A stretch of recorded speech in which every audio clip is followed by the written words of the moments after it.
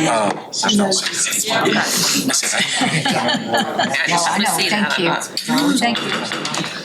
Okay, let's call this meeting to order. Let's start with the pledge to the flag.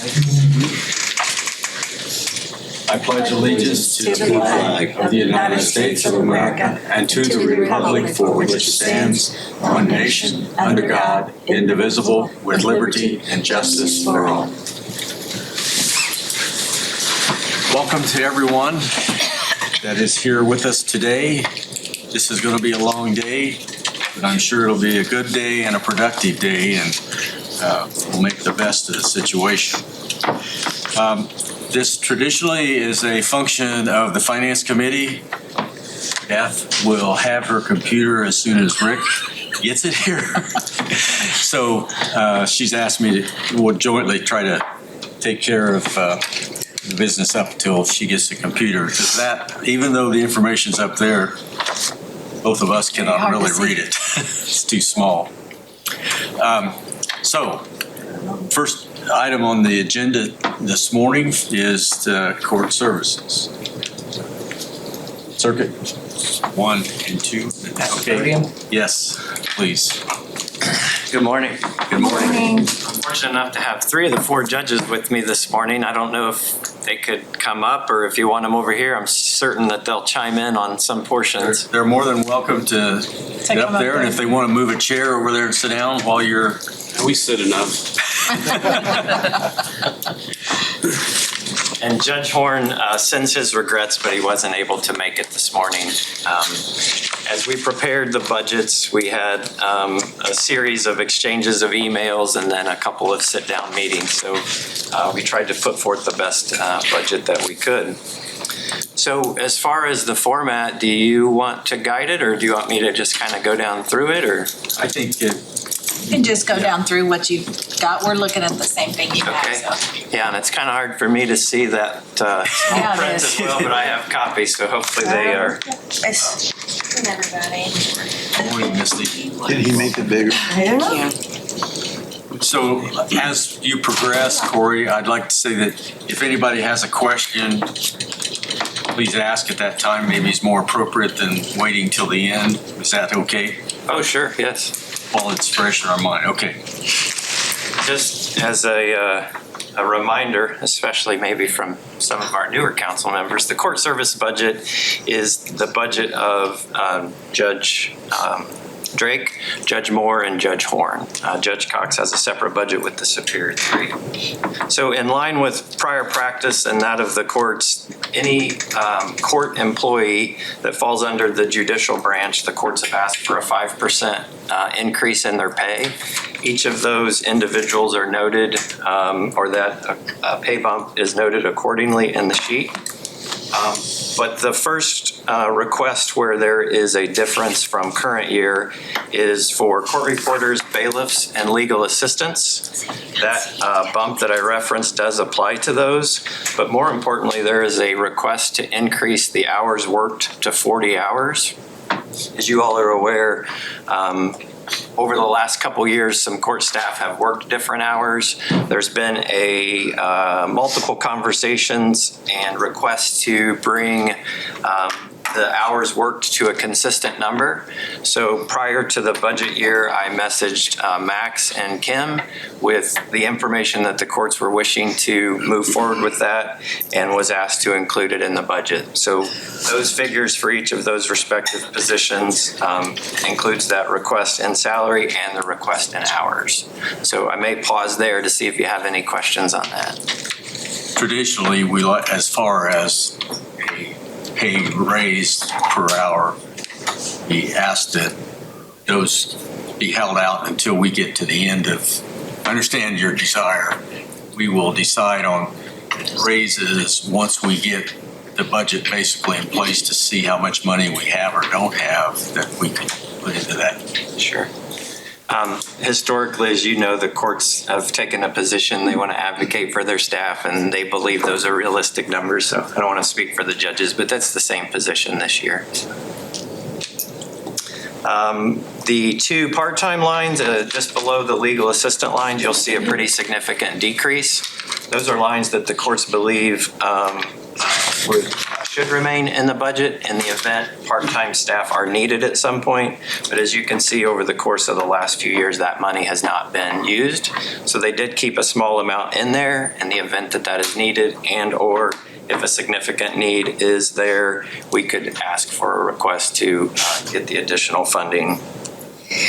There was an increase in the overtime line, rather slight increase, but again, just to the demands of the court and the workloads, the judges felt like $38,000 was an appropriate request. Below that is the other three legal assistants. That is the same as the three above. Those were just the positions that were added a few years ago. Are those the three that were not filled until Judge Moore requested that? We have a current request to fill one of those, and Judge Moore is working with Kim on some revisions to the job description.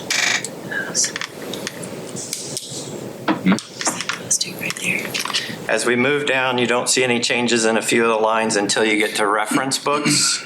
There is an increase in request for funding for that, and frankly, that's due to the increased cost of the contract for that service.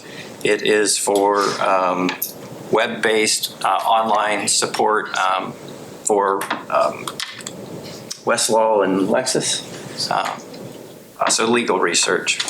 That contract runs on roughly a 3-year period, so that's where you're seeing the increase there.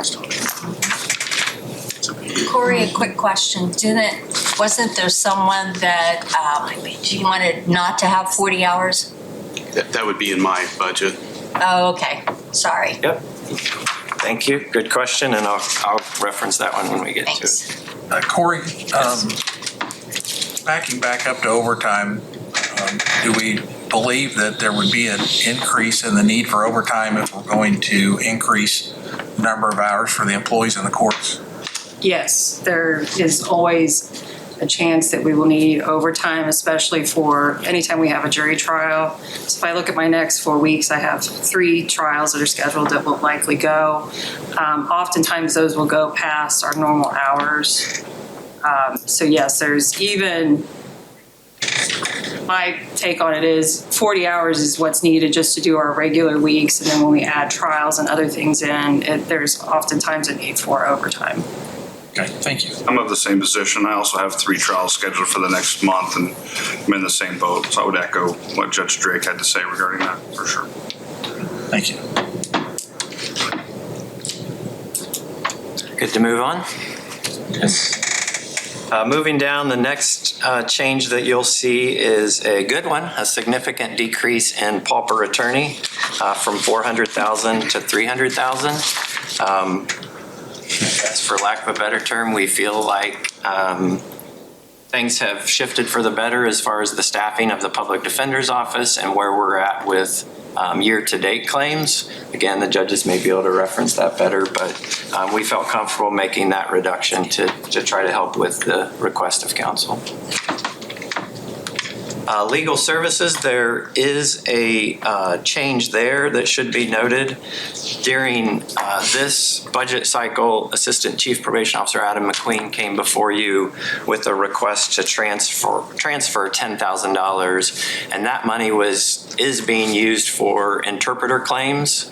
We have historically, thanks to the work of Adam, received a significant amount of grant money from the Supreme Court for interpreter services. We continue to receive that money. We go after it aggressively, but unfortunately there's just been a decrease. So this year we transferred $10,000 in the event that fund ran short, and currently that is paying for interpreter services of all the courts, including Judge Cox. So we only had to make one transfer. As we get to his budget, I'll reference a request for 2026. But in essence, that's $7,500 that gives us sort of a fail-safe if we run out of grant funding for interpreter services. Next, slight increase in contractual professional. And I believe that kind of outlines the increases and decreases in the budget. The courts did believe it was important to try to show a reduction in their budget. So based upon 2025 figures, they were able to do that. Unfortunately, they weren't able to probably show you the amount that we had sort of been asked for a target, but we gave it a really good shot. So I'll turn it over to the judges and/or for questions. Judge Moore, do you have anything to add? Judge Drake's got the lead on this. I'm not throwing her under the bus. Well, just to follow up on something that Corey had said, and I think there were some discussions when Judge Moore was over here regarding that fourth position. And just in case everyone's up on the conversation, our collective discussion was to, again, in an effort to help save money, to just fill one of those positions rather than, I believe, the three that we had previously requested. Again, with the understanding that just one would be funded and not the three, with the thought that we can all work together to have that person float amongst the courts, again, in a cost-saving measure. So we could take two of those lines off then that's still on I there? believe that was our discussion and what we had come up with. Potentially up for grabs. I would, I would rather that we not find ourselves in a position down the road where we would need those, but yeah, I think they're potentially up for grabs. They're not going to be filled at this point. Okay, so we'll take that into consideration then. I have a question. So Corey, this actually kind of relates to you. So the probation staff's hours were reduced for this year, but now you're asking the court hours to increase. How will that affect the demand on your staff? I don't believe it'll affect the demand. As you're all well aware, the court's docket is filled with so many things other than criminal matters. So while probation is exclusive to criminal cases, the courts have civil cases, paternity cases, mortgage foreclosures, things that fall outside the lines of criminal cases. So I appreciate the question. I don't think that there's a direct correlation due to our limitation on criminal cases. Yeah, and I can follow. I agree with what Corey said. I mean, if you take just my court, so I have criminal, civil, probate, family, collection. Those are sort of the broad categories. And so if you take any given week, maybe 2 of those days, if I'm not in a criminal jury trial, are devoted to criminal matters. So it's not, the probation officers are usually there for those matters, not all of them. So yes, they're under the umbrella, but they're not there the entire time that we're in court. Okay. All right, so now we'll move on to Superior 3, if that's okay, and Judge Cox, I think he'll chime in as well. As we go down the line, you'll see the court reporter, bailiff, and legal assistants increase in line with that of the other judicial employees. To Kathy's question earlier, court reporter number 2, you'll see the line is denoted that position we are requesting to stay at 37.5 hours. Judge Cox is probably best to address that. So everybody knows Becky Fanning, correct? She's been here since 1978. So I was born in 77, so that makes her 47 years of an employee of Wayne County. She requested 37 and a half hours. She's highly efficient. She does great work for me. I think she can get what she needs to be done in 37 and a half hours. She could work 40, 45, but I think this is just a simple request just to appreciate an employee who's been valuable to Wayne County for all this time. And we're asking for her just to stay at 37 and a half. She's not going to leave if you say no, but I just thought it might be a grand gesture to her of, I don't know how many people, a lot of you have been here for a very long time, but 47 years, and that's pretty powerful to her commitment, especially to the courts. So that would be my request, just to keep her there. I have a question. Absolutely. Regarding that, but it's more for the auditor and the HR. Does that create more of a bookkeeping issue for you to have one person, no problem? Because I appreciate what you're saying about all the years she's put in here. I agree with that. It's just want to make sure we're not making a nightmare for somebody else. Sure, but the issue does become, Kathy, when she does retire, then I would have to probably get with HR and the auditor. Then that position would move to 40. Yeah, potentially. Yeah. But right now, that's just my request. And I Okay. think to Misty's point on our hours worked, a significant piece of that was about work-life balance and recognizing the needs of our staff outside and retaining quality staff. This is really the very issue of recognizing what a current capable employee does and recognizing that. I agree. Thank you. Thank you. Judge Cox is showing a slight decrease, in the overtime line in his budget. And then as we move on down the line, decrease in office supplies, a decrease in reference books. Last year was his first year on the bench. He said he had to do a lot of training and a lot of learning. Still do. I think he's continuing that. But I recall last year, part of that increase was for some new learning that he had to do. Thanks to the work of you all and Kathy Williams, the juror fund or the juror line has been reduced because of the jury fee fund. I failed to mention that during the court services budget. So that's the reduction there. Equally, a reduction in pauper attorney. Don't want to jinx ourselves, but Judge Cox is in a good position there as well. The legal services, that's what I referenced earlier for $10,000. That again is solely for the need for interpreters. Judge Cox can maybe explain a situation that's unique to his court. Sure. Yeah, just on a couple of things. Going down, I was short a full-time public defender. We were able to hire Rachel Pearson, who's just been a great public defender. She's very efficient. She knows what she's doing. And since I have 2 public defenders, we don't have to appoint outside counsel at an hourly rate or a flat fee rate. So we're saving money there, which is very great. And we do have 2 great public defenders there.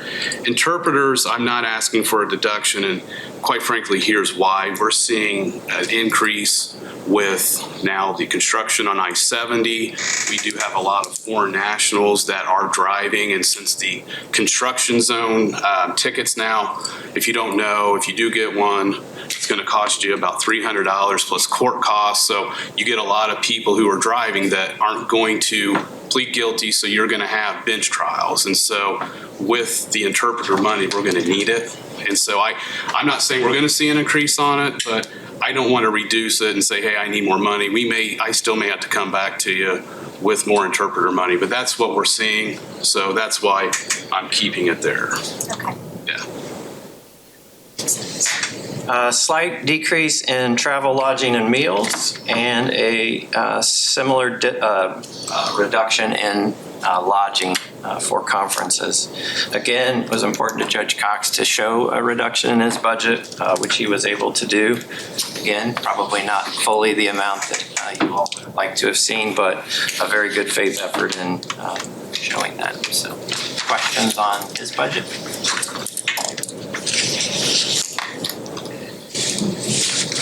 Any questions? It's more generic. So what are the security hours for, I'm looking at you because you were the former sheriff. What are the security hours of our security people at the courthouse? Are they 40 hours?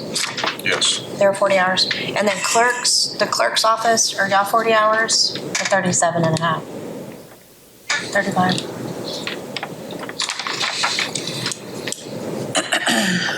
And I believe security gets here as early as 7, so I'm not mistaken. On a 40-hour work schedule. Okay. They were. I'm assuming they still are. But they cover the building whenever it's open, regardless. Yeah, if we have a jury trial, they stay till whenever. Okay. So that's when they can. Is that overtime, Jeff? If they get overtime, is that? You don't get comp time on that. Both. Any additional questions? We'll move on to public defender. I don't know if the judges need to stay or you're welcome to stay as long as you want. If they can, I hope they can. We have 4D court, we have public defenders, we have the jury pay fund if we go over there. So yeah, if we can. Well, whichever one you want to do next, go for it. Public defenders is fine.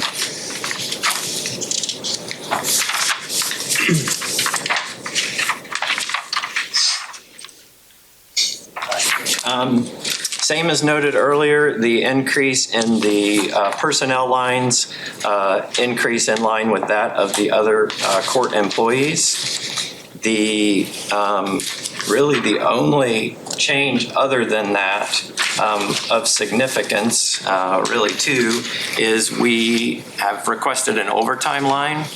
Earlier this year, I came before you, one of the staff members, there's only 2 in that staff that qualify for overtime, but one of the staff members worked overtime, and previously there had never been an overtime line.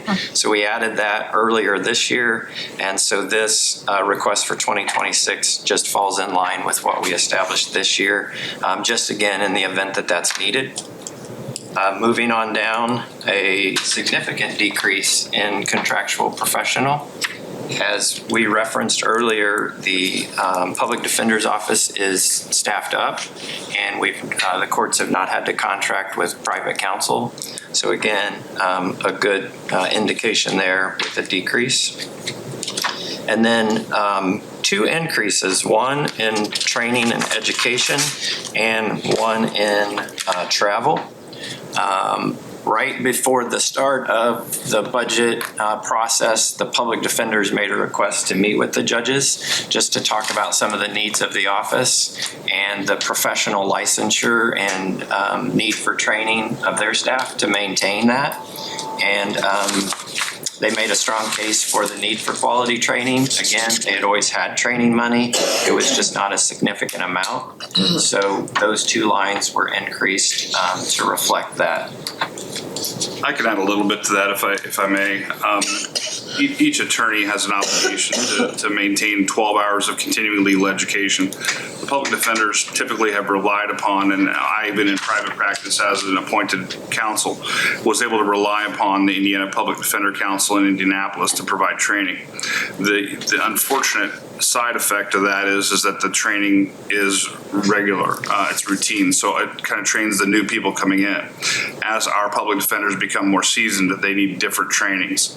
So while the trainings are being provided by Indiana Public Defender Council, it doesn't always give the training that they need. So I think that this request for increase in travel and increase in training experience or training funding is designed really to give them the additional training they need, so they're not just repeating classes that are offered by IPDC. So if that makes sense. I do have another question.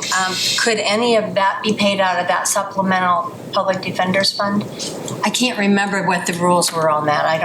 I apologize. Yeah, and that fund, and I did not bring the code with me. I know we've had, especially with you, Kathy, there was a lot of discussions about that. But it's to support. It's not to be a continuous funding. Not to supplant, but could we maybe, since we have such a huge cut to make this year, if you would please look, and if any part of that we could pay for, even if it's part of that, out of that fund, that would be great. But if not, okay, I just happened to think about that, but it's been long enough now, I can't remember what the statute said, what we could use that for, but that would help if we could. Yeah, I mean, off the top of my head, I don't know that would be an appropriate use of it, because I believe that would be seen as funding the office, which I don't know it's to support sort of the one-off things. Office, right? Yeah. That's fine, I just thought I would ask. No, I mean, that's a great question. Thank you. Yeah. Thank you. Any other questions on that budget? Glad to see an overall decrease year over year. Yeah, and I failed to mention that. I have it highlighted at the bottom. Again, the courts worked with the public defender's office on some feedback, and again, best foot forward with that. Could we do 4D court, or does that throw you off track? Go ahead.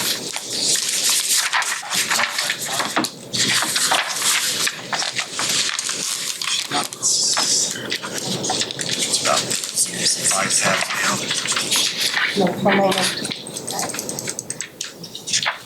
4902.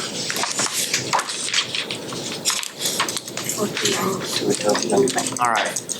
Also a fairly simple and straightforward budget. As mentioned earlier, court commissioner and court reporter, same increase as for the other judicial employees. Should note here, the court reporter in 4D court, the request is for her position to remain at 37.5. Judge Horn is the judge that directly oversees that court, but I don't know if anybody has any additional explanation. I think mainly just because of the efficiency of the court, the relative small scope of that court, the judge felt comfortable leaving that position at 37.5. And then a similar increase in the incidental benefits, Social Security, retirement, health, relative to the increase in salary.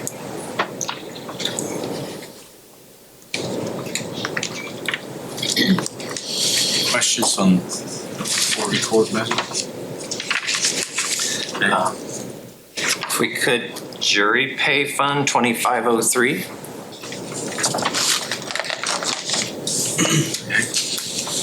that in the journal? No. It's not general. So this was the fund referenced earlier where the judges in court services and Superior 3 were able to pull those county general expenses out of their budget thanks to this fund. I believe, again, Kathy Williams worked hard on a few years ago.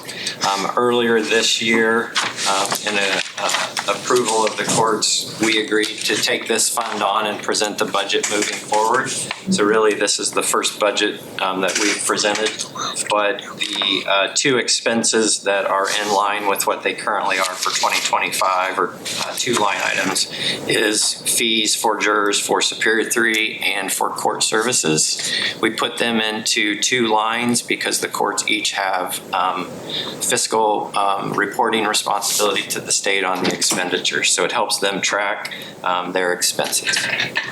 So again, this was a good thing because we were able to move those expenses out of the county general side. So at this point in the year, you think you have sufficient funds in that? I pulled that number. I believe I have it in my stack here somewhere, so don't quote me on it. I believe we have $250,000 or $280,000 in there, and it will continue to increase because of the fee that's collected from court cases. So feel very comfortable about that. Good. I believe that hits the budgets for the court except for probation. So hopefully they can stick around for a few more minutes. Ours is pretty easy. But any questions on the court's budgets? Okay. That's good. So then if we could maybe go back to county general for probation.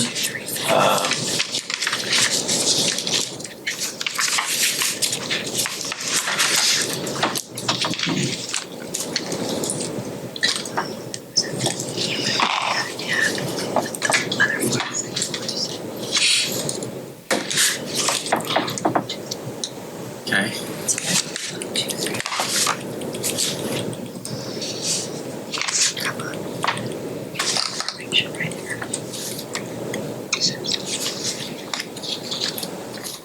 Go ahead. Okay. So in our budget, probably first worth noting and important, as you're all aware, the probation officers in the state of Indiana and Wayne County are bound by the Indiana probation officer salary schedule. Because of some of the concerns at the state level, the probation officer salary schedule was not increased for 2026. So what you will see on any salary line for probation officers in Wayne County, you will see a slight increase, but that's only because the schedule allows for a bump for longevity. So each of our staff members will go from this step to the next step.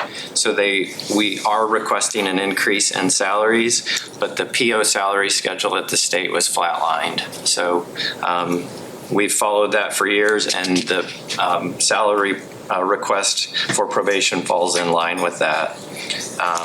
So anyone that makes $65,000 or over, you'll see the county funding portion is up to that $65,000. Anything above that, the probation officer or the probation user fee fund pays.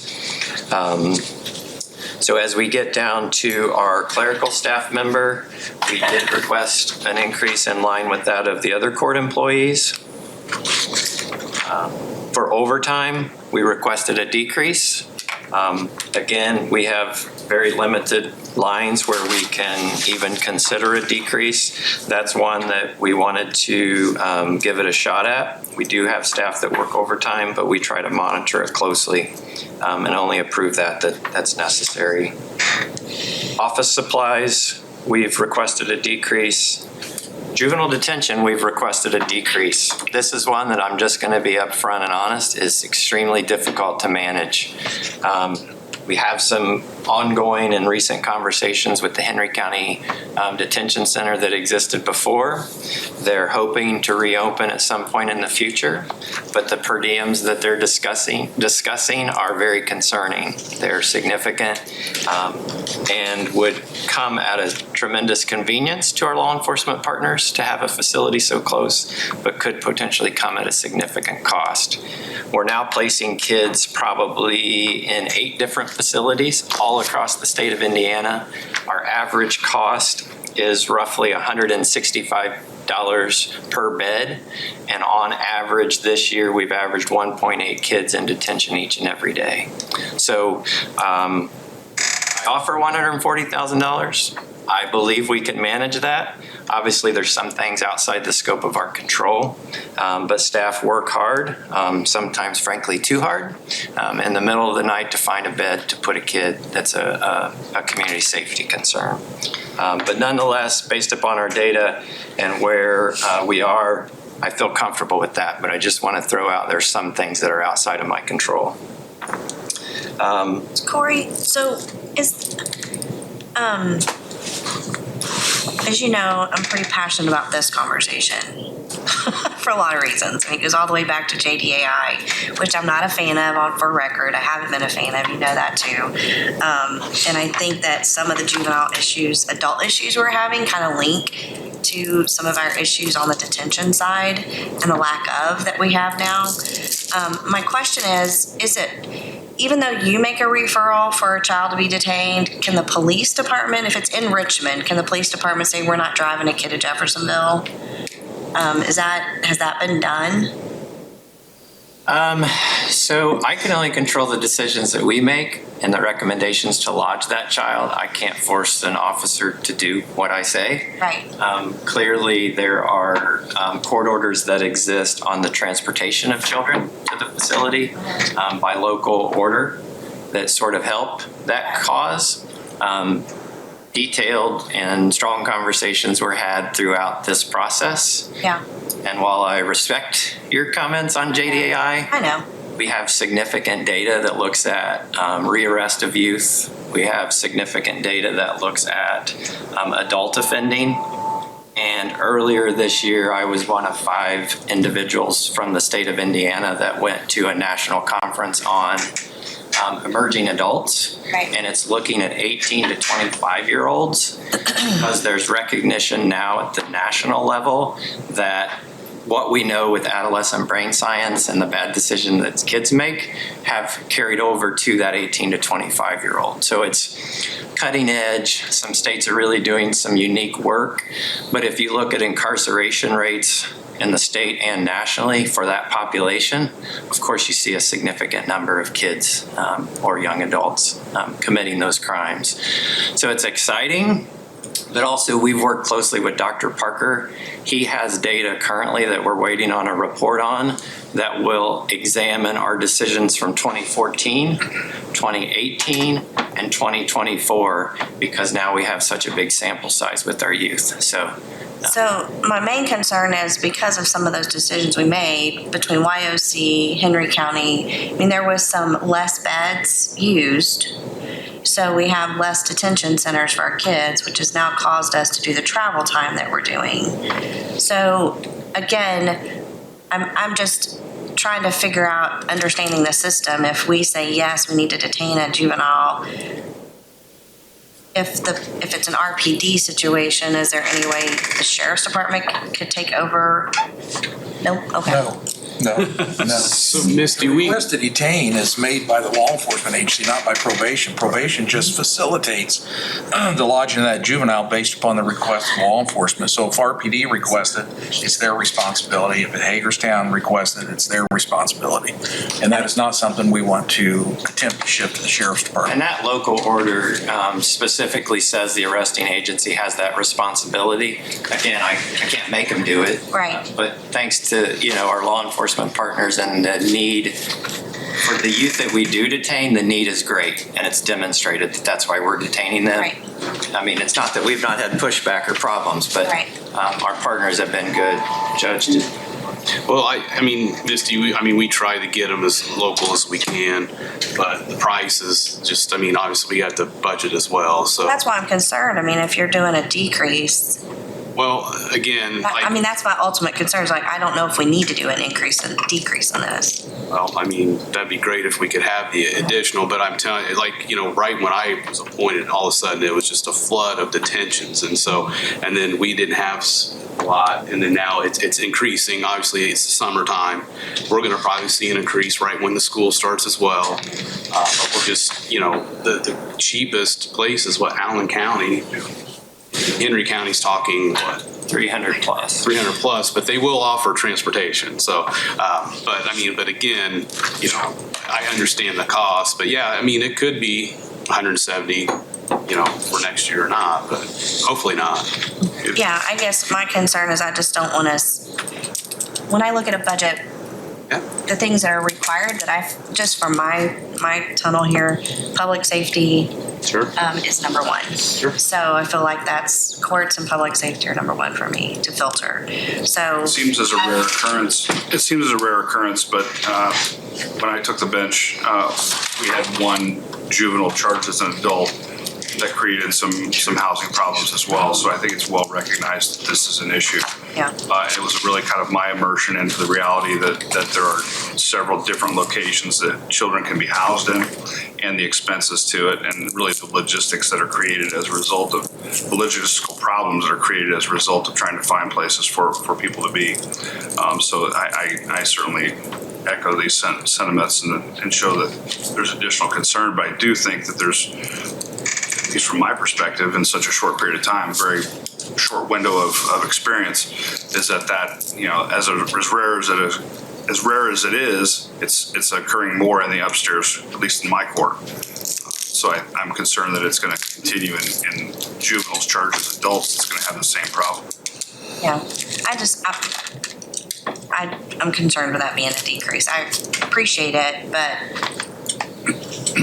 with the area that I cover on council, I'm not sure that it warrants a decrease for juvenile detention.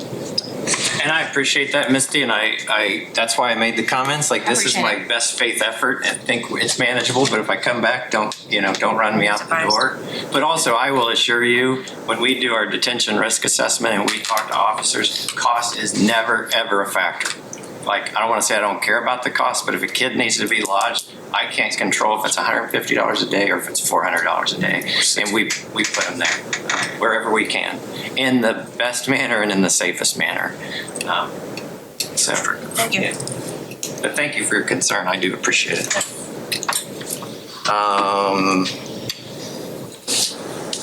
Travel, lodging, and meals, we've asked for a reduction. Training and education, we've asked for a reduction. On those two, I will note, earlier this year, Adam McQueen came before you with some community corrections grant dollars. Actually, Misty, I think I recall you saying, boy, that's a lot of money for training. Part of that was, we knew we were gonna have an ask for some budget reductions. We knew we had a little bit of grant money this year, so we're cramming in as much training as we can. We always get our hours in. We have state minimums for those hours. But again, in trying to find places that I could show a reduction, we looked anywhere and everywhere that we could. So a little bit of cost of some of the things we like or some of the things we prefer, we'll still get our training, we'll still get our job done. So overall, also showed a reduction in the county general probation.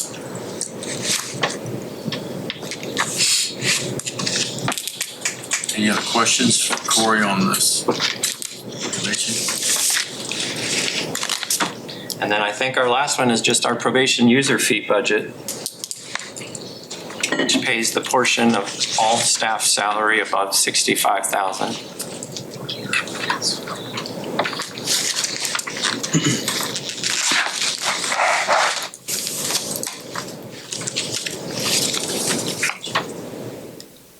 There's really no change in this other than the figures based upon those corresponding increases in pay.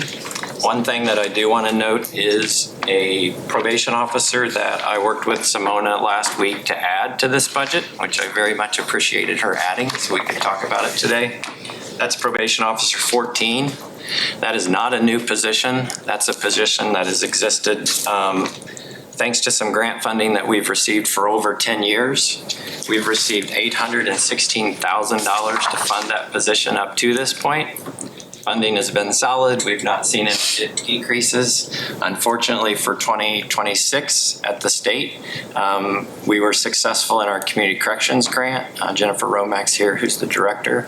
We were successful in our probation JRAC grant from the state, except for just over $9,000. So in order to fully fund that position, I am asking for that additional amount of money to come from PUF. I did not feel comfortable asking for it to come from County General.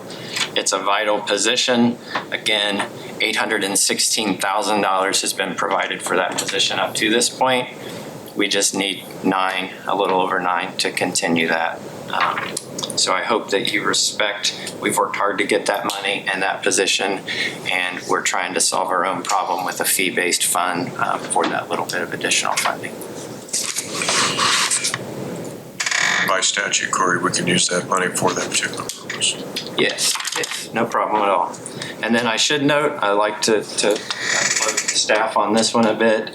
Since 2008 to current, we've collected about $3.67 million in probation users fees to offset county general expenses.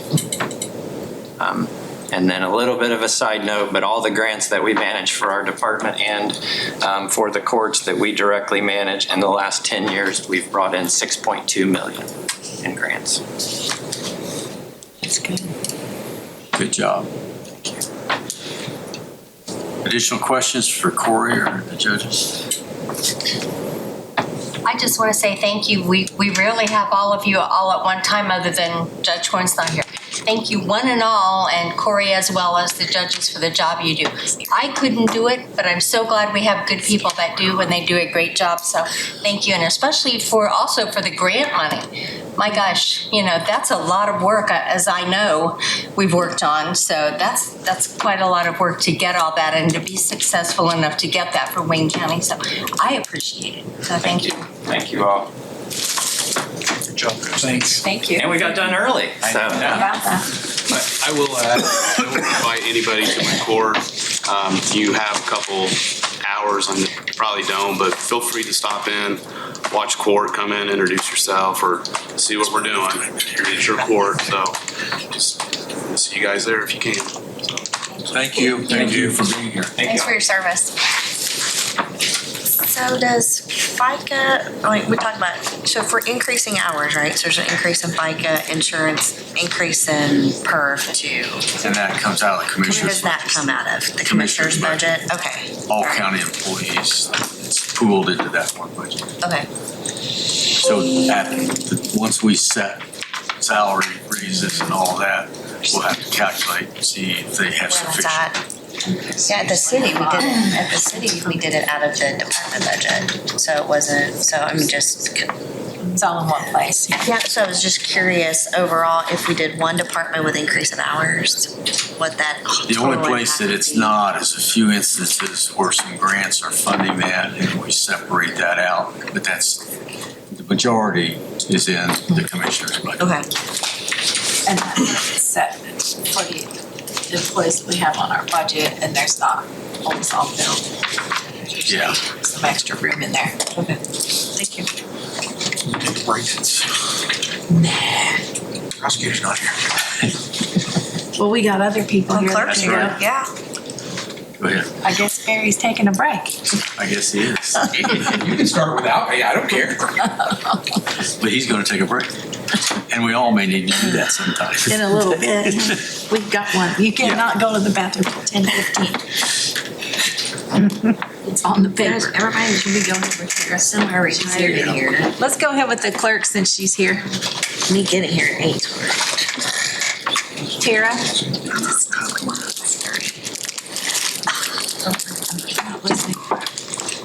Madam Clerk? She is not listening. Let her finish your Okay. conversation.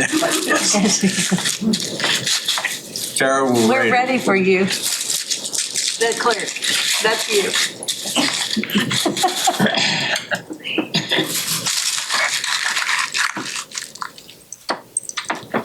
Good morning. Good morning.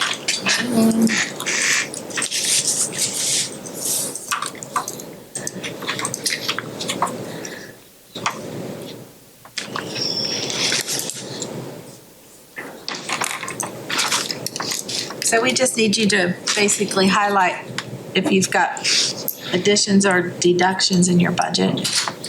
Explain those to us.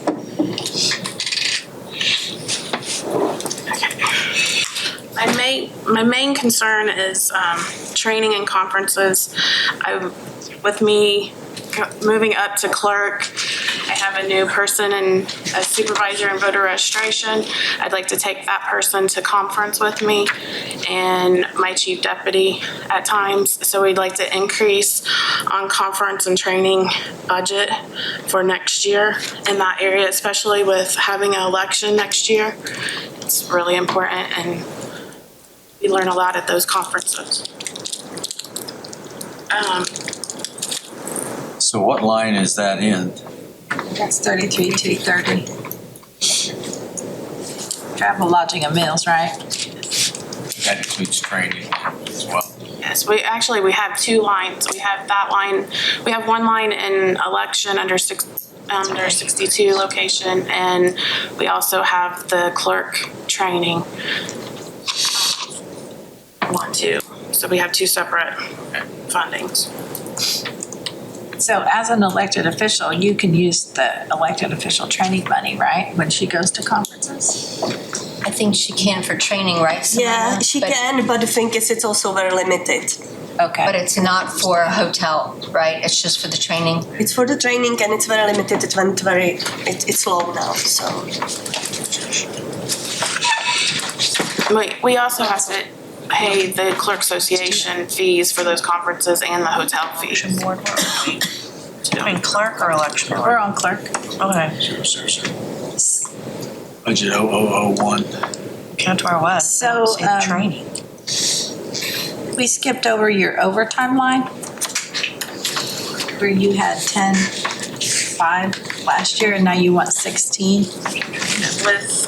With the overtime, with the elections for both, we may need more overtime covering election part. And with the clerk's office, sometimes they have to have overtime with a late filing, court filing. They have to stay later. Which line item is that? That is 13640, the overtime in the clerk's budget. So in 2024, they expended 24,000 in overtime. Yeah. Guess we'll see what happens. It was election year. Yeah, but next year is too. Yeah, But that's it's- what I mean. Yeah. Next year's not a general, it's an off year, so it might. Next year may not be as big as the 2024, but we are looking at there's a possibility of having a bigger primary. So we'll see how that works. Yeah. So right now, we're talking about the clerk's budget, then we need to get into the election budget separate. Yeah. So I just have one more question in the clerk's budget. The equipment maintenance service contract, it went up $6,000. Is that just from your vendor, Yes. Crazy. Tara, does that include the increase in the maintenance contract that you had shared with me earlier for the election equipment? there were a couple of outstanding invoices that council was asked to pay this year. And one of those, I believe, would have reduced your payment in '26. It doesn't lower in 2026. Actually, some of the election goes up 4%. Okay, all right. But is that in this budget? I'm getting No. confused. We're in the voter No. registration We're budget. still just in clerk. Budget. Okay. So what is this equipment maintenance service contracts cover? What contracts? It's covering our shelving in the clerk's office, and we're also looking into getting a counter for the money, since we take in so much cash and checks, to help us with, we also will get a report from that machine to help with State Board of Accounts. And we also have other, right now I just kind of lost it. So there's other, but I don't have like all of the contracts right now. I can get those at a later time for you. If they're gonna buy a money counter, that shouldn't be in the maintenance and service contract line, should it? Unless they're gonna buy it as a system, as a service, as a maintenance. Oh, like they're gonna lease it or something? Is that a piece of equipment you're gonna buy, or is it something you're gonna lease? The money counter? And some of that can come out of 4D too. Covered by 4D.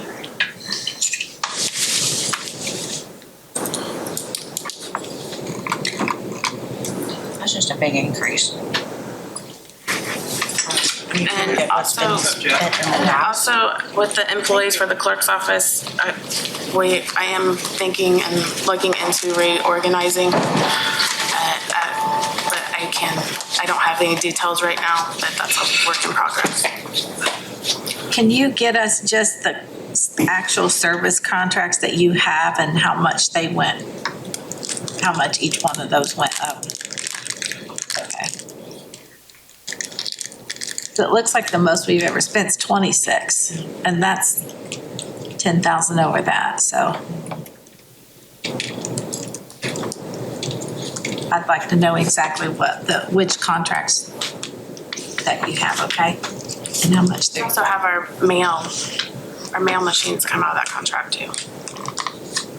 So on deputy number 9, 11060,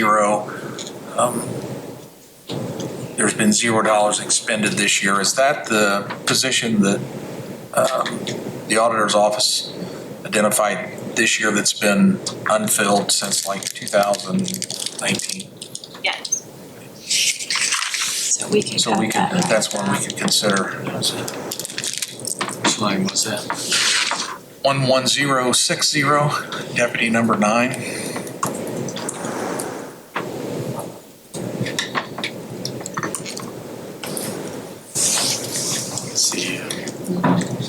So she has no one in that line and That's the one has that is. not asked for that person, is that what we're saying? Well, that's the position the deputy had requested that we keep in the budget in case she ever wanted to fill it, but there's not been anyone in there since like 2019. Correct. And the auditor's office identified that position several weeks ago. Should take it out, okay, thank you.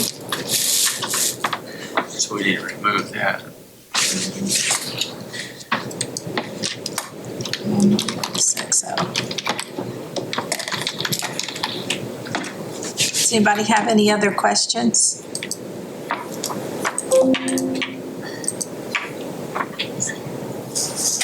Do you want to move to the election board budget?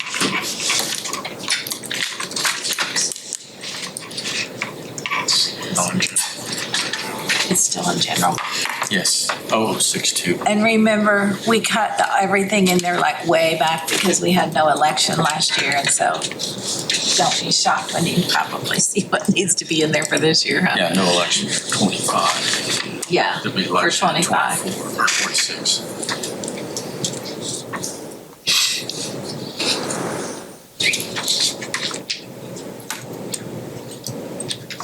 So is there anything you need to explain to us about that? You think the numbers that you've put in there are gonna cover? I think so, but you looks never like know it with should. elections, so Yeah. I may have to come back. It depends I on know. how everything works. Well, I mean, if I look at the numbers compared to 2024, would that be different because of the fact it was, so like the absentee, okay, because the absentee was 10,000 and 2024 was 15,000. That's what we expended, but we budgeted 10. So, and it's kind of goes down, but in 2023, we expended 4,900. I kind of compared 2024 with 2022, since 2022 is more the size of next year's election. Uh-huh. That makes sense. Okay.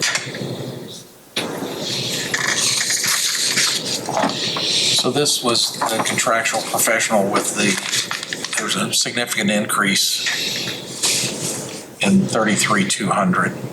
Is that due to the voter machines? Yes.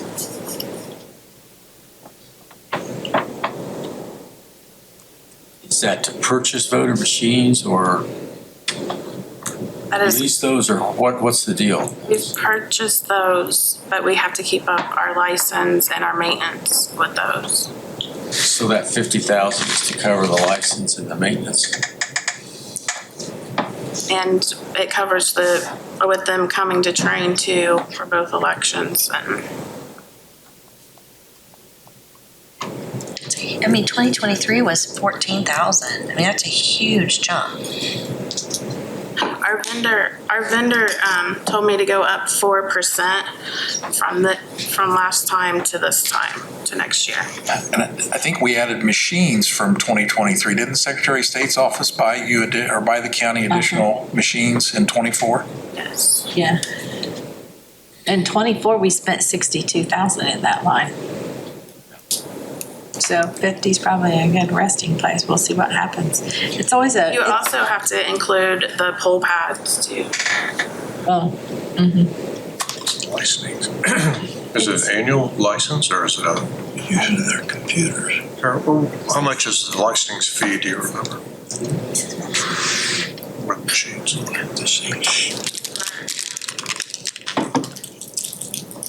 For the machines, we're looking at $14,419.56.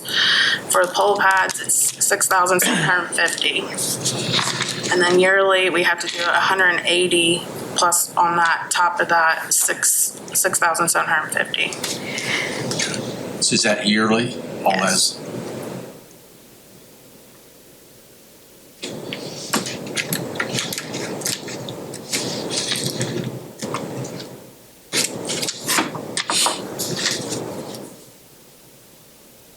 as does anybody have any other questions?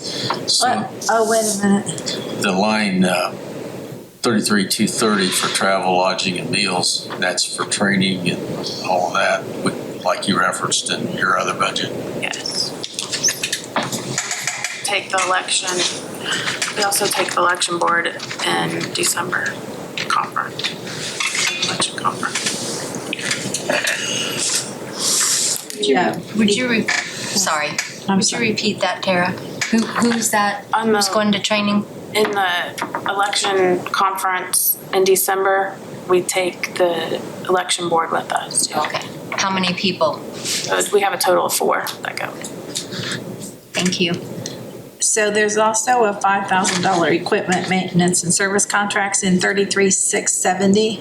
It looks like it's never had anything before, so what's that line for? Not sure why we have that one, because everything else should come out of that contract. I think maybe someone actually made a mistake putting it in the computer possibly, because the one above it's 5,000 and because it's always had a 0. So I think we need to take that out. 33,670. Or is the one that says others, should that be equipment, maintenance, and service something? No, because she's got her contract stuff in. Oh, she's got it on up Yeah. farther, okay. Yeah, I think it's just, because that one, other equipment has been budgeted in past years for 5,000. Then what's the line that says outside? What is that? Yeah, we can't see the whole Outside services? outside services. What are outside okay. services? Yeah. It's 33,680. Just says outside. On mine, it just says outside. Click Maybe on it it, says you'll see outside services services. for $1,000. It may be just, Incidentals. that's probably for like if we do our covers for like iPads or outside Spent considerably services. less than That's that. not with the, Don't you have to rent a truck sometimes and things like that? we have to Yeah. rent trucks. Yeah, if that's where that comes from. Looks like it. We have to hire, sometimes we have to hire people to help us set up the vote centers too with the truck. Okay, if you can just get us more clarification on the clerk's budget on your service contracts, that would help us a lot. You can just email it to us. Any other questions? The clerk while she's here? All right, thank you, Tara. Thank you. We are ready for the prosecutor and the 4D office.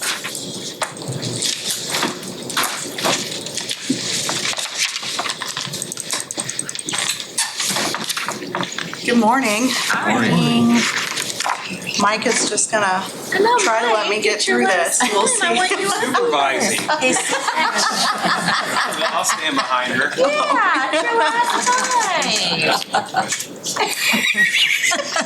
Actually, I will. I'll just make something out of it. There you go. Lindsay's. Oh my gosh, look how short she is. Don't realize it until he's standing there. I'm with you, I'm your same No, height. he's just super tall. He's just really tall. Good morning, Ashley. You got in this. Check that. Yeah. That'll answer your question.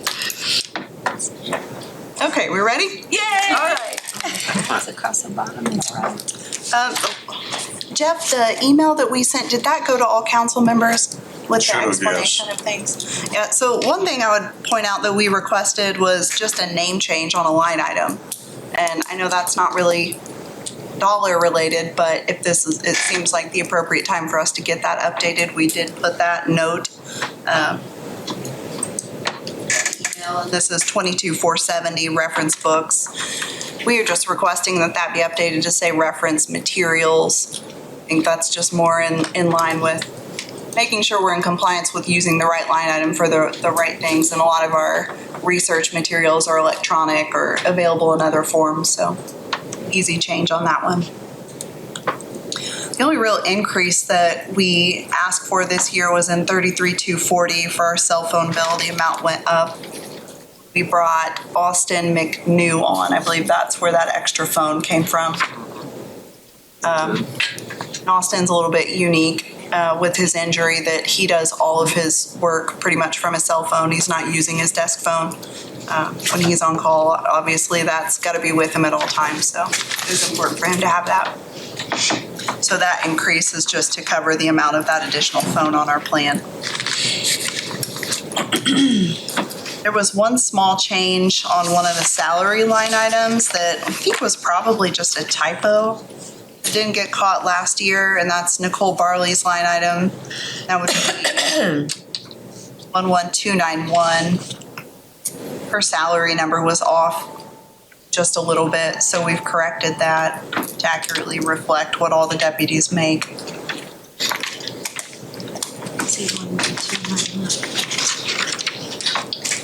Actually, Mike, are y'all's hours, what are the hours of your staff in your office? Are they 37 and a half? Are they 40? They're 40, yeah, 7:30 to 4:30 with an hour lunch. Okay. The only reason I'm asking is because the courts are asking for an increase. I'm just trying to get a feel where everybody is at the courthouse. And then the last thing we should probably discuss is that 13,480 account, the intern line, and I know there's been some confusion with that over the last few years. That was originally awarded to pay 4 positions out of one line item. And we've been asked to split those up so that each employee that is in one of those line items has their own line. So we put some notes in on the budget under 13,480 that you'll see that. And I believe the request from the auditor's office was that we have 2 of those positions filled right now. So we would have 13,480 and 13,490. At this point, we currently have authorization for the other ones, but they are not filled. And that's because things are kind of in limbo. And we don't know what's going to happen with this budget process. And the last thing we want to do is bring in a law student thinking that they're going to stay with us and be employed through graduation and take the time to train them to lose that position. So we've kind of held off on that. And I explained that in the email to Jeff. But the change we are requesting, we want to go from 4 positions down to 3. Anyways, because one of those positions is filled by Teresa McNew, who is Austin's mom. And that is twofold. One, it's an ADA accommodation for Austin. She accompanies him to court. She opens doors for him, tends to medical needs throughout the day, and assists him in the courtroom and in our office. But she also has now been trained to do secretarial work. So she is helping with our discovery process. She is an excellent employee. Right now, she gets paid for 20 hours a week. She's there far more than that because she has to be for Austin. So to us, it would make much more sense to bump her up to 29 hours and forego one of those other positions, which is still a savings overall in the number of hours that we're paying out, but it also helps us out quite a bit. So what line is she? She is 13,480. So we would request that one specifically would be $25 an hour for 29 hours a week. So the yearly total on that would be $37,700. On this budget sheet, This that's one. 13,490. Oh, yeah, okay, thank you. She's number 13,490 in here. Okay, I thought we had her at 480 and Mia Richardson at 490. Maybe that's flip-flop. They might be flip-flopped. Okay. So then you do have money in here on the 13,500 one, but you don't have anyone in that 3rd part-time position. Correct. Is that just in case you do? Well, that's what when we sent the email to Jeff to go to council back in May, it was, hey, we'd like to fill this. We would love to have another person in here, but. That was under my advice to them, just to put it at this point till we had an opportunity to talk about it. Because I know we created 4 line items because it would just be easier in case we add one during the year. So we've been hesitant to fill that until we get through this process. Okay. So that is ultimately. Do you need that other person? Like, you need to hire them? You could certainly use it. Okay. That's where the overall number for those 3 positions comes out to $89,700 in our 2026 budget. And that would be for Teresa at 29 hours and the other 2 at 20 hours. Okay. And then eliminate the 4th position.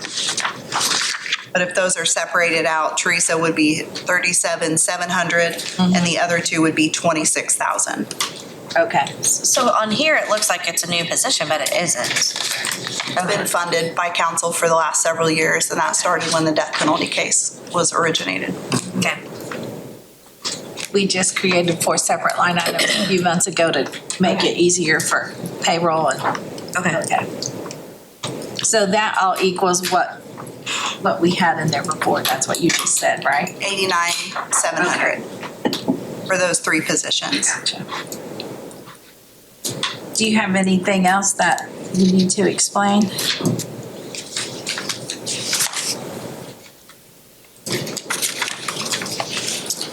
The only other thing I would point out is, hopefully you saw the note on the victim assistance coordinator. There was an unfunded line in the 4D budget. We put a note in that it was not a 4D position, that shouldn't be there.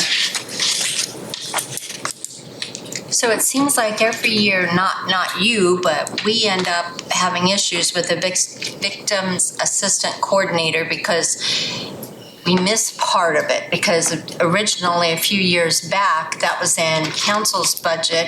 And then when Bob Chamness or whoever would say, hey, we need the money, we'd move it or something happened. So I want to make sure we get it right this year. So you have part of it, and then the rest of that is the money that we get back from the state that's in that fund, correct? That's my understanding. Okay, That's correct. thank you. I just want to get it right this time. Not that you guys are doing it wrong. Thank you. And then on the line later on in our budget, 10929, Victim Assistance Coordinator, there's a note in there with the proper line item that should be paid out of, that we made for you.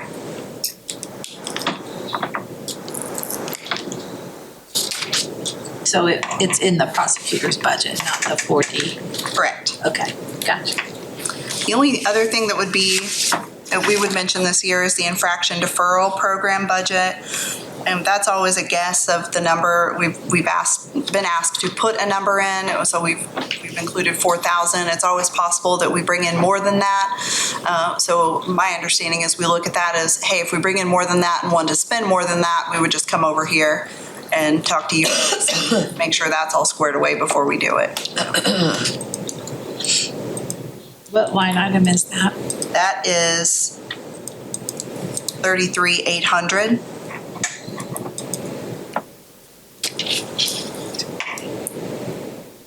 Is that in 4D? No, it's a separate fund, 7102 infraction deferral program.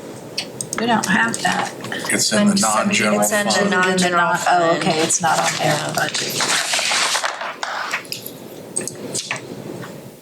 So Mike, your salaries come from the state then?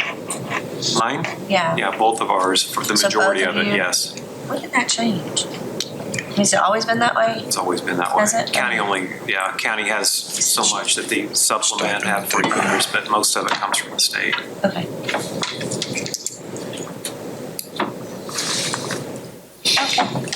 Any other questions?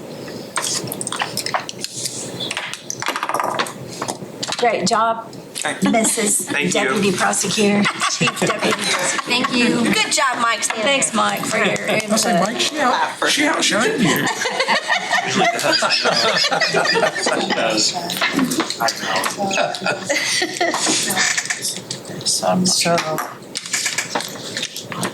Good morning. Hi, in the remaining 2 minutes,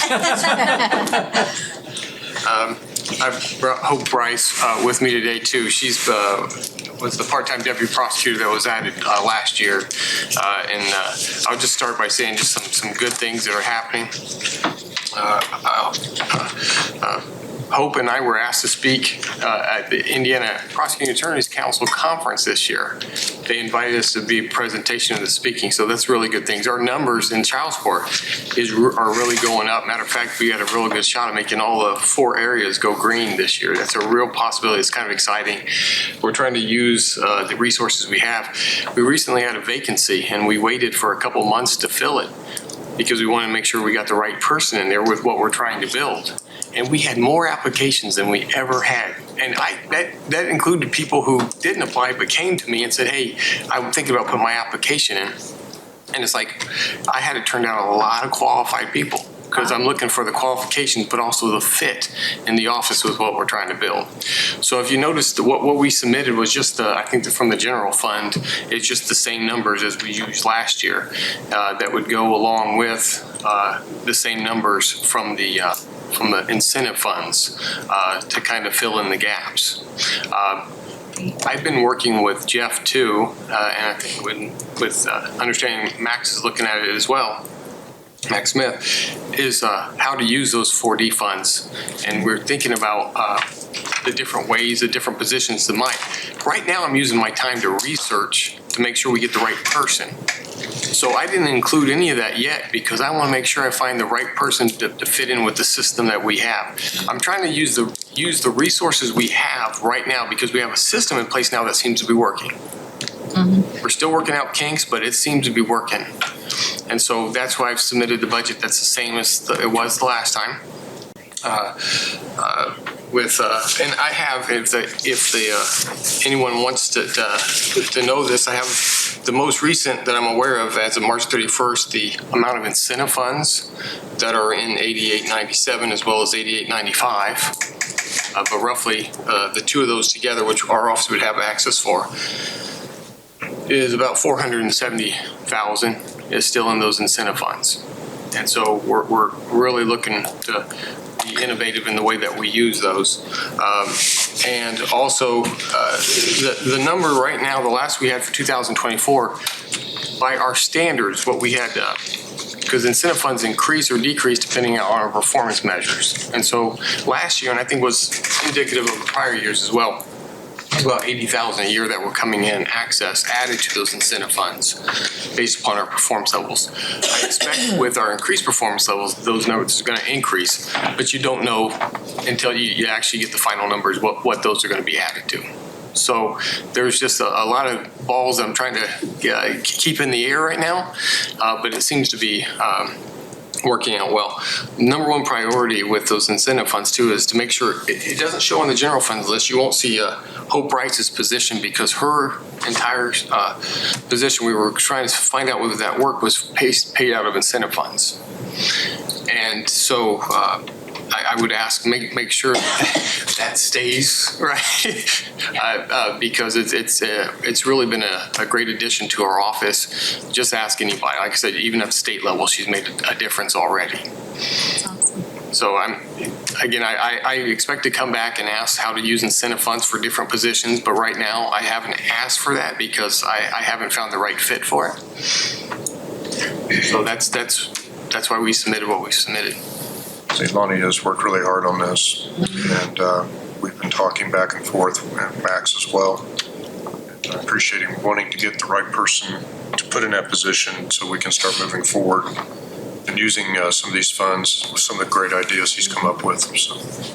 Yeah, and we were all made aware of like your ideas. I think there were 3 different scenarios and they sound really good. So that's amazing that you're going to be able to do some of that.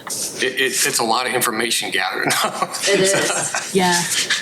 We appreciate it. But that's one of those things that also that Hope has brought around, but her being able to cover court for me more has enabled me to look at the big picture more and look at all the different options that are available. So I haven't been so neck deep in the court work that I can actually look outside and try to figure out, be creative on what works. And so far it seems to be working pretty well.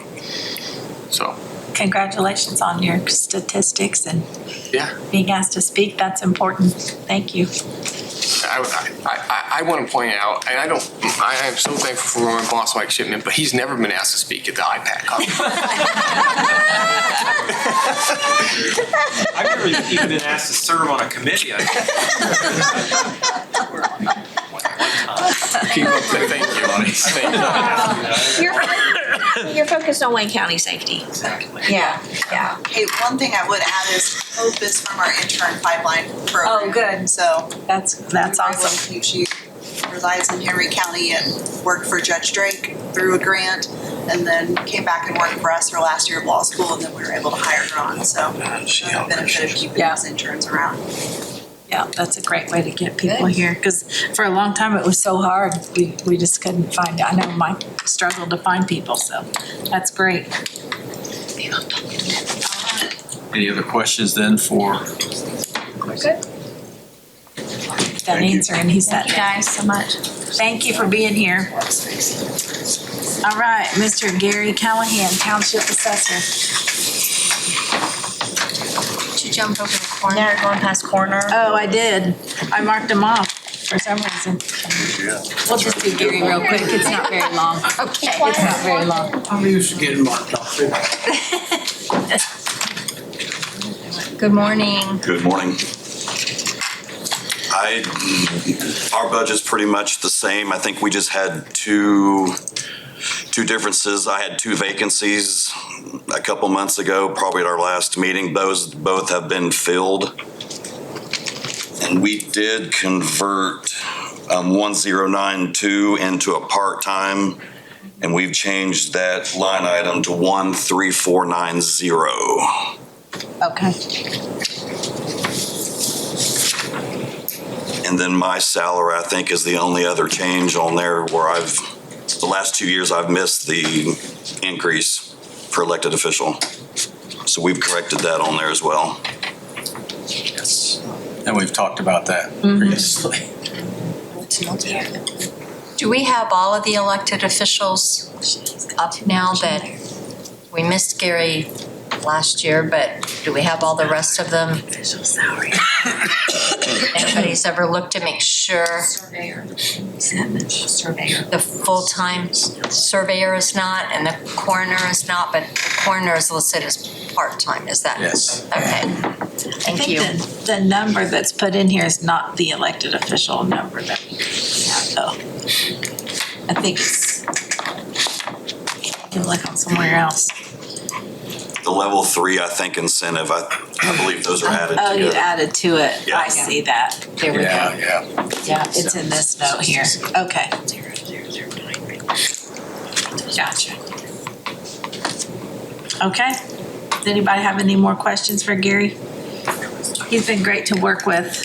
Him and Tim Smith make a great team and helped with the tax abatements and all that kind of stuff this year. They got it all together. Yeah, we appreciate your work on the tax abatement that's outside of your township. Thank you. Yeah. Got a couple odd situations with I them. figured I'm doing mine. I have the most of them, but Tim's got a few, so I just do them all. Make it easier. That's right. Thanks, Gary. Thank you. Thank you. All right, let's go back to the coroner.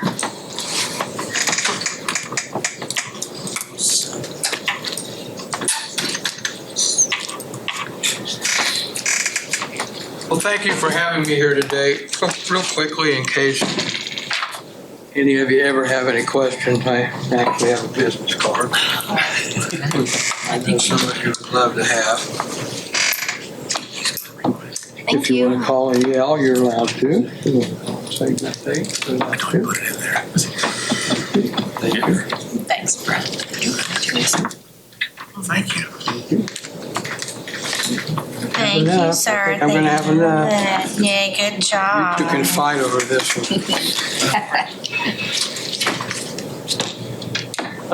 And I was happy to know that I did have a part-time position based on the hours.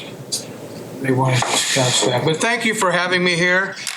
This is the first time that I've been able to work with Wayne County government on the budget. I have done some other governmental budgets before, so it's a learning curve for me, and I might be a little outside of the box on some things, but I am more than happy to explain some things and also tell you why we made some changes. So wherever you would like to start. Start right at the top. Let's start at the top. I am one of the, I think one of two department heads that are not making the standard pay of, I guess, which will be $87,765. Apparently this job has been viewed as a part-time job, and honestly, it probably has been a part-time job in the past. Before I took this position, many people said, you know, we want to change the image of the coroner's office, and we want to do what's right. And doing what's right is working quite a few hours. And it's truly a full-time job. Currently, I have 7 people on my staff. I have 5 investigators, a chief deputy, and myself. And not only do I spend a minimum of 3 days in the office a week, I still take 24 to 36 hours of on-call rotation. I don't believe that I should do any less than any of my staff. We in the past have lost a couple investigators, so we have a pretty full plate. And on top of that, I'll be honest with you, we're setting some new records on our deaths. We've had 250 deaths in the first 6 months.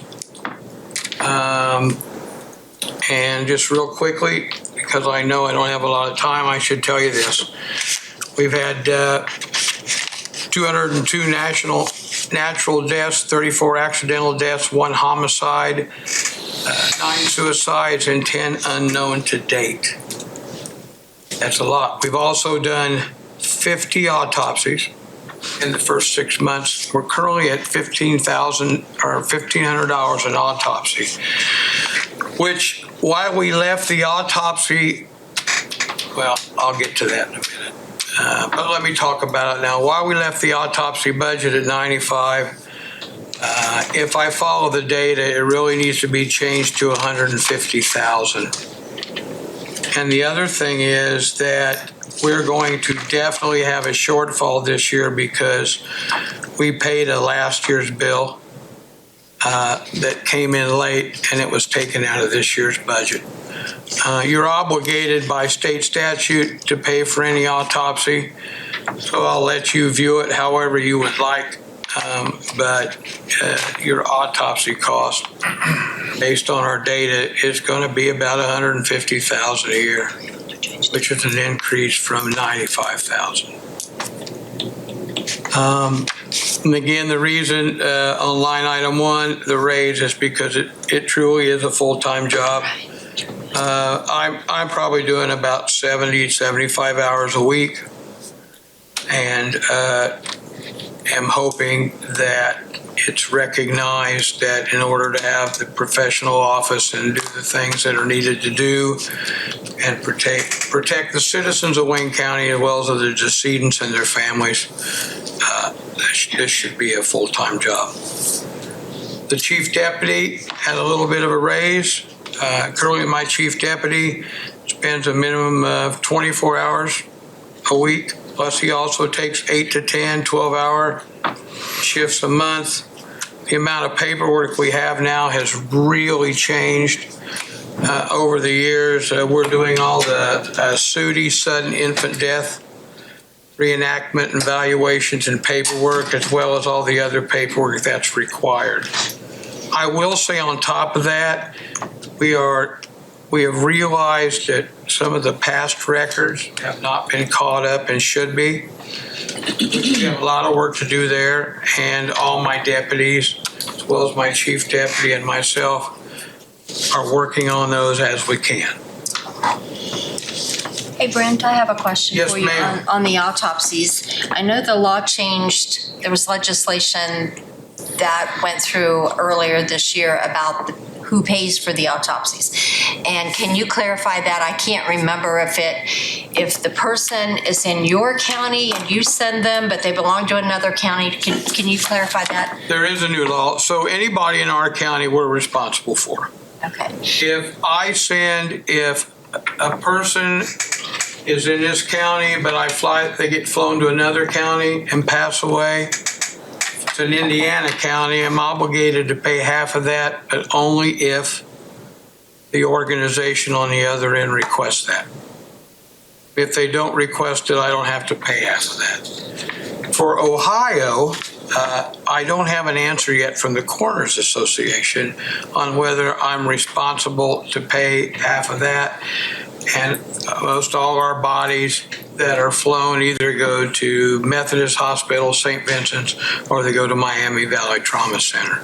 But because we crossed the lines, they're researching that, but I don't have an answer yet. So if someone is deceased in Wayne County, but they are a Henry County resident.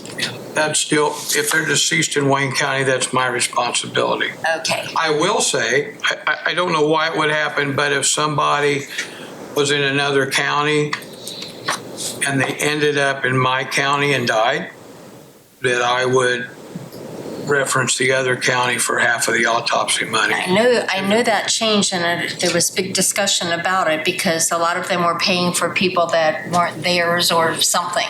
Right. So I couldn't remember how that law went. Thank you. Oh, you're welcome. Thank you.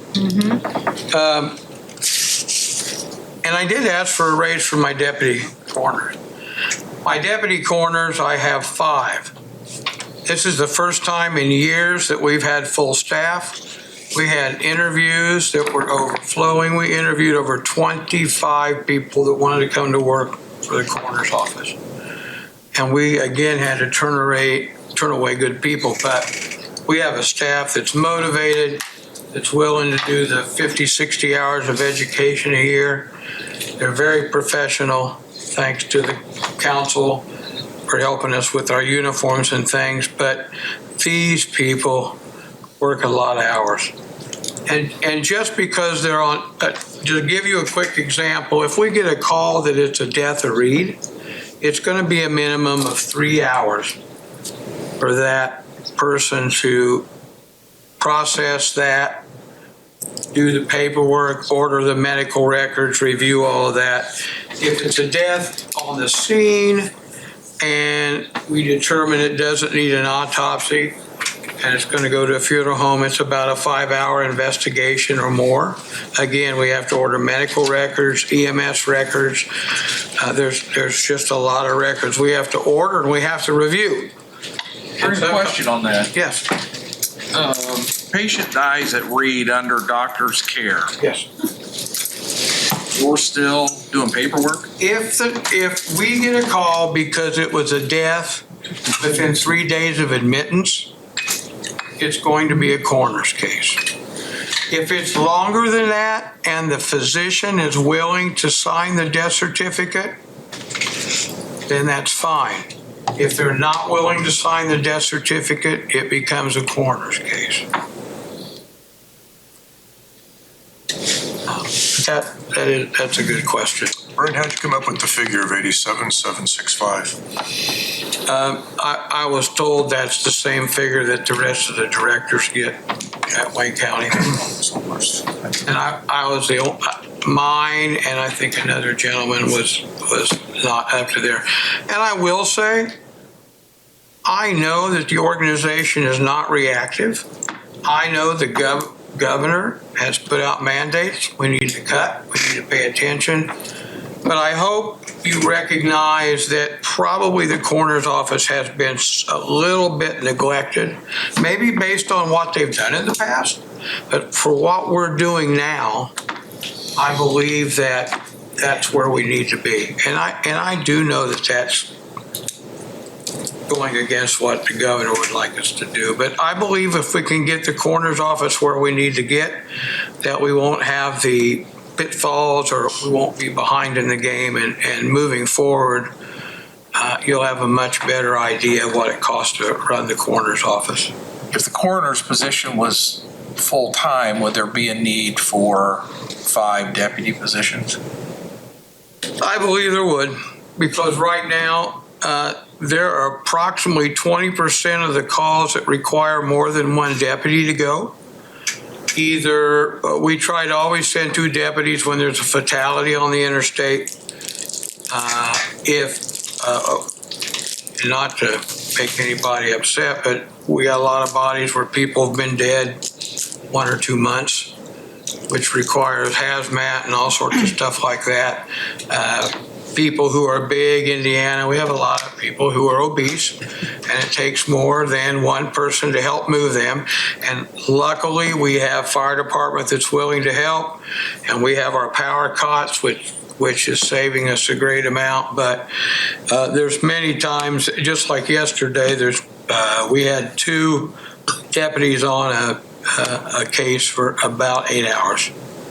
We had to take the date, and there's a lot of investigation and working with the police and stuff. So, yes, I believe we've already reduced, and I just don't think at this time we can reduce anymore. I'm more than happy to look at that down the road, but based on our current data and where we're going, I would ask against that. I think in fairness, the number of deputies were reduced because in cooperation with the previous coroner, council took that salary line item and dispersed amongst the other 4 deputies. And I appreciate that. But I would like to get them up just a little bit more based on what we asked them to do. Are they paid hourly or on a W-9 or? They're just paid on a 1099, right? No taxes, they're a 1099, is that right? Or they're basically. They get so much money every Payroll? 2 weeks, yes. They're payroll. So they're not a 1099? No.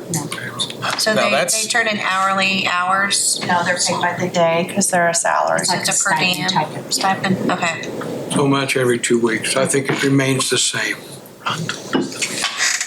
So you said you had 250 deaths thus far this year. How's We had that? 250 deaths thus far this year, and we've done 50 autopsies. How's that compare to last year at this time? It's up. It's up, and I think it's up because of overdoses. Is it up 1 or is it up 100 or what? Looks like it's up about 30. Okay.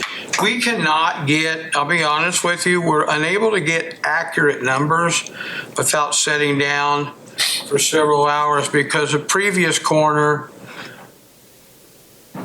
created a run number for every phone call that came in. It didn't even have to be a death or anything like that. We create a run number when we have an actual death.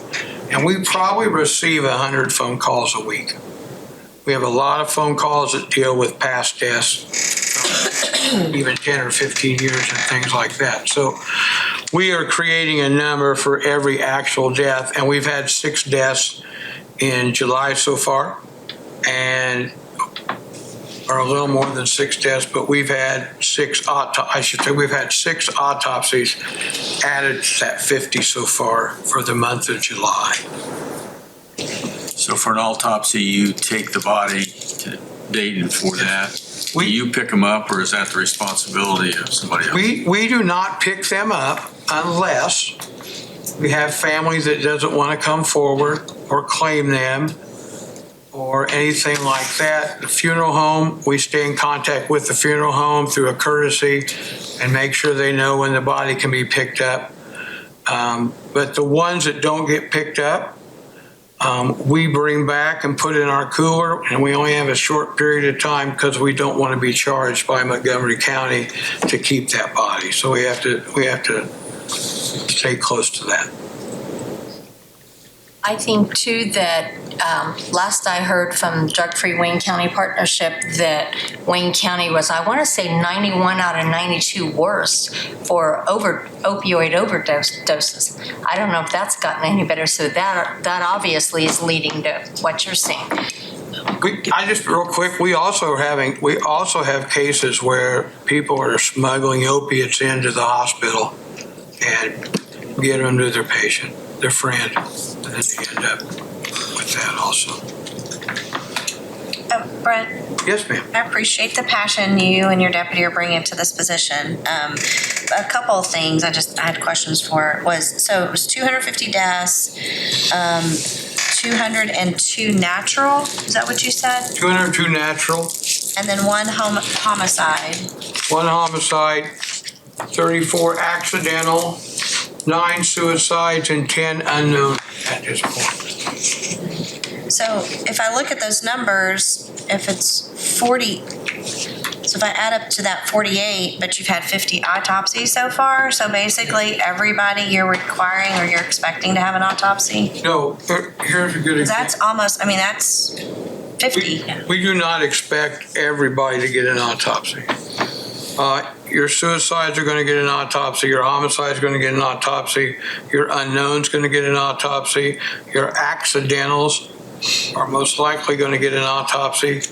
I'll give you, this is hypothetical, but if we had someone that was running farm equipment and they had an accident and it was obvious they died because of the farm accident, we still need an autopsy because we don't know if there was any toxicology information, if they were operating while on duty and under the influence.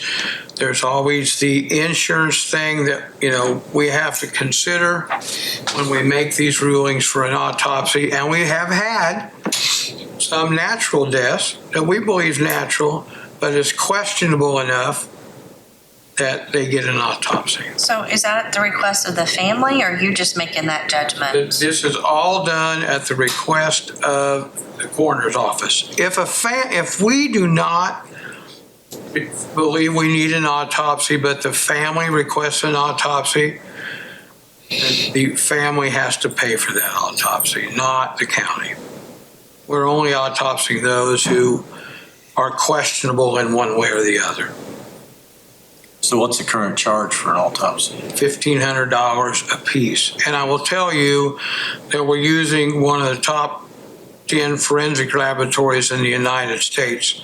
If you recall, several years ago, we might have had a problem with the case and some testifying pathologists. We're using only forensic pathologists who are trained, willing to testify on our behalf, representing Wayne County at any time. You have to remember that a death investigation is one of the highest priorities in investigation that you have. Unfortunately, due to some legalities, like he just stated, you have to make sure that you have covered everything, especially toxicology and the cause and manner and mechanism of death. Or it could put the county in a liability situation as well as the coroner and the investigators and everybody else that's involved in it. Now, last thing I'll say about autopsies is we have now created some pretty big partnerships with the city police, county sheriff's office. We've made a lot of changes, and we don't take any of that lightly. There's a discussion made, and all parties are involved. Police are involved with us during the investigation, and we talk about what we think is best. So. And then my other question was under other equipment.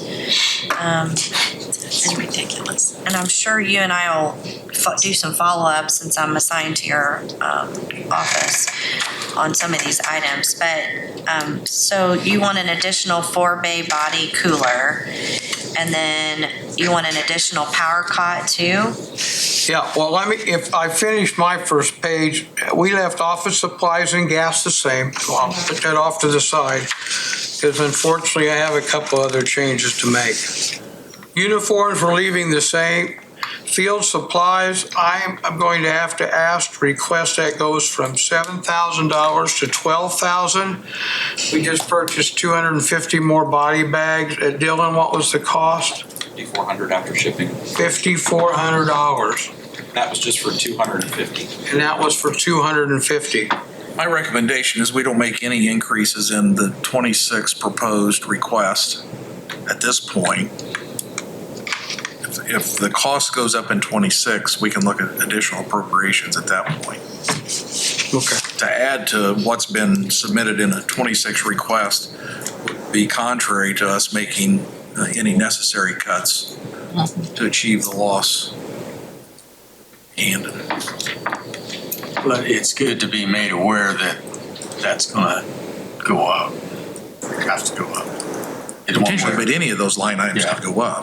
But they could be maybe done with a transfer. Correct. And when I added those in there, I was very aware that might be what comes up. I just didn't want to not tell you where I thought we were going to be based on some new numbers. And you go, Brent, you said 75,000 for this, and we're at 250,000. So I'm certainly okay with coming in and asking for money if I need it.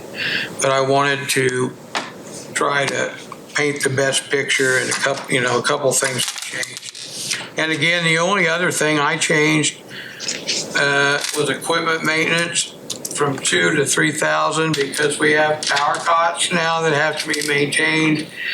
And the cooler that we currently have has never been serviced, and it's now been serviced. And we have a contractor that carries an extra cooler compressor at his station in case one of our compressors go down, because we certainly don't want to have a cooler that's not working correctly for a long period of time. Brent, didn't the law just change also on how long you can keep a body? I thought there was discussion on that. I'll be honest with you, we would like to keep a body no longer than 30 days. But the trend that we have seen, and I just want to make you aware, is people are not claiming their bodies. And hypothetically, the family member says, I don't care that my dad died in jail. He treated me bad. He beat me. I want nothing to do with him. No, not going to do anything, walking away. I currently have 7 cremation bodies at my office that nobody will claim, that we are working one more time to try to get someone to claim them. And if not, hopefully through donations, I'm going to have a public burial for those, because nobody needs to spend their life in the back of my closet. They need to be properly buried. So how long are we required to hold the body before we make a decision? It's 30 to 60 days, 60 days the most, but as soon as they become what we consider biohazard. Well, I mean, but I'm saying legally, what are we required? Legally, we can keep a body until we find someone to claim it or they become a biohazard. So what's the minimum time you have to keep a body? 30 days, right? It's still 30 days, so 30 to... There's some discrepancies with that because it has to do with the funeral. Yeah. What she's talking about, I think that's the direction of the funeral, not necessarily the court. Yeah. If I understand it correctly. Yeah. We can check legally. We'll double check. So thank you for all the questions. The last three things, I put the other A, other B, other C, and I just want 30 seconds to explain it. I probably never talked only 30 seconds of my life, but we have always had 3 transfer vehicles in the coroner's office. We can transfer bodies because many times we're out 2 vehicles at a time and a third one possibly coming in or covering the other part of the county. We were asked if we wanted to sell one this year with the thought that we would buy another vehicle for transporting, and we said yes. Currently, I have a 10-year-old, which I appreciate having. It's very handy, respond a lot in it, but it's not a vehicle we can transport in. So we need to replace that 3rd van that's already been sold with another vehicle. And it's roughly for a 2025 government spec truck, just like what we have, it's approximately $70,000. $50,000 under B has to do with the power cot. You're asking, why do we need that 3rd power cot? That 3rd power cot goes into the new 3rd vehicle that we're trying to get that we can transport. And we're off a little bit on what it costs to get it retrofitted because I forgot to put the shell on the back and other things, but I'll try to be creative there. And we, like the sheriff's department or anybody else, we really need a vehicle to do our job. When you look at this budget, you're going, well, you're asking for a lot of money, and we are. And I think after this, I think we'll be in a much better place to maintain the coroner's office. We also have a 2014 van. Vans are not the best way to go in the coroner's office because of hazmat and smells, but we are making it work. We're keeping it up to date on service, and we plan on continuing to use it with no date in the next 4 or 5 years to replace it. So how many total vehicles do you have now? We have 2 transporting vehicles, and I have a vehicle that the sheriff's department lent me. So you have 3 total vehicles. And we will turn the sheriff's vehicle back in because we can't transport with it. So you're wanting, you still just want 3 vehicles, but all 3 to transport. That's correct. And the last thing on the coolers, I do have good news. We're going to need another 4-bay cooler at some time, but I don't know where we're going to put it or how we're going to do it. I was asked by commissioners just to put it in there, knowing that it may or may not happen, but I can reduce the price from $30,000, which I asked, down to $18,000. There's many questions on, is the coroner's office going to move in 26 or 27? So we're making it work currently, and I have a plan B if our coolers become overflow with a couple of the funeral homes.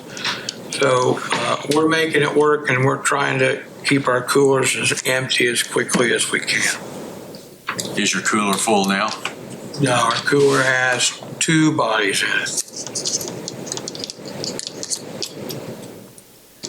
And are there any other questions? What's the average number of bodies that you have? Just an average. We have 2 today, but what's, You mean to pick up on a call? I mean to have in a cooler? 2 to 3? 2 to 3 can happen. 4 can happen in one day. I mean, it's happened.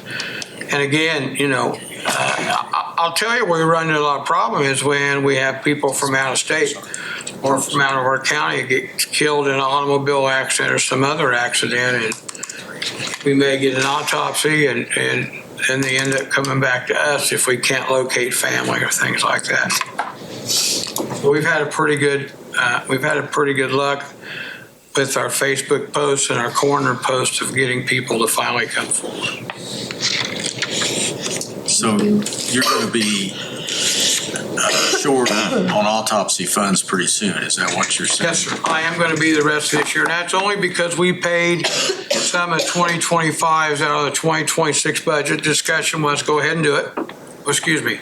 The 2024 budget, we got a late bill in 25. And so we decided with the discussion with some of the council members that just go ahead and pay it out of our 2025 budget. So we're definitely going to have a shortfall there. And we'll be coming back towards the end of the year asking for more money. That bill that was carried forward, how large was that? I think it was 15. We had 3 outstanding bills. One was like 12,000 and some, and then the other were several hundred, I think maybe close to 1,000 because they had one item. I actually think it was close to $20,000 total. So, and even if we didn't have that, if the data continues down the track that it should, unfortunately, we're going to probably need some help. Why has your cell phone gone up so much? Well, because we don't have any way of communicating. Not everybody had a cell phone. Every one of our investigators is charged with investigating their own case, taking their own pictures, writing their own report, and people were using personal cell phones and things like that, and that's not legal, because then if someone uses their personal cell phone, those phones can be subpoenaed for anything. So every investigator has a phone. Well, looking at what you've already spent, you're going to go over what you're even putting in for next year. So I don't. Oh, why did we go up a little bit? Well, no, you've already spent $2,500 this year, and you only put $4,500 for next year's whole year. Because some of that had to do with purchasing the new phones and the new system and everything like that. Okay. We figured our bill, and we'll be absolutely fine on cell phones. Okay. Yeah.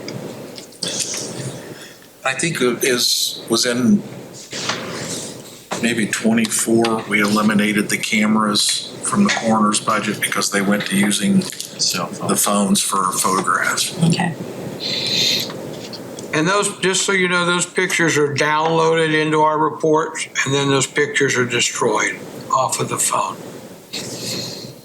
So the cooler, the power cot, and the vehicle, number one, the vehicle goes through our fleet committee, and those are things that shouldn't be in your budget because they're one-time purchases. I was just sharing. We need to know what they are. I was just sharing information with you. That's why I just added those 3. But I'm just saying, they don't need to bump your budget up that much because of their one-time purchases. We have a line item in our budget for one-time capital purchases that those would come. Which you did for the power costs last year. Yeah. Thank you.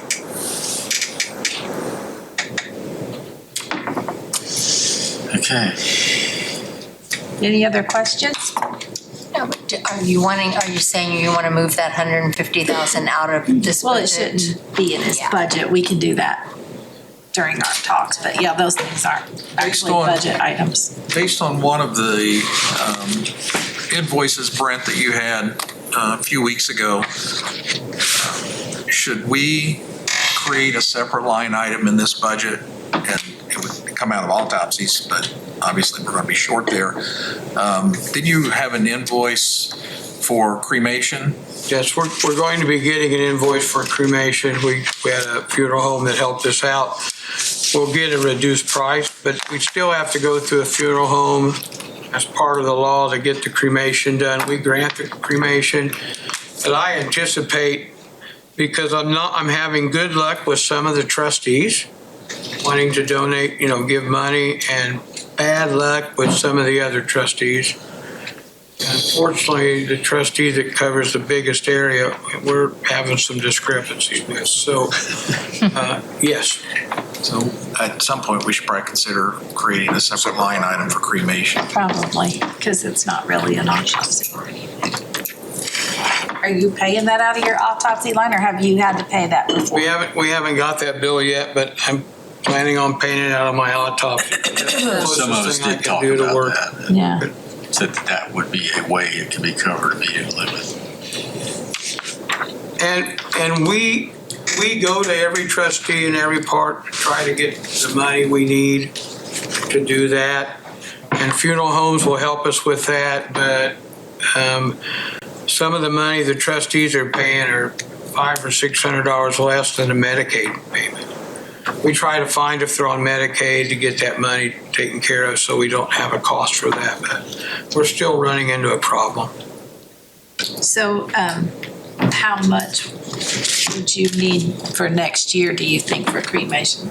Just say you had 5 of them or something. I would hope, honestly, that because we're getting them at pretty much cost, I would say $2,000 would most likely get us to where we want to get. And I will tell you that's way below the bare minimum.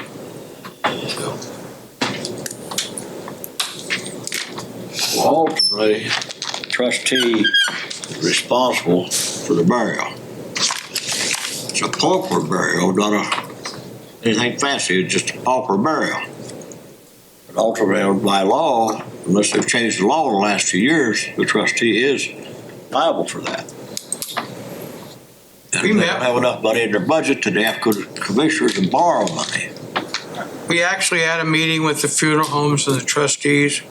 We had a good turnout, but again, I have a trustee that I'm fighting with a lot. I don't mean to be, but not really getting anywhere. So probably should have a meeting with the commissioners to see if they want to get together with the trustees also, see if we can work some of this out. More conversation is needed. Do what? More conversation is needed then. But you're saying the burial, not the cremation part. We're still going to end up with that, right? Is that what you're saying? Either cremation or that's included, burial, you think? one. Should be. If you look at the law, it used to be anyway, if it hadn't changed in the last few years. That is the same, and unfortunately, I have to make the decision on what we do, and I'm cremating because it's at less value.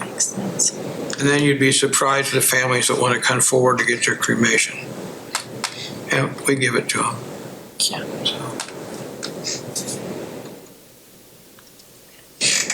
Any other questions? Thank you. Well, thank you for your time. I appreciate it. So I skipped over the assessor too. I was skipping all around. So Jenny is going to represent Tim Smith today. She had to be out of town. Good morning. Morning. Want to start? I think Tim emailed everybody his version of what he would like to reduce, eliminate, and then possibly increase. But I did not get an email from him. Well, he sent them to the county emails. I didn't get that either. Okay, and then I put one in everybody's mailbox on Monday. But just saw that. All right, if you just want to walk us through those, your dot items. Tim's on the format? front. Yep. Okay, on the budget line items, 10-100 and 10-202, those are just the stipends for him and myself for our levels, and he wanted to make sure that they weren't overlooked.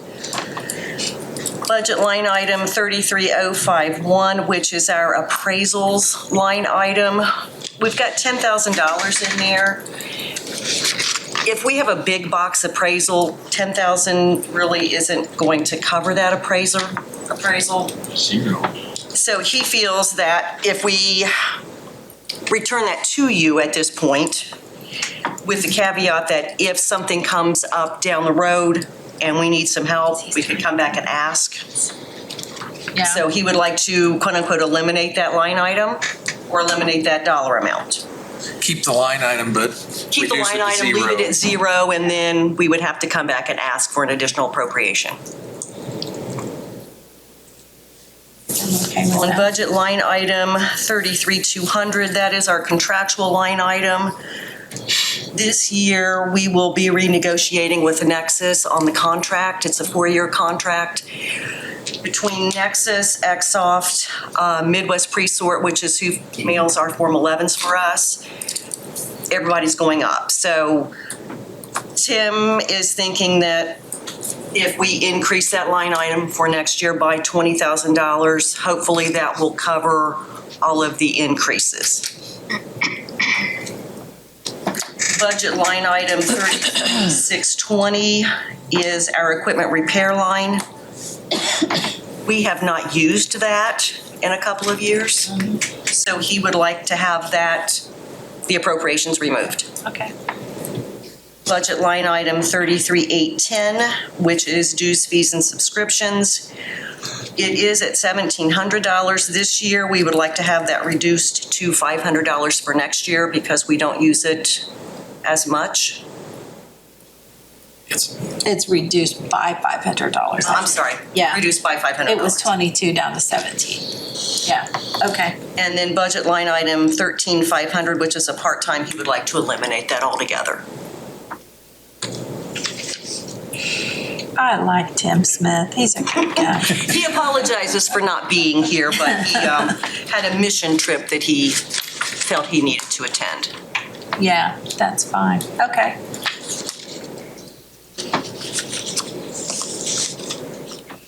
And that's I don't basically think we what can we fight have. with any of that.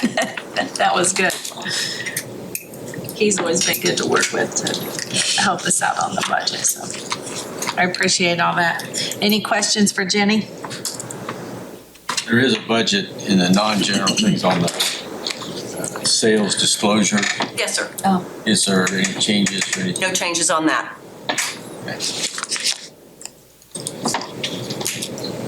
Okay. Thank you so much. I appreciate it. Thank you. Excuse me. Mr. Gordon Moore. Was here a little bit ago. Left, okay. Well, then we'll just go to the treasurer. Beth Fields. Howdy, Beth.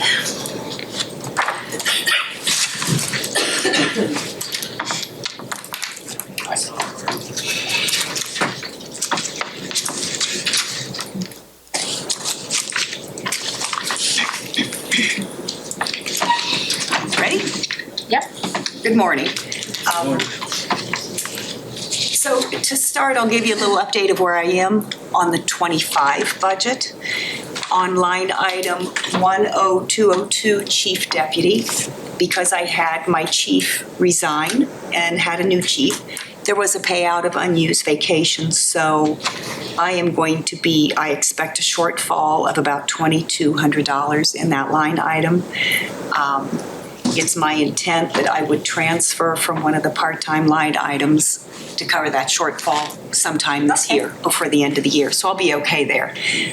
The other line item I'm gonna bust this year is line 33670, equipment maintenance service contracts. I inherited a copier that is a color copier. The per copy charge for black and white and color is, I think, a little bit salty. In fact, the first bill that I received for part of 24 and 25 took 40% of that budget. And the service fee, the service contract will go up next year. There's $700. I did not change it for my 26 budget, and it will fall short in 26. I don't know if you would allow me to up that number, or you just want to let it ride, and I'll see if I can squeak out a transfer next year. But this year, I only have $123 left out of a $700 line item.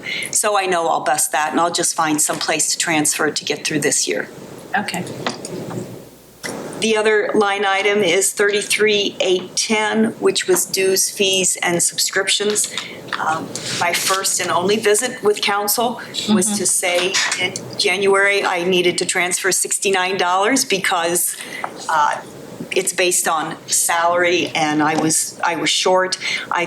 So I did ask for more money next year and I would have been fine, except just this week I found out that the Indiana County Treasurers Association is raising their fees. So instead of a half a penny based on salary, they're raising that to 0.75 of a penny. So I know. So I took I asked for $500 in 26, and I'm going to have to increase that to $700. So I don't know if you want to make that change in my budget or let it ride. And if you need to borrow someplace to keep the budget not 1 cent higher than what it is, let me know, and we'll figure out where you want to take it from. Okay. And then I do have one request. If council would be so kind to consider with a one-time purchase, our current money counterfeit and check counter, that was purchased in April of 2014. Kathy Williams, you made that purchase for $7,863. It is older. It kind of clogged a little bit this year. In fact, I believe Commissioner Plaster was in line one time when we had to tell all of our taxpayers to just wait a minute. There's only so much canned air and sticking your fingers in things and fiddling and open and closing doors and turning it off and on that's going to fix this thing. There was a maintenance contract on it that went off in 2020. It was never removed. I did get quotes, a unit that is similar to what we have, and I just got one quote actually, first to see if you'd be interested, and if so, I would work to get more quotes.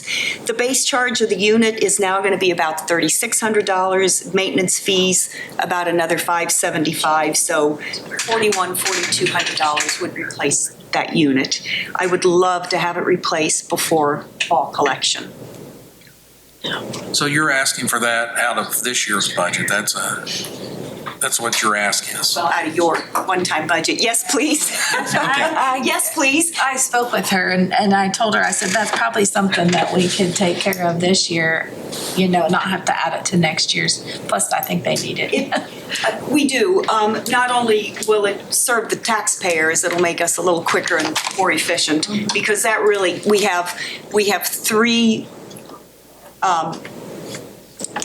we have three individuals using that during collection, and Kathy, it's busy. And then my goal would be I would take this one and I would put it to the back room, so then at the end of the day, when members of my team are back there hand counting, double checking, they would be able to use that. Then if it messes up, that's okay. Nobody's waiting.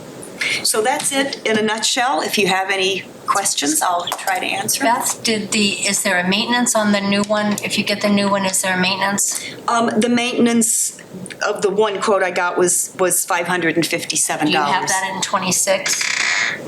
Did you put that in this 26 budget? Okay. No, it would be part of the purchase price. Okay. And it's not an ongoing maintenance cost every year.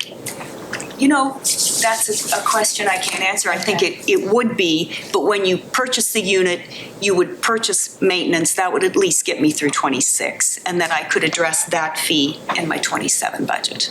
So does she need to get another? Do you want to get I definitely would have to get other quotes. And the commissioners? And then I'd have to go to the commissioners. Yes. And then. And you can let me know. I don't need to know today. You have people waiting. Council. Financial committee. Yeah. And just ask Flores to purchase it once you get all the information. Out of this year's money? Out of this year's money, yeah. So she can get it before fall. And Yeah. I would appreciate that, and so would my team. We have one on our staff. She's like the money counter whisperer. She can always bring it back to life. Should we have her get a quote for 2? That's what we just. Well, the commissioners will probably require. Oh, did I miss Yeah. that? Sorry. But Bobby, if you can make a note to put her on the finance committee agenda for the next meeting. And am I coming to you to officially request the money, or would you like me to have quotes by then to present to you, or do I give the quotes to the commissioners for approval? Okay, just come to us with the prices and we'll approve it, and then if they don't, it's on them, the commissioners. Yeah. If they don't buy it for you, it's their fault. They can't buy it if we don't approve the money. Yeah, If so- we approve the money, they don't have to buy. If it delayed Jeff paying his taxes, he'll approve it. Yeah.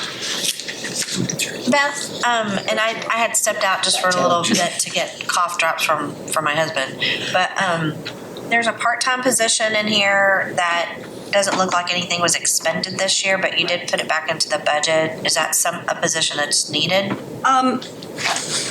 I may be too green to answer that.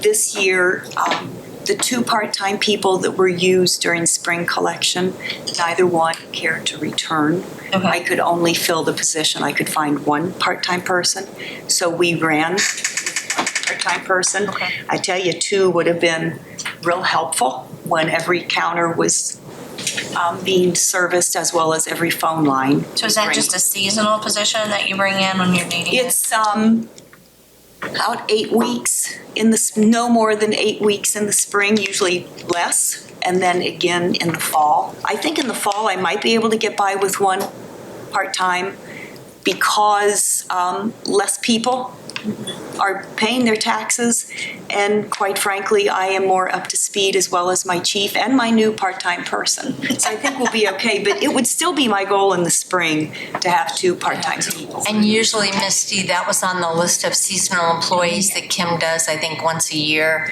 And those are always approved by council or whoever. But yeah, those are seasonal people. And I noticed in the past, the amount that is expensed to this, we have not. I don't plan to exceed even for the 1 part-time line item that I'm spending out of. And looking back previous budgets, that's been a generous amount. So if you need to reduce something, I would say take a couple hundred or items if you want to keep the budget Usually what flat. would happen, Beth can attest to, is, okay, if you're done and there's nothing else to do today, we were fortunate enough to have employees that would go ahead and go home, rather than, I just want the money or need it and I'll stay. Yeah. So we normally never spent all of that. No, and this year, because I only had 1, I actually asked HR what my perimeters, or if I could work her more than 29 and a half hours, because we worked her to death. Well, even looking at that, you're still not gonna, what you've spent so far. You're correct. Yeah. Yes. Oh, yes. That's that more in than mind. generous. Yes, keep that in mind. you. If we need Thank to you. cut something, I mean, that's a place where you can That would, a little bit of money. I but- guess that would be my Kenny's carpet fund, so to speak. Yeah, there you go. That's what I really think there's, You can tell where she worked for years. Yep. That's funny. Okay. that's all I have, unless you have questions of me. Thank you. Thank you. Thank you. Thank you. We got one more before our scheduled break, which is in 1 minute, so we can ask the recorder to come up. See right there. You got 1 minute. Let's see if I can do it. You're okay. Good morning. Hi. I don't have much of a budget left to cut, but I'm trying. We did go ahead and zero out the office supplies, and that's $1,500 from last year's budget that we will absorb through the RPF fund. And also dues, subscriptions, and fees. There was $945 in that prior, and we'll absorb that. We zeroed that out, and we'll absorb that out of the RPF. Just wanted to give you a little bit of update. We are estimating that the total expenses that we're paying for our budget out of the RPF for 25 and the half of 26 is $178,413. So we are carrying our end of the salaries we're trying to save some on the salaries by cutting a part-time position. Yeah. And then. Thank you. Yeah. So your fund will be fine? It's really gonna go down this year. I've got a book project that's gonna be $250,000. So, yeah, and the RPF has been steadily going down a little bit the last 3 years. Yeah. So it looks like it may be up maybe $10,000 for this 2025. I estimate it to be $155,000 by the end of 25 that we've collected. Still, with spending $178,000, we're not keeping up with what we're taking in. I was thinking that we were saying after about 5 or 6 years, we may have to look at the amount, but we'll see. as long as you're still good for next year, we're good with that. Okay. I appreciate that. You've been so good every year to come in and take things out of your budget. I'm trying. I just hope the RPF fee will. Yeah. Hear that. Thank you, Debbie. Does anybody have any more questions? There it is. If not, thank you very much. You're welcome. Thank you. And now there is a scheduled break. 15 minutes.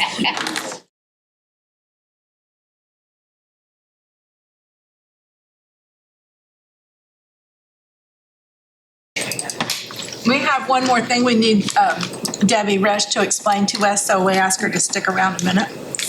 Debbie Rush or Debbie Or Teeman? Debbie Teeman. I'll be okay. I am. Who made the cookies? You're lucky I got one of your names right. Yeah, we were a team, we answered for the other. The elected official trading fund, Simona had kind of looked at the law closer, and it says that the council is to appropriate those funds for the elected official trading fund. And I had been waiting to submit that budget estimate. I usually do it at the end of June, so I can kind of gauge how much we're taking in for the first 6 months, how much we're gonna have in that fund by the time 26 rolls around. It looks like we've collected $4,403 the first 6 months of this year, which would give us about $8,800 in that fund. So far, there have been $3,000 in expenses come out of that $4,403 we've collected. So, but there was a little bit of a balance, so the funds that are left right now are $4,707. What's the number? So if we collect, it's 1217, I'm sorry. Thank you. So if we collect that other $4,000 for the rest of the year, we should have maybe $8,000 to appropriate between the 5 offices, which would be surveyor, auditor, treasurer, recorder, and clerk, that they could use for meetings after they use their travel fund. So the elected officials training fund should be used lastly for the supplement to their travel funds. So it sounds like what we need to do with that money is create a line item in each one of those budgets and then put that money in each one, because she said it has to be divided between the offices equally. There's a fund that they've got for that. Yeah, they just pay it out of the fund. You just pay it out, but see, each office has to know how much they can spend. They can't just go willy-nilly and and go over Yeah, their one budget office on it. can't just spend it all. But I think, doesn't it depend on, we'll just say the pot's 5,000, Yeah, it whoever depends needs on it, what- because the clerk may need No. 3,000 this year, but they may not need it next year. She But said I'm the not sure. new law says it has to be divided between the five offices. We have always divided it equally Yeah. Oh, okay. so that someone doesn't. Use it all. So then that fund should just have a budget of those 5 in it, and then it pays out of that? Or If there's- you're yeah. saying put it in their office How do you do it equally now? When I do it, when I was doing it, I would prepare the budget form and under the other services, I think it was, I don't even have that page with me. It was under other services. I would list each office and say you had 5,000 in the account. I would list 1,000 for each one. The reason is some people have travel budgets, so they can spend their travel budgets first.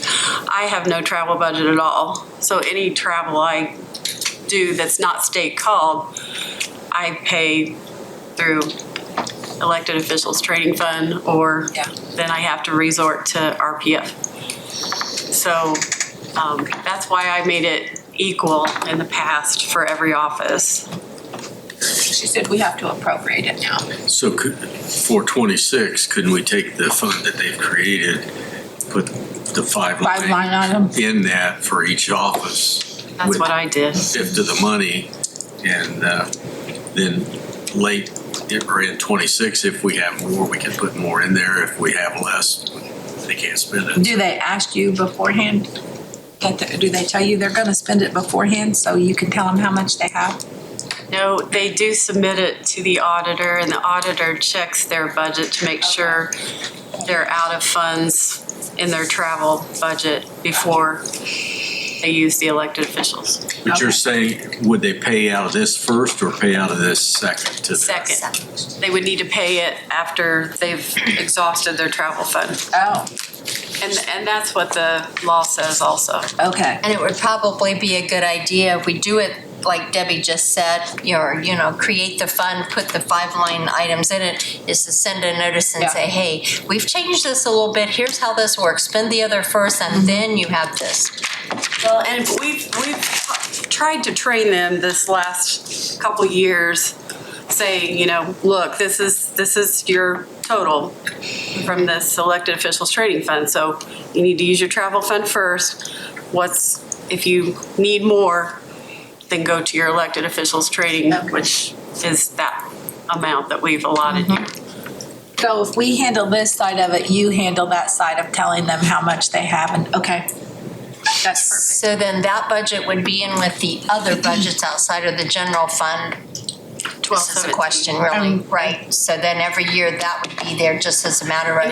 It accumulates, so it never reverts back to county But it general. was just, we have some that are other funds, that it would be one of those to make sure we see it every year and that the money's in there for those. So then it's one of the things at our first meeting in January that we need to appropriate that fund now. And what's the fund number? 1217. 1217, okay. And I can let you know, January 1, what's in there so that you can appropriate it. Is that soon enough? If you tell us the 1231 balance is soon after, because we always we do stuff quickly at the beginning of the year. So tell you when? Did you say? The 1231 balance, like just as soon as possible. Yeah. All right, thank you. Thank you. I did see Gordon coming. Yeah. Yeah, I did too. Mr. Gordon Moore, we're ready for you. We'll be ahead of these guys. Yeah. Yell No, I think there's one underneath you. But I had. Wait a minute, Misty's causing problems. I am. I can crawl. There's one here. Stand by. Mary's making old person noises over here, trying to get down on the I don't floor. mind crawling.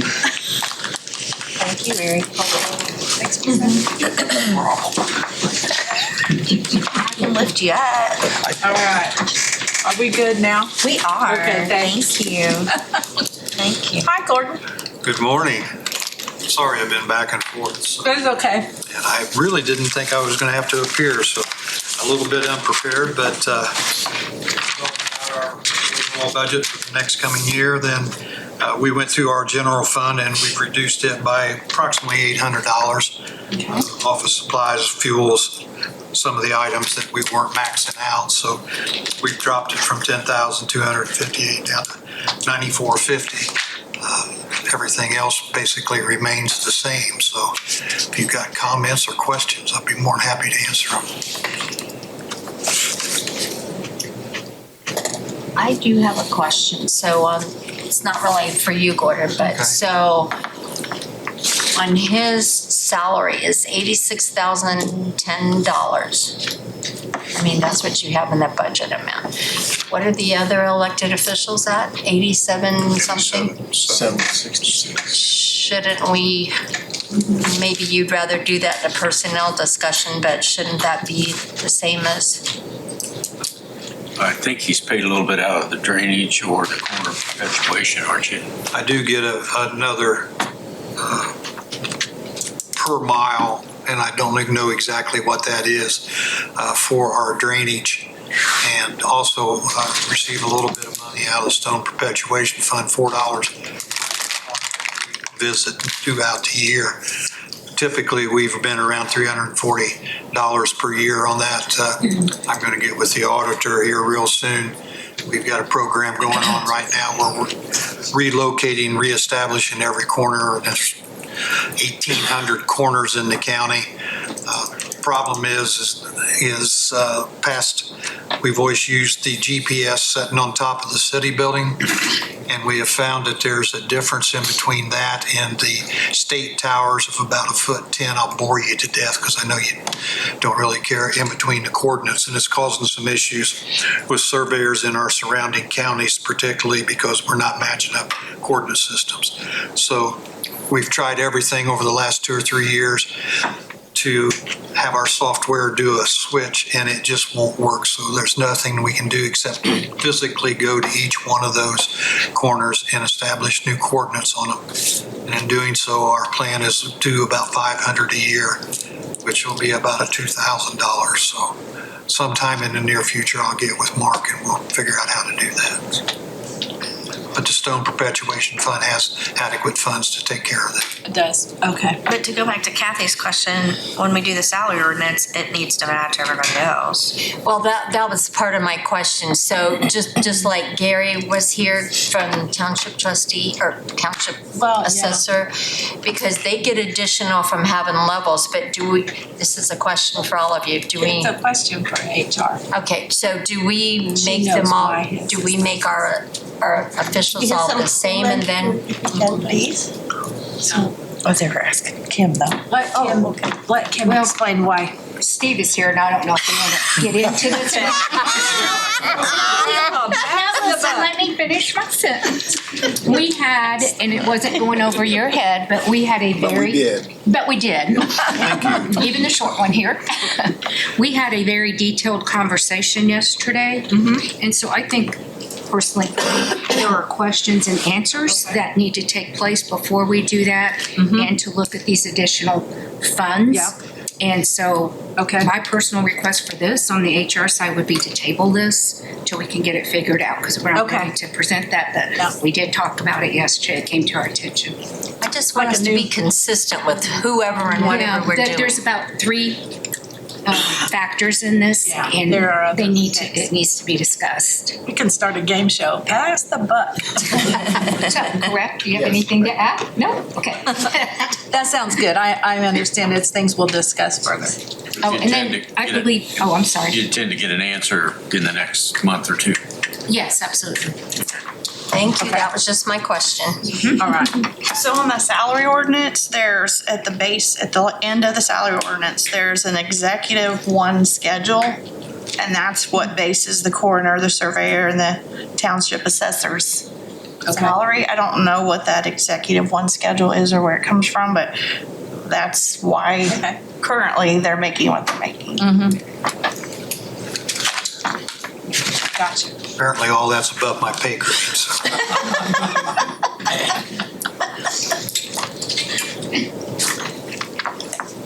All right, does anybody have any more questions? Is there anything on the drainage board budget we need to look at? No, we're pretty set with that. We've been keeping up with most of the projects. We have some coming up in the future. We've had to raise our assessments on the ditches. We're doing that at a yearly basis now. About 25% is what we're permitted each year without going through a public hearings and so forth. So we've done that on a number of ditches already. And then we've got money in our general fund as well. So. Okay. Thank you. Thank you. Appreciate it. Thank you. Looks like we're ready for GIS. Good morning or good afternoon. What is it? It's still morning. Good morning. Well, the GIS interlocal, currently, I'm not requesting any additional contributions from the interlocal partners. So they'll still remain the same at $50,000 a year per partner. That consists of Wayne County, the Economic Development Corporation, City of Richmond, and Sanitary District. In terms of my budget, I've got a few items that I've increased. All my funding comes out of the interlocal. The biggest one is our main software provider, which is ESRI. It basically runs the GIS. And they're really restructuring their licensing and all their software. And so it's kind of going through some unknowns, and I know there's going to be some increases in that, and that's why my contractual software support, I do have an increase of $5,000 for that support. I do have a project. The GIS basically is paid for the software to update all the parcel information because the parcels are the driving force for our GIS, and that's always been kind of part of that. And of course, Nancy does all the field work of updating the parcels and all the information behind it. But the software that's used for that, we've been using it since 2008. And because of the licensing changes and formats, and plus also Microsoft is, Windows 10 now is, Craig could answer those questions, but their Windows 10 is dropping off, and Windows 11. So there's changes there that's taking place too. But the software that we're using is going to expire next March. So we're going to have to hire the company that came in and set up the parcel builder software to upgrade to the new formats. Okay. So that's why there's an increase in there. I don't have a quote on that, how much it's going to be, but that was kind of a rough estimate on that. And then the other one is Comcast rate increases. So my budget's increased from $4,000 to $6,000 for my communication. And that's for my routers that run my servers and give me access to the internet. Coaxial fiber. And I'm going to coaxial to fiber on the recommendation of Craig, because I'm the last coaxial modem. So. All right. Does anybody have any other questions? Thank you for that. All right. Thank you. Thank you.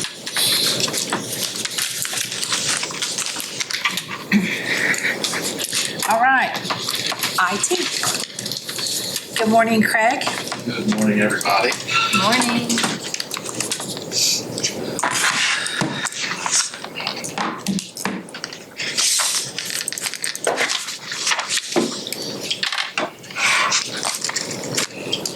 All right. Unfortunately, I'm here today to ask for some increases. Officially asking for 2 increases. A total of $15,500 for the IT department budget.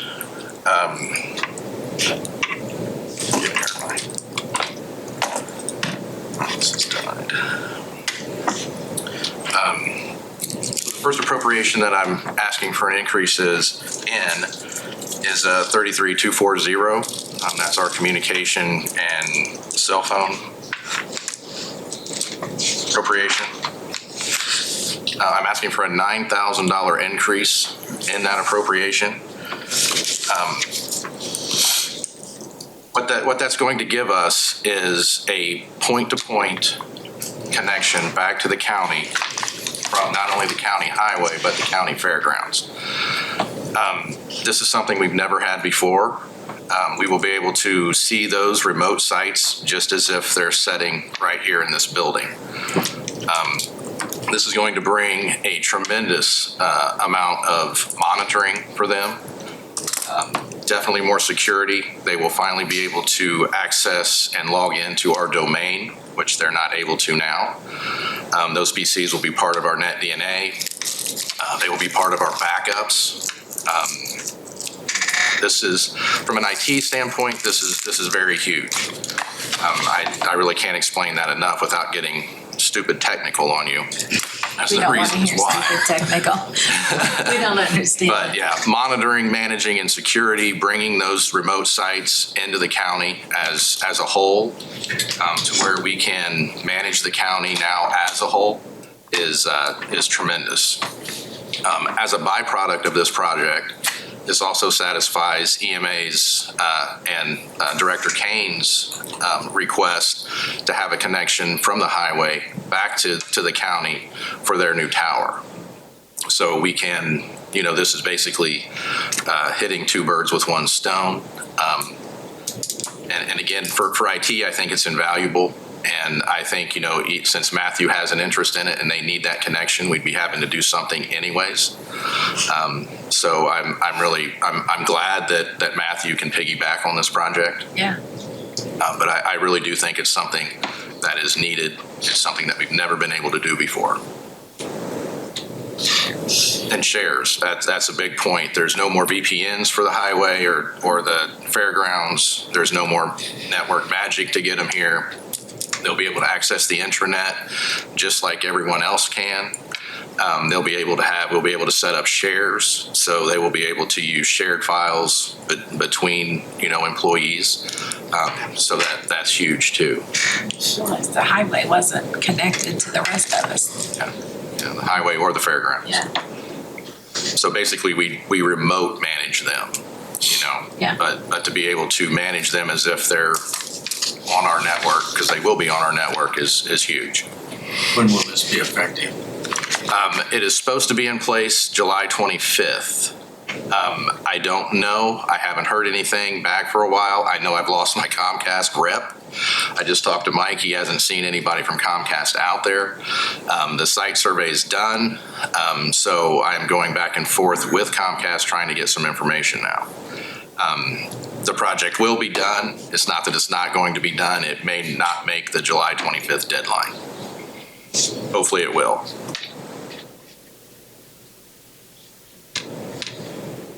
Any questions? Looks like the other thing that went up is your cybersecurity. Pardon me? Your cybersecurity line, 33602. Yes. So my next request is for appropriation 33602. That is cybersecurity. What that is it's a remote management, monitoring, and patch management system. It is really robust. It gives us tremendous amount of features for monitoring. It brings in a new ticketing system for the IT department.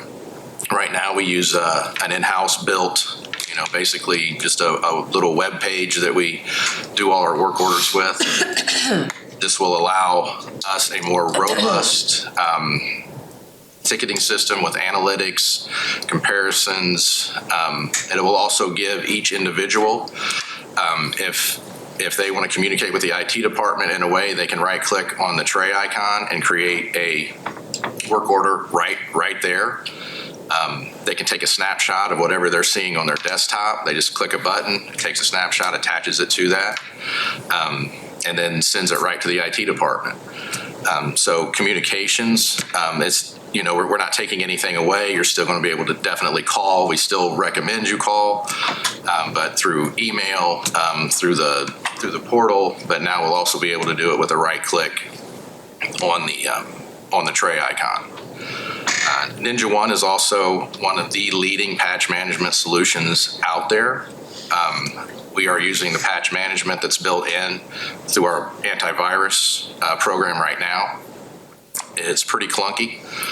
I'm not real happy with it, but this will also bring AI into those patches. So I know we have a lot of problems when, Windows brings in a security patch and it kills everything. Well, this is going to wait, and the AI will go out and it will tell and it will advise us when it's safe to install these patches. So very robust. Again, this is something that will definitely help out the IT department. It'll also take place of our team viewer. This comes with 3 different remote connection software. It comes with a seat of TeamViewer, Splash Top, and the Ninja One remote desktop. Why do we need 3? I hope we never do, but if a certain piece of malware goes after TeamViewer, we still have Splash Top. If they close down both of those commercial ones, we still have the Ninja One Direct. So we're paying $5,200 or almost $5,300 a year for TeamViewer now. I will put that towards this. The total cost for Ninja One is right under $12,000. With the $6,500 I'm asking plus the $5,200 for TeamViewer, that will satisfy that. Okay. And when would this take place? We're in testing stages right now, but it probably will not be rolled out until the beginning of the year. Craig, is end user support like hardware? Is that what that's for? Yeah, so this will monitor your hardware. This will, monitor your security patches. This will monitor anything that's going on in your PC. It'll be a little agent you'll see in the tray, just like everything else. But it's software, but it monitors the hardware. Okay, at one point we talked about redoing the telephone system. Where? Yes. So, VoIP. So the network is there. We are probably, I would say, 98% ready on that network. Bringing in VoIP, I recommend leasing. Therefore, if we ever have a problem with the phone, we call, we get a new one. A new model's out, they get replaced. We won't get into the situation where we are now, where I can't even eBay a phone. They're so old. That lease is $18.50 a month per device. So we're talking around $66,000 or so a year for VoIP. We're paying about $22,000 now for our PBX, our plain old telephone system. Obviously, VoIP's going to bring a plethora of new features, high definition calling, the ability to have an app on your phone and receive your office calls from there. Another reason why I want to lease is because I want to do the rollout slowly, and doing a lease would let me do that better, especially since we still have a working phone system, because there's going to be a whole lot of bugs and training that we're going to have to get used to. But it is going to be fairly expensive. With the $22,000 I'm paying now, we're probably going to look at about a $40,000 a year increase in that. Is that in here for next year? I did not put it in simply because I knew everybody's saying, don't cut. I did want to discuss it, but I didn't know if I wanted to officially bring it up. But you are making the change eventually. Yeah. So we will have to pay that. Yes. So yes, to be on a modern phone system, that we will have to pay that. Now that since we're doing it out, if we're going to lease and we can do it out slowly, then we can spread that cost over time. Now it depends on the first pilots, so about 30 phones will be about $555 a month. If we start out with that, get 30 people on it, try working out the kinks, then we can move. I wouldn't want to extend the installation over a year. I think that would get really confusing when we have, so if you want to commit to a full year, then I guess we can talk about it. But if That's what I would think. If you're 98% there with all the other stuff, and we all wanted to have the new system, some of us that have worked here know how wonderful our system is, that we go ahead and do that. I know we've got to make cuts, but this is an important thing because this is how the public gets a hold of the county officials a lot of times, not just the. We talked about this last year at budget time. You had it. Yes. That it was coming. Right. That we'll need to.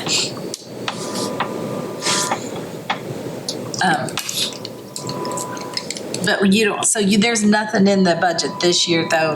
No, I have not officially 26. requested. The only official request I have is for. Just the other two things. Yeah, is for the Comcast increase and the cybersecurity increase. Another thing we can talk about too is Microsoft Office 365. We are on a small business account. We are not on a Microsoft government account. We have went over the 300 user limit for the Microsoft small business. We're getting away from that is because we actually have 3 domains. When Rich set this up, he did cost centers. So we have the Wayne County Health Department and the Sheriff's Department, and then our main domain. What I'm trying to do right now to get everybody on the waynecounty.in.gov email is take those two domains and put as many people as we can in the one domain. That will satisfy the email requirement. But then we can't add any, technically we couldn't add any more. So I can't give out any more waynecounty.in.gov emails until we move up to either an enterprise or a government account. The government account brings tremendous amount of security to our Microsoft infrastructure. And, we are a Microsoft business. We use Windows, we use Word, we use Excel, we use PowerPoint, we use Outlook. Everything we do to do business just about is Microsoft. Mm-hmm. So having everybody, with all the security features that the government plan provides, protected emails. We're now able to send protected emails, full hard drive encryption for our Surfaces and laptops. So if they ever get stolen, we don't have to worry about it. They're encrypted. A server residency in the United States, guaranteed United States infrastructure. So anything we put in our OneDrives and anything we do in the Microsoft cloud is guaranteed to stay in the United States. I think that's huge for today. Mm-hmm. And moving forward with more of the features and learning how to collaborate better in the Microsoft environment, we are going to be using OneDrive a lot more. And I would really like to have that guarantee to, that all of our data is stored on US servers if we're going to start using OneDrive a lot more. There will be training involved. We can do for people who work at home at night or whatever. It's a game changer. You can literally do everything you want from the browser. You can get your email. You can do Word. You don't have to install anything. You basically sign on, do the multi-factor, and you're inside the county's Microsoft environment. Caleb's getting with Kim. We're trying to make the SharePoint site to where you can access that at home. You will have all your available forms, everything you will need inside of this ecosystem. And to me, working in it, I'm not, even though I'm still not in the government account, but just working with it, Microsoft, more of how it should be worked. If you look around, we're still, using the same thing we did back in the year 2000. I mean, we haven't really changed. We use email, Word, and Excel. That's about it. There's so much more to Microsoft than that. But I don't really want to get into it until we have all the security features in place. So going from the small business account to the government account, what's the? Yeah, so it's a big jump. So currently, we're paying $55,900 for small business. Yeah. Jumping up to a government account is going to be about $97,000. Once we do this, we will have tools that we didn't have before. So I will be able to get rid of Datadog, the log server, because we will have access to all the advanced logging features of Microsoft through the G5 account. So that's $14,000 that I can also put towards this. We no longer need our Zimbra email, even though, don't fear everybody, our Zimbra email will be up for about a year. So I know everybody's, freaking out. New emails are here. Everybody's rushing to change out. No, it's probably going to be around for a year. But we don't need to pay maintenance for that anymore. So there's another $3,000. So I can currently put about $71,000 towards that, but that's still going to leave about a $25,000 deficit. And it puts us in the right century if we. Yes, it not only does it put us in, that kind of thing. it actually puts Wayne County government in a government Microsoft account. Yeah. So I would make a suggestion if he can get us I think Craig is kind of guesstimating on the government account to check and see what it would really cost, what's the difference? And then also for the telephone system, what do we need for that? Because we need, to me, it's silly to put stuff in place and then stop at the end of the road, but you can't spend what you don't have. Right. But let us see what we can find elsewhere or. Yeah, and that's why I did not bring that up officially, because I knew I shouldn't even be here today.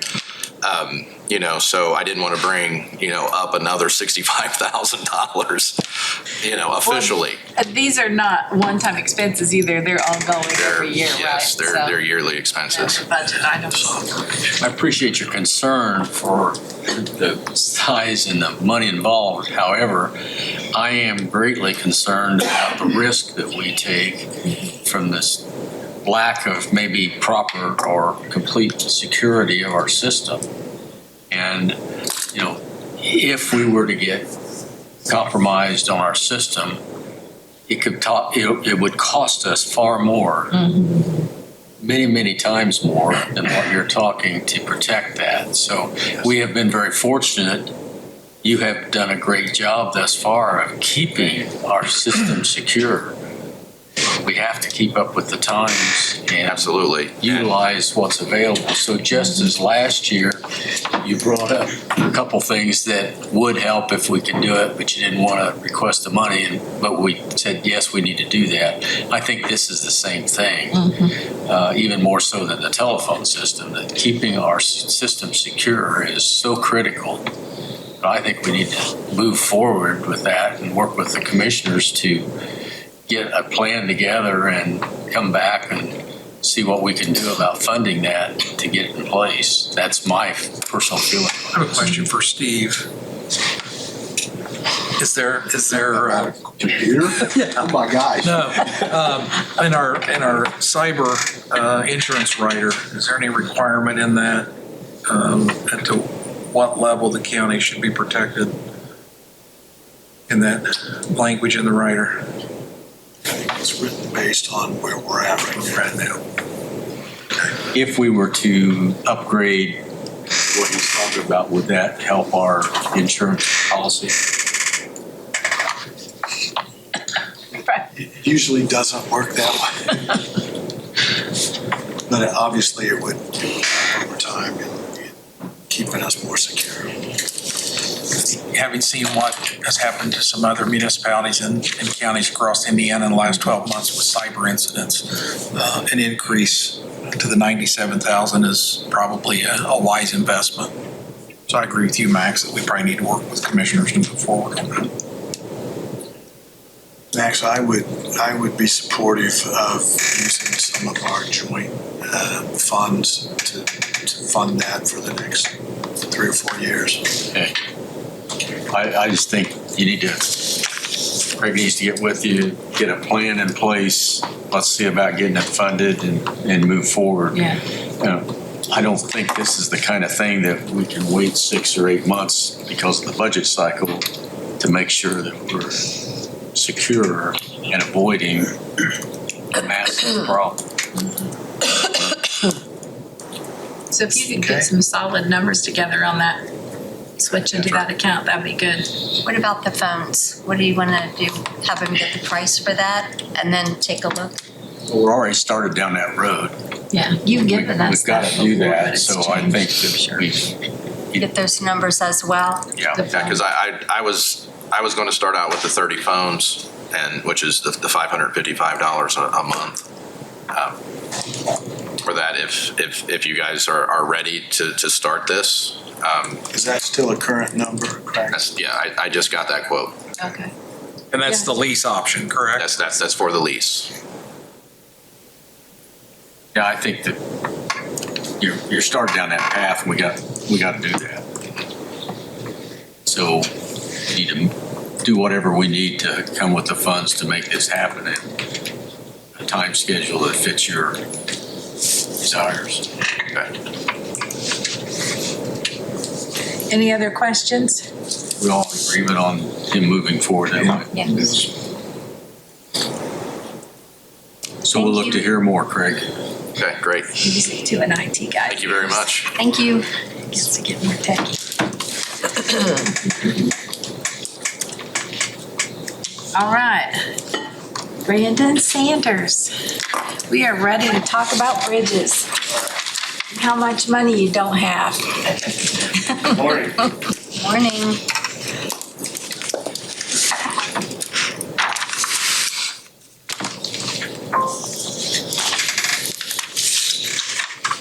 You've heard a lot from me over bridge projects and how this unprecedented inflation has kind of hurtled us a little bit. But just to quickly go over our office supplies, some of our continuing expenses didn't change, so those budget numbers haven't gone up. So if you want to skip down to the 60,000 accounts, I've got that's our bridge project specific projects accounts. So I've got listed in there what we're projecting for 2026. We've got a couple of them that are going to letting throughout the year. So those are going to be the bigger amounts. Specifically the 60,016. It's Bridge 149 Fountain City Pike.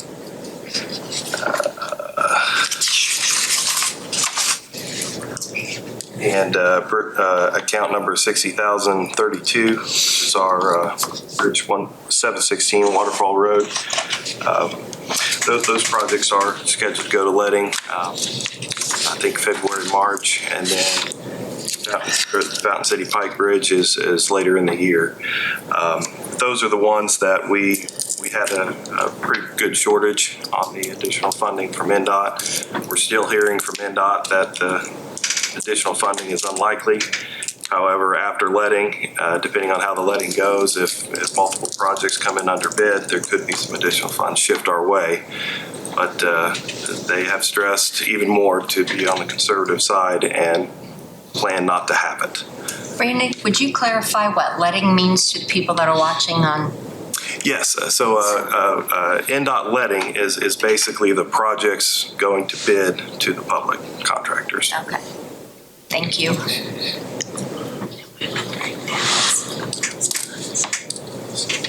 And we're going to be addressing some needs at our workshop part of this later today as far as finishing up the G Street. So we need those bids, lettings for those bridges is early October, correct? Yeah, for this year, we have 3 projects going to letting. Two of them are within our original estimates for funding. One of them is one of the ones that was, I believe it was right around $1.2 million short. So that would be one that we would need to address this year before October. But those other two would be something we can address early next year. But my numbers are based on the needs, so that which outweigh what I have available in our bridge fund currently. So really need to look at, how this additional funding could help us and what ways we can provide some support now until the extra funding comes later. So. Well, obviously, each year the state only approves a budget for this that they think you've got ample funds for, so. Correct. Keeping what you have put in here, I see is not an issue right now, and let the state address what they think is available. But we know that we'll have to come up with some additional funds if all these bridges happen. Correct, yes, yeah. And, just to remind everyone, these are our main federal aid projects, started 4 or 5 years ago, pre-inflation. So future projects moving forward, we've got a better handle on planning for those. It was just this, past 3 or 4 year window that it was just hard to plan for because of the situation. So moving forward, I think we will be in a better position. It's just trying to see these last few projects through is the main hurdle right now. We do have a lot of bridges. We're one of the higher bridge counts in the state as far as counties. Yes, I think we're number 6 in the state. We've got 230 bridges that we maintain. And if we don't keep up with our plans and get behind, we'll probably never be able to catch up. So yes, yeah, that's we'll correct. have to take a hard look at this as the year progresses and we move into 26. Any other questions? That was quick. All right. Thank you very much. We'll be seeing you soon. Sounds good. Thank you. Yeah, he's got an appropriation request. We'll act on it this afternoon later. Yes. All right, Mr. Sharp with the highway. Morning. I just want to tell you how much I appreciate our roads. I travel between here and the next county to the west a lot. And there was a hole like the size of my car. And they put a cone in it, and it was right over the top of a hill. And I was used to kind of going around it, but then I came around, there's a cone in the middle of it, and it's like, I know which road you're on. that was a real good fit. Our road connects to that. It so. does. I can tell where ours stops and the other one starts, but you actually paved a whole section to fix your part, and then. Want to make it look better. Yeah, thank you. I can echo the same thing she's saying because I travel those roads every day over there, and it's not a good thing. In the administrative budget, couple changes. First one would be to decrease the insurance deductible by $2,500. I think the deductible on insurance is changing.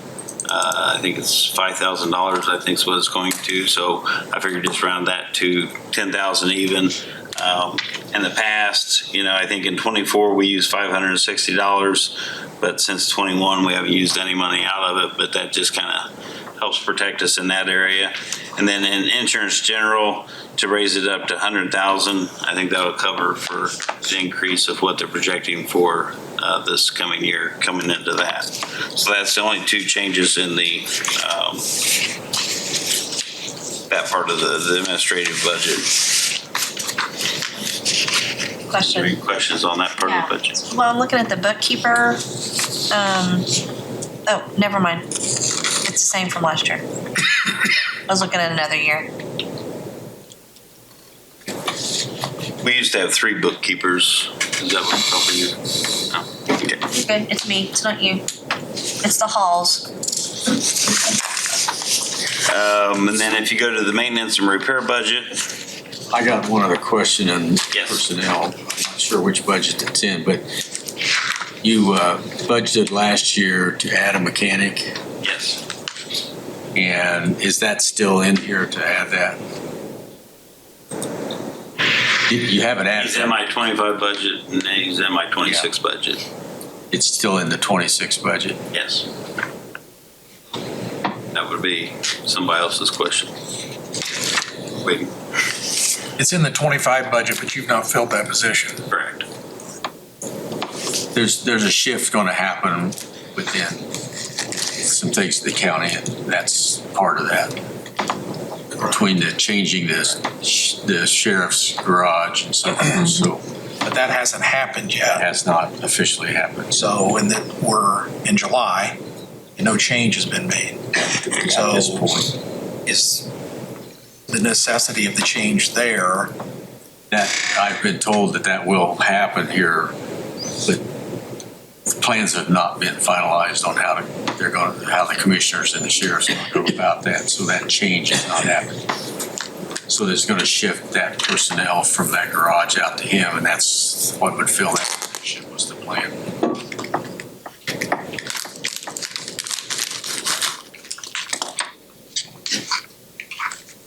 Correct, Jeff? That's our intention, I believe. Okay. Should be done or not done in the next 30 days. I think that's a safe statement. In the next 30 days, I'll make sure it gets done. Thank you, Brad. That's our intention. And I guess I should state though, as we're going through this budget, we've not received our projection figures for 26 yet. Mark hasn't received them, I haven't received them, so this could change somewhat. So what we do when we do get our budget projection figures is we take what our cash balance is from July 1st and we kind of project out using their projections and so forth. So these numbers could be altered. The biggest changes probably would be in bituminous and stone is normally where, a lot of these that I'm increasing, they're needed increases, except for the bituminous and stone, they're needed increases, but yet that's probably where we'd pull back from. So, or move forward ahead.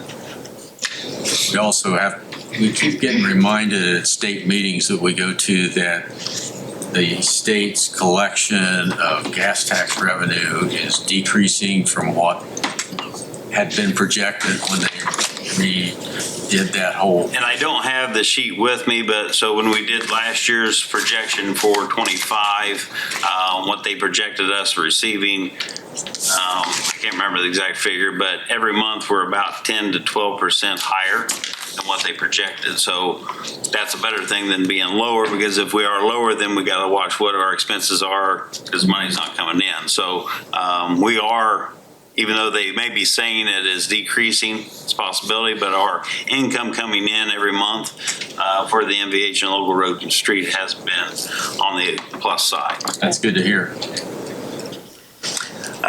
So then in the next budget, I think it's maintenance and repair, yes. The stone and gravel, I increased it by $50,000 in the stone, up to $175,000. The culverts, tiles, and pipes increased it by $10,000, up to $60,000. That's just for the increase of metal. We had two bids this year. One of them had a set price, and the other one that we accepted has a de-escalate price. So typically I buy pipes twice a year, and then for this year we're having to check, okay, what's your price now to see what it's doing. It ended up happening that the first vault that we buy, pipes that we bought off of the person to de-escalate because their price actually came down from what it was. So sometimes that's a plus, but if it goes the other way, then we're setting the other set price. And then bituminous, took it up to 1.8 million from the 1.1. Like I said, until we know what the figures are, but I didn't want to put too low of a figure in, and then our figures go up, and then we don't have enough in the budget per se when it's advertised. The road signs are related, rounded it up a couple $1,000s, just increasing cost of signs to maintain. I think we have around 17,000 signs throughout the county, so just trying to maintain those. And then also the paint, put it up $5,000. We do have our own body shop within the highway department and do all of our own body work and so forth. And then the paint for the road also comes out of that. So kind of plays two areas in that field of it. School tuition, raised it up to 12,000. That's something, right now we have 2 open positions. We haven't been getting hardly any applications at all. So if we would get somebody, there's a chance that they would have to send them on to school. And I think it's like 5,700 was the last time we sent somebody to school was the cost of that. So it could have another increase going into next year. So just trying to buffer for that. Is that for a CDL. CDL license? Correct. And so when we do that, what's that process? We hire somebody without one, we pay for it, and then they have to work for us X amount of time? Yeah, we set up a contract with them that Ron has created, and so it's a 2-year agreement for, they have to give us 2 years or they owe us on a prorated basis back the money. Thank you. And then under the drainage and assessments, raised it to $800, just because of the assessments going up to meet what we have to pay every year for that.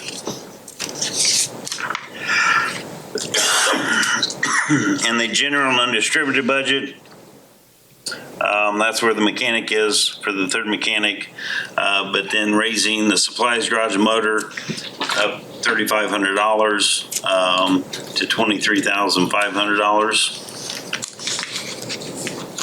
That's just, part of that's increase, we take our uniform costs out of that and the increase in the uniform costs.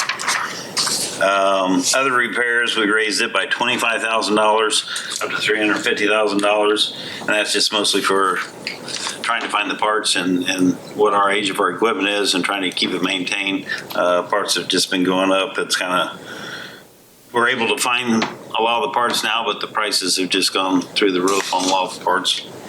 And then in the equipment, computer, we raised it to $30,000, which is a $20,000 increase. The biggest reason for that would be for that Violetics, or for the monitoring of the road, this computer system that we're going to be looking at putting in to be able to monitor the roads, and it's going to be able to do work orders and things like that. I think between me and Brandon, we're going to split that cost for both of us to use that, but I think it's like $23,000 is like half the cost. So that's just kind of raising that to pick up those costs there. And then local road and street, the calcium chloride and salt, raising it by $10,000 just to get to $60,000 in case there's an increase in there. The stone and gravel, raising it by $30,000 up to $130,000, and then the bituminous raising it to $164,000. I will go back and say the salt barns that we built out at the highway department and that we have at Williamsburg and at Hagerstown has really been a big plus. The salt contracts that we have to put in for in March to go for what the next year is, and you don't know where you're at, we're able to look at them barns, and that's been a real big help. So I really do appreciate you guys supporting those, getting all those barns put up and so forth. It's really been a big help moving forward. And then on other road equipment, depending on how you decide to move forward, but that would be going down to $467,500 from the $510, and that's kind of more based on the 5-year kind of our capital outlay plan, which I do have a copy for everybody. Thank you.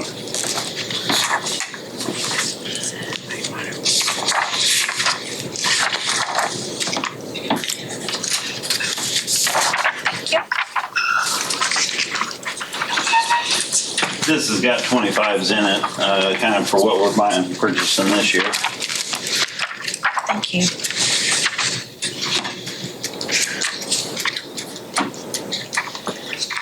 But looking at 26, we're looking at $617,500. You guys have been contributing $150,000 from county council. So if that would change, then we would need to raise up on the highway end of it to kind of offset that. But that would be replacing one of the chipper boxes. We're looking at putting in what we'd like to get. We've tried to find a used chipper box, but there's just not a lot on the markets. The new chipper box would be one that would go full length of the road. I think it will go up to like 25 feet. I don't know that I will do 25 foot going down all these roads just because they're trying to maintain the traffic and everything. But if you hit a road like Union Pike we did last year, we actually borrowed, Randolph County had one because I wanted to test it to see how it would work. And then we tested it on our strip ceiling that we do to see if that box that would expand out and it closes up, if it would work for the strip ceiling, and it did work well for Randolph County. So, but this would be able to, like Union Pike, we were able to do it. I think those lanes are, it normally take 2 boxes for us to be able to do half the roadway, where this, you could still do half the roadway with 1 box, but you'll be able to extend it out. You have some of these dead end roads or some of these smaller roads that's not a lot of houses on them, you could extend that box out and just make 1 pass so you don't have that joint in the middle. So I think looking into the future, I think it's a place to go. This is kind of what the cost of a new chipper box would be. Mike, what is the chipper box? So the chipper box is, it basically, they put there's a tar truck that runs in front that sprays the tar on the road, and then the chipper box, the truck hooks to it, and they kind of pull the truck down the road, and it's got conveyor belts up. It drops the gravel down in front and covers the gravel. Okay, thank you. It's what everybody hates. Yeah, good old I chip see and the chipper seal. box coming down the road, but it's a big saver on us. The strip ceiling program, we're spending about $900 a mile is what it costs to strip seal a road. If you want to go in and just single seal the whole roadway, you're looking about $16,000. So we're saving a lot of money. We're able to kind of cover the cracks and maintain what we can to get us by without getting the whole road sealed. But I think in the future, as we look, we're going to be trying to do more single sealing, which I think this box would help out a lot into that area.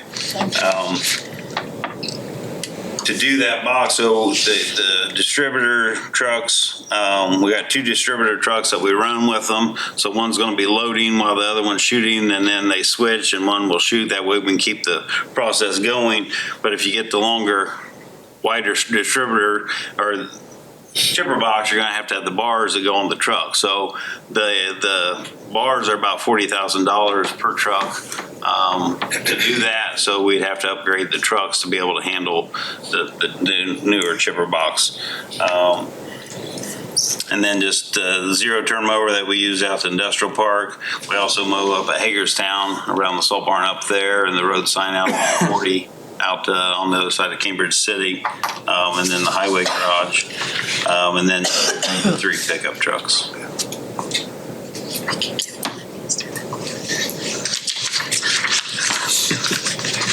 So Beth, Max, when I look at this budget from 2024 adopted budget, 2024 expended, and then there was an adjustment made.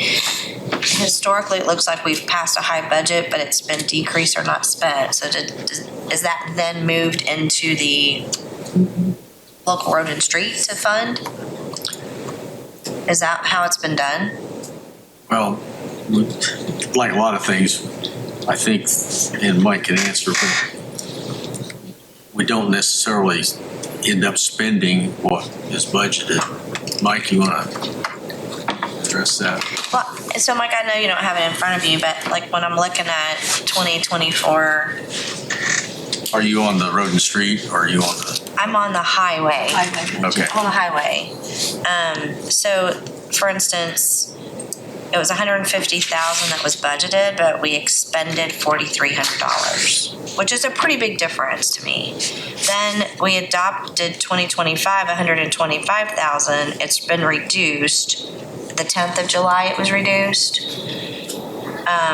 It looks like it reduced maybe $115,000. You're looking at the local road and street budget? Yes, sir. Yes, sir. So it looks like as a trend.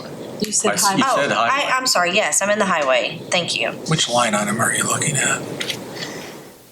I'm at, are you needing the number or are you just wanting The the account number, yes. So 22230 or the local number, the account number? 22230. Okay. Okay, so I'm under stone and gravel.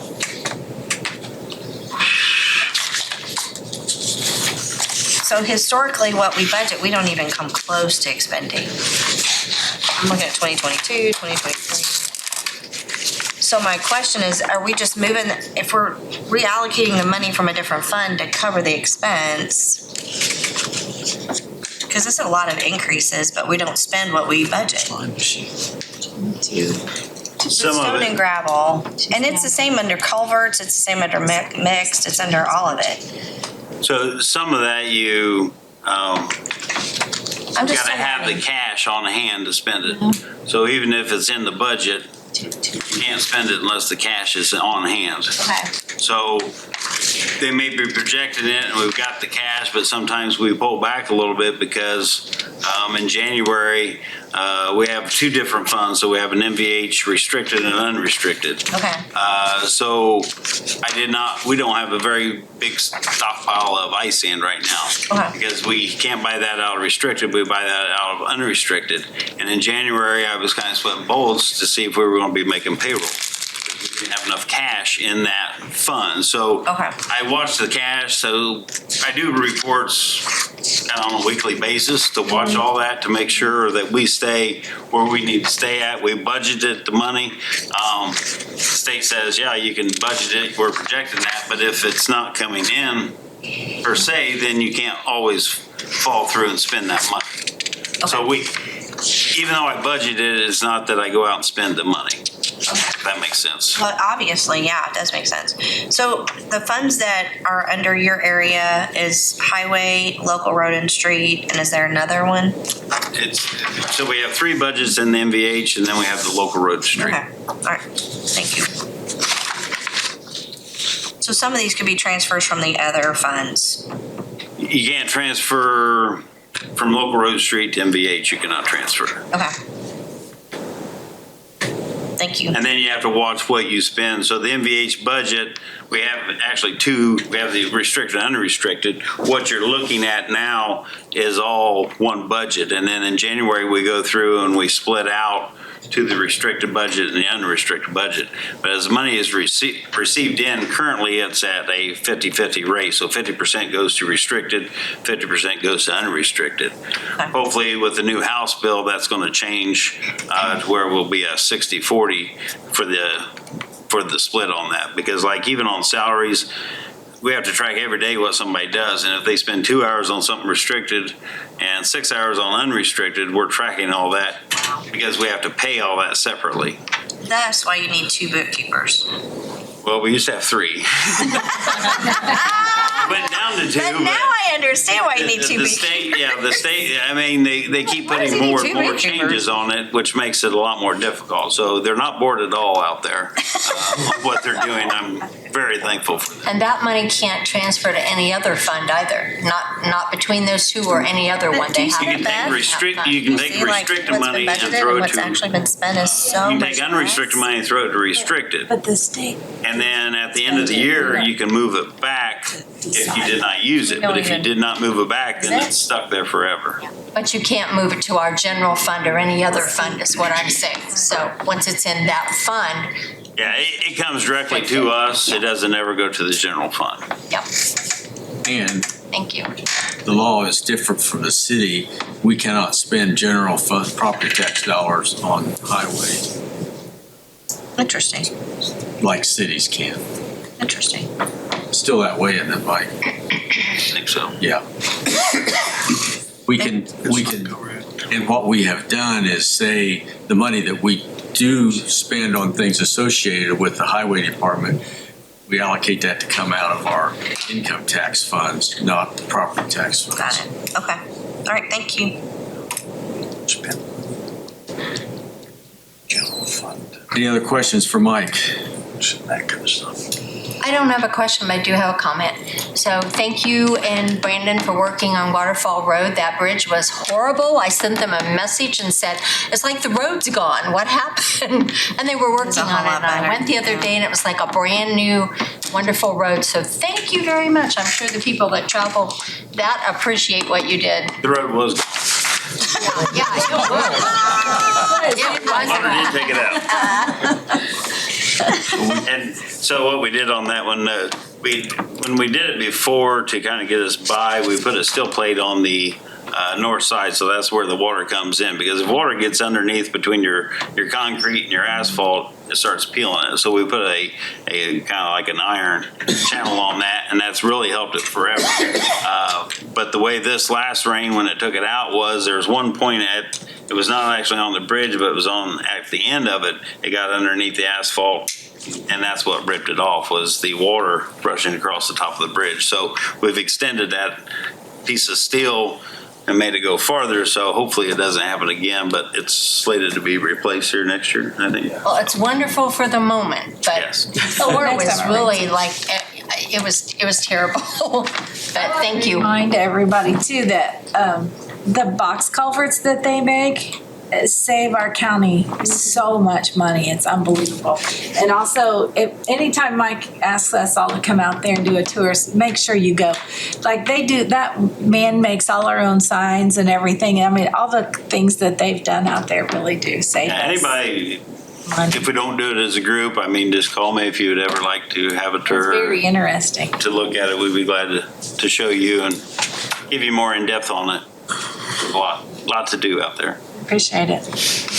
You won't find very many counties that's doing the strip sealing, like it has to patch cracks, but back in the 80s, it was determined that it wasn't a good program to have a guy out there putting oil in a crack and then shoveling sand on it. We found a better way to get the roads protected than what was being done. And we expanded that, and it's been a wonderful program for the last 30 years or more.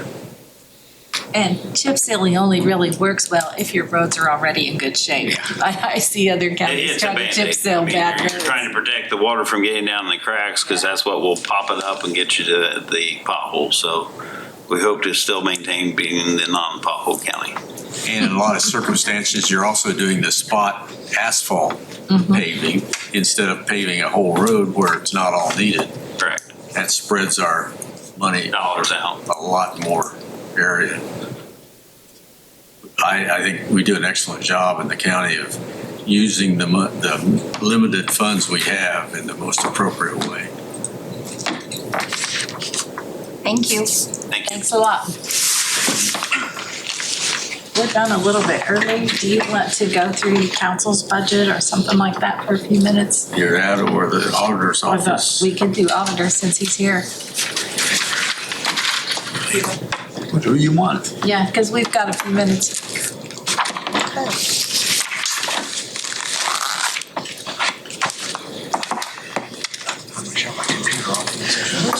Let's do one more. Might as well get, because we got a lot coming later.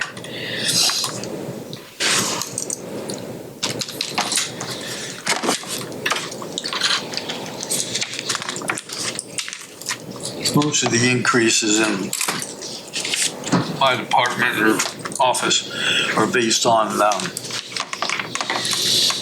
price increases that we're, as most offices are running into. For example, let me find it here. Which one? Finance books? Which one?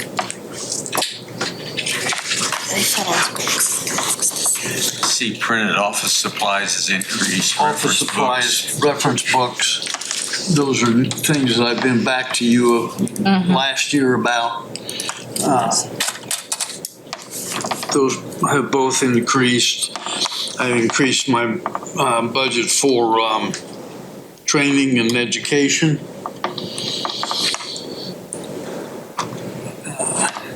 In my office, I find it imperative to keep my entire staff up to date on what's going on. I think a good example of that was the new law that the state passed and the questions that came out of it concerning the exemptions that passed through my office. And I think Max got a view of that last week when we talked about what we can and can't do and what we're supposed to do, which hasn't been at all determined yet anyway, just like with the rest of the law. Yes. But that's higher. I do have a request in there for a new person.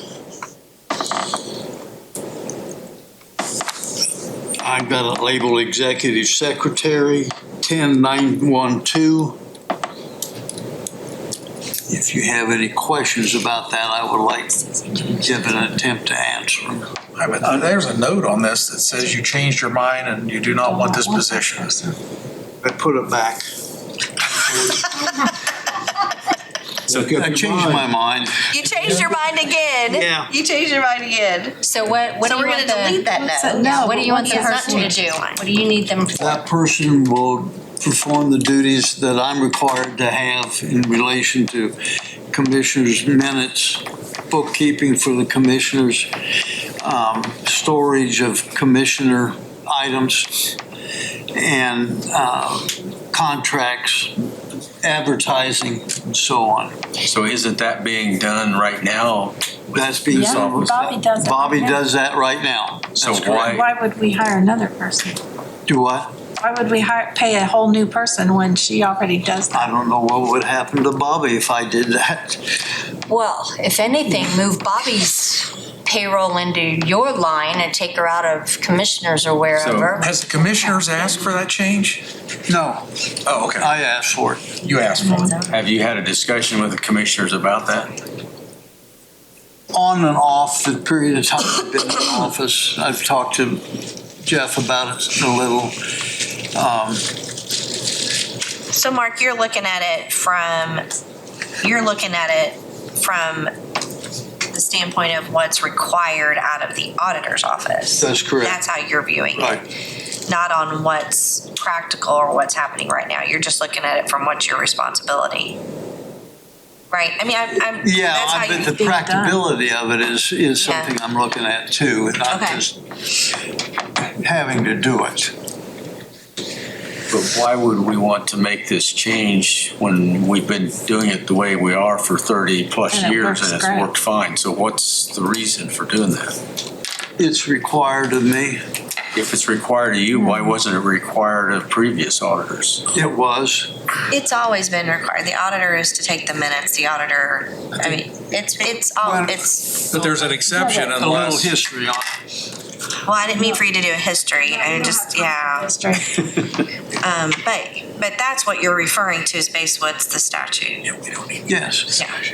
No, because we're not going to do it. Okay. Okay. Like I said, if anything, to me, just move Bobby's, well, I know we're not supposed to use names, but that person's payroll .100 position. into the auditor's office, but leave the job as is and where it is. It just falls under here, and then the auditor's office is doing, according to the statute, what Mark's after. And I Just have a another question. suggestion. Then there's $10,000. It's a Yes. new, looks like you created your own new line item? That 10,000 would cover whatever cost would relate to that job in my office. That's already in the That's commissioner's already in the budget. commissioner's budget. They already paid that. All of it's in the commissioner's It budget is, right now. and it all needs to So probably you're just stay requesting not new, you would like to see it transfer to your office. It's there. Well, not it's new in his budget because he's never had those things in That's a his new budget. line It is item in new. my budget since Okay. about 1978.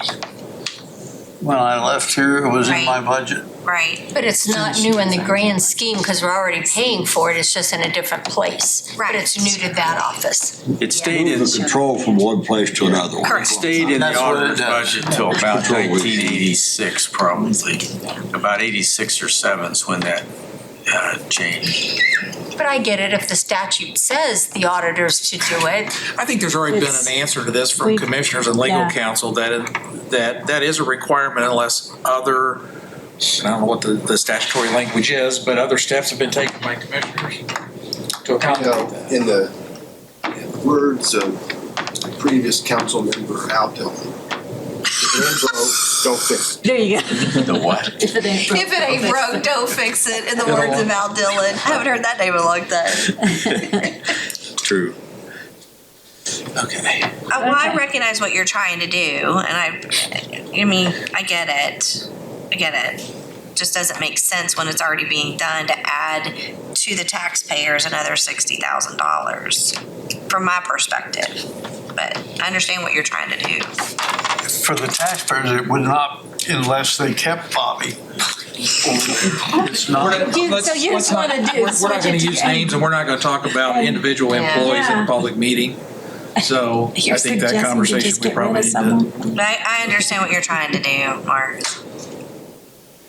It's a request that I'm making of council through my budget. Yeah. It's up to council to allow it or deny it. All right. Thank you. True government process, fix something that's not broke. Thank you. Okay. All right. I think that we can go ahead and take a break. Do you have anything else? No, wait, is there anything else? I thought that's all there was. I didn't see any other. Oh, okay.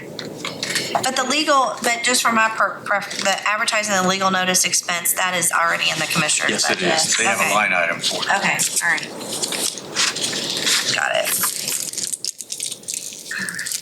Oh, so the overtime piece too, Mark?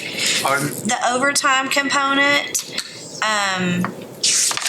so at this point, you've expended less than $1,000, but you're requesting $4,000 for overtime. When would overtime be? That overtime change was made in last year's request by me. Okay. It appears in this year's budget. It is to cover, it's similar to what the sheriff has. He pays comp time and overtime.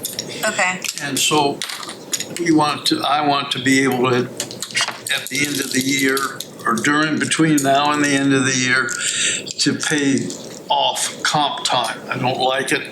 It's difficult for me to lay out the schedule for my staff. So that overtime will be used to pay off this comp time if it's there. In the past, even though they're only allowed to have so many hours of comp time in a certain period of time. Okay. And they would be over it, but they don't have time to take their time off. So we just pay them out the overtime. Okay. I had a situation with 2 employees, but by the time you came over comp time, sick time, vacation time, what's the other one? This is only Personal days. This is only over. They'd be out of there 2 months.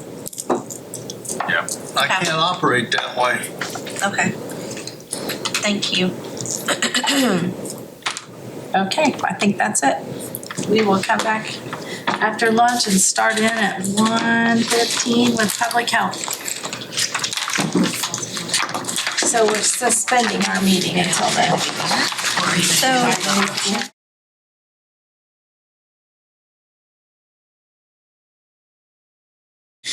We're ready to resume. Thank you, Ms. Cecil. He got your attention, didn't he?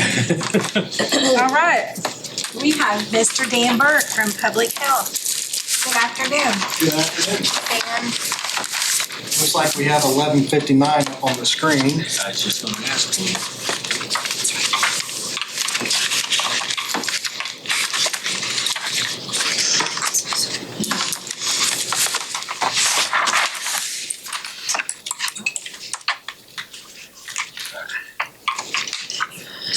So 11:59, are you ready? 11:59 has nothing but employees in it. There are no line items as far as office supplies, no 2,000 or 3,000 lines. Well, there is a 3,000 line, a contractual line. But other than that, it's all county employees. I'm asking it to remain the same other than the contractual line. I'm raised up to the 90,000 mark. We created that line a few months ago to hire the public health nurse through Virgins, and I believe we supplied it with $68,000 or $68,000 to get us through the rest of the year.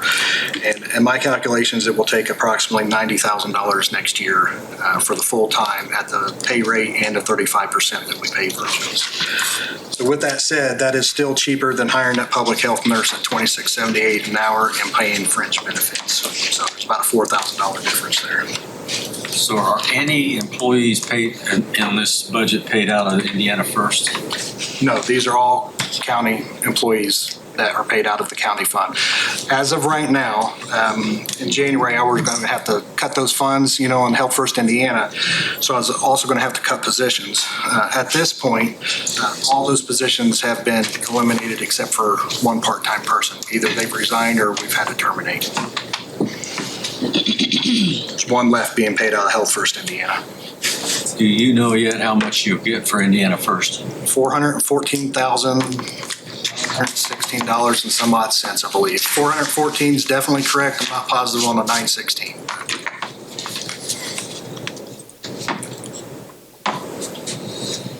Pretty close.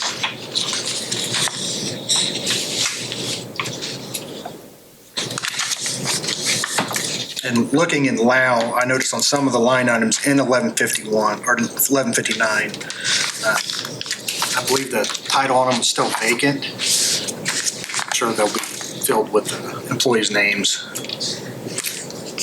Deputy Director of Clinical Service needs to have a name with it, and Deputy Director of Environmental Services. In my position.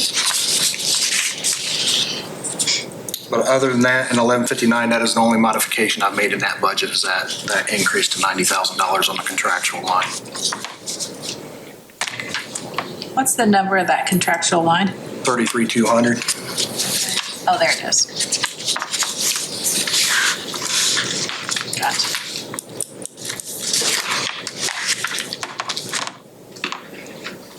And with that said, that $30,000 increase, just to give you a snapshot here, from January 1st to June 30th of this year, our sales have equated to $203,586. So we're halfway. So we're on track to make $406,000 off the environment. That is not including STD collections or Verity payments to the 340B program. This is strictly off statutory requirements.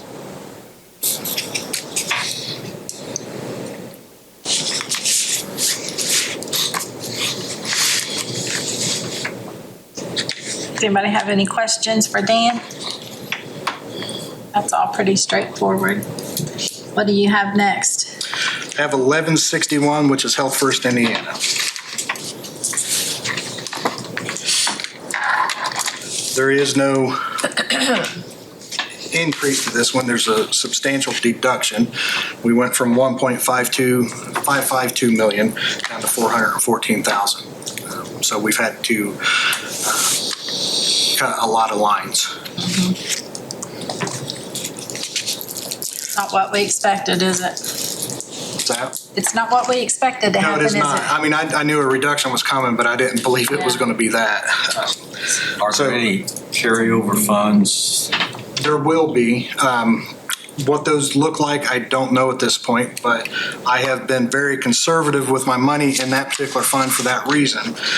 So I have other funds that I'm using to circumvent this fund right now. So I have a health maintenance fund, which is a legacy fund that will run out this year. I'll have it exhausted. I'm using a local health trust as another legacy fund that I'm using in place of 1161. That will become exhausted. And then I'm using the COAC school grant in replace of some of the 1161s right now. That will not be exhausted, but the other two will be exhausted. The Harm Reduction Community Fund, that is the fund that Reed Hospital donated money to us. They've allowed us to keep that. Even though the syringe exchange program is over, that's what this fund was for. And we just sent them an itemized list of what we spend that money on.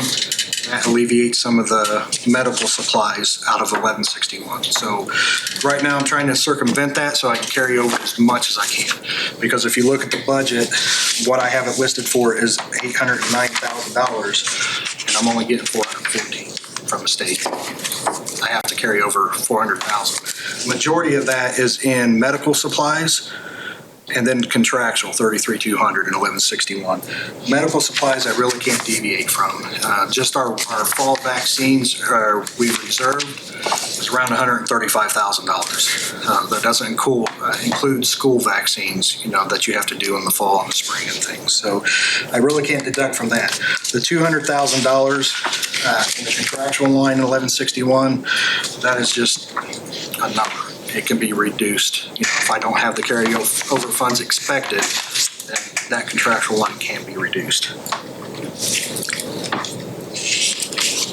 So Dana, the dollars we received already from, because there was a healthy balance in the fund report. So the dollars we've received already, those aren't assigned or appropriated to any contract still, or are they? They are. So in my last report I ran, I believe it's 1.366 million left. Right.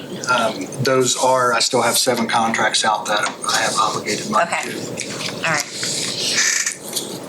So those are obligated dollars that, you're still using some dollars to help, but. Correct. The obligated dollars I'm definitely using. What I'm doing is using these other funds to take away like office supplies, fuel, things of that nature. I also renegotiated our contract with Stericycle, so I was able to drop that bill from $1,100 to $325. So I was able to reduce the infectious waste pickup by 75% essentially. So I was able to deduct that line out of there too. Nice job on that, though. Is that reimbursable grant, or is it just? It's not a grant, it's just a fund. It's just the fund coming straight from the health, from the So you could say there's deliverables with it, with our key performance indicators, certain things we have to do with it, and we report, but it doesn't have like the contract of a grant, it's not a grant. No. Okay. Man, there was a lot of work that went into that. It replaces the legacy funds I just mentioned. Okay, thank you. So with the Indiana First money going way down, then required match will also be much less. Correct. Yeah, I don't know what that looks like right now, but yeah, because it's a percentage of what we receive from the state required matches.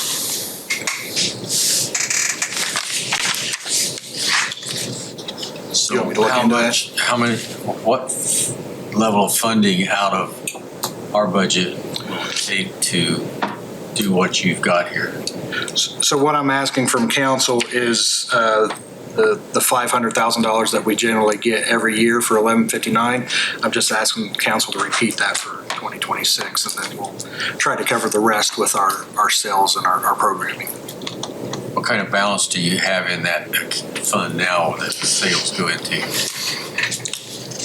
Last look, $827,099.75. Roughly how much a year comes into that? How much comes into it? Like I said, for the first 6 months, it's right now we're sitting at $203,500. So if we stay on pace, $406,000, give or take. Really depends, ebbs and flows with vaccines, restaurant permits, septic. It just ebbs and flows. But generalization around $350 to $450 a year. You're talking about the 1161? No, 1159. 159? 1159. 1159.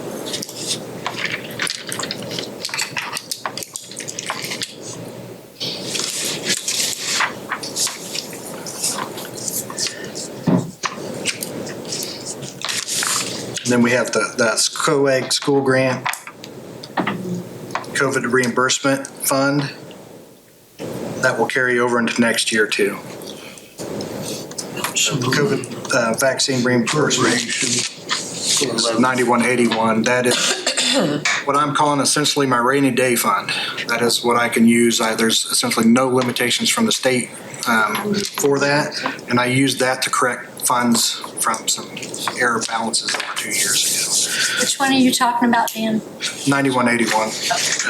That is what I'm considering my rainy day fund. So if I fall short in 1161, if I don't have the carryover, whatever it may be, I can use 9181 to So you can transfer that and move it, right? or just prepare a budget for it. And the COAG grant will pay for the part-time nurse. She won't be part of any one of the 1161 or 1159. And the FEMA grant is reimbursable, right? That's why it's in the hole now? The FEMA? FEMA, yes. We're $18,000, I believe, is what we're waiting on for reimbursements, somewhere in that range. We did just reapply for that, waiting contingent on the health board's approval in August. We should know by August 15th whether we're awarded that money or not to continue that grant. It's a grant.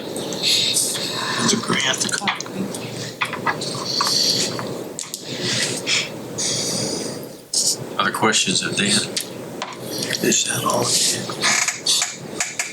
The red.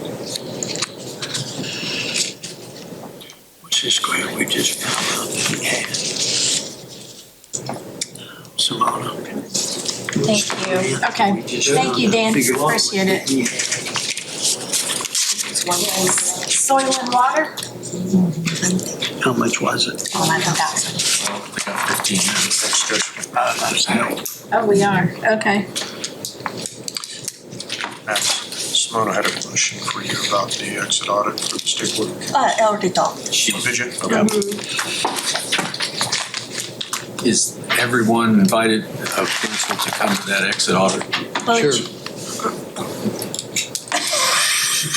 So while we're waiting. So that was her question. She didn't know if everybody needed to be invited and. Well, it must be one from council, one from commission, Yeah. and But in one the from us. past, all council people have been asked or invited. They don't all show up. Yeah, But okay, it will be on the 31st of this month at 10 o'clock. downstairs, because this room is occupied. When you say downstairs, you mean down at the assessor? Yes. State Board of Accounts exit you're talking about? Okay. Yes. Okay, so I've been invited, but if you're not available, it's okay. When is it again? Grounds. The 31st of July building at 10 o'clock. Might as well. July We got 31st? 15 minutes. Yes. Okay. I sent We're a gonna reminder do, out of time to get closure or something. we're gonna do I think it's building and important we grounds. all What do you think? get there. You want to just start with the way your agenda reads, start with Plan Commission? Start with what? Plan Commission. Planning Commission, okay. Simona. Two commissions come, it's cool. So the Plan Commission budget there is no change from this year. Advertise the meeting. So explain to us what's going on with that position. You know? So recall that you funded for this year, this position that is to be a department head over planning and zoning and the building commission, as well as assisting and potentially migrating into some of the duties that I do. We have talked with a particular candidate on 3 different occasions, and they eventually have turned us down on that. So we were still taking applications. But it's still the intent to fill this position over the next couple of months. Okay. Is that the position that we allocated some of the money to went into the ARPA Yes. account? That's what I thought. That and the promotion to department head of the current department head of building and grounds. Yeah. Building and grounds. Thank you. There's no other questions on the planning commission. Next on your agenda is the fairgrounds. That there's only, I think, 2 increases in that. That is utilities, requesting a increase in, I'm sorry, that's not right, that's in building and grounds. In the fairgrounds budget, 1 increase, and that is under contractual. That's a line item that we pay for the mowing of the fairgrounds out of.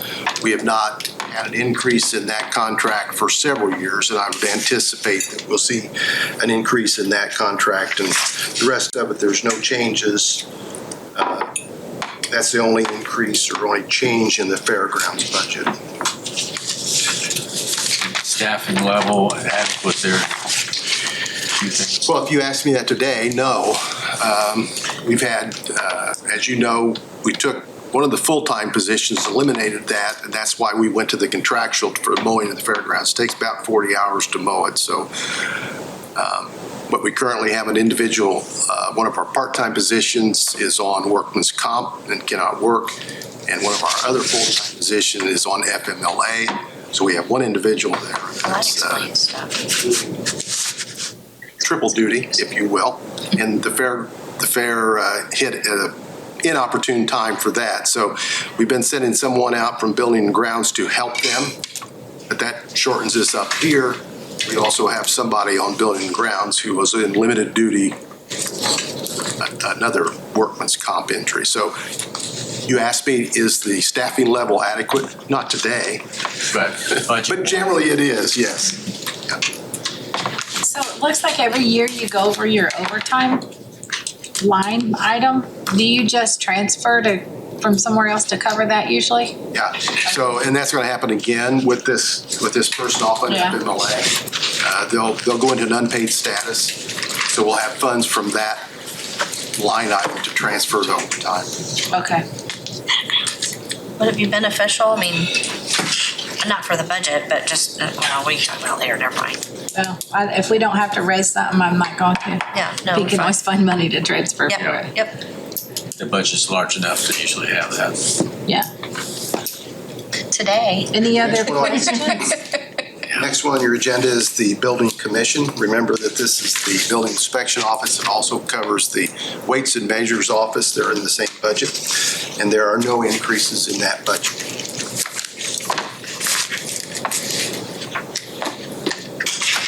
And then the final one is the Building and Grounds. Building and Grounds, again, one increase that you'll note in there, and that is under utilities. We've just seen an increase in utilities for the last couple of years. You see that the 2024, we actually spent more than was actually budgeted. We're on pace to do the same thing for this year, so we would anticipate that continuing into 2026. And remember, we pay utilities for this building, the courthouse, the health building, maintenance building, and the sheriff's garage comes out of this budget. There's several places that we pay utilities. So the jail, the sheriff's Jail office. has their own, and of course, WellCare pays their own, and then the fairgrounds has their own. But we do the health department and the rest of the buildings. Steve, what's in miscellaneous operating? Give me an example, what kind of things you pay for with that 70,000? So any repairs to our buildings for the courthouse, the annex, the jail, the parking areas that support those buildings, we pay out of CUME Court, but we cannot pay for maintenance for the health building, anything that we're responsible for, the WellCare building up and beyond our contract, the maintenance building and fairgrounds, they cannot be paid for out of CUME CAT or CUME Court. So that's what that fund is for. This one can't either, can it? Yes, it can. Annex is included, okay. Thank you. Anything else? Okay, thank you. Thank you.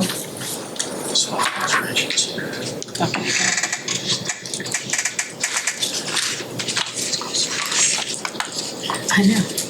All right, we'll take soil and water.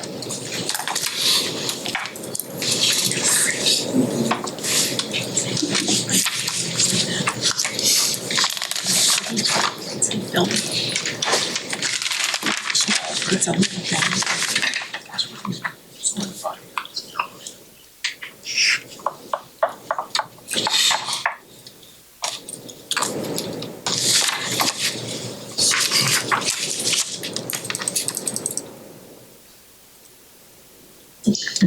Hi. Ready? Yeah, we're ready. Go ahead.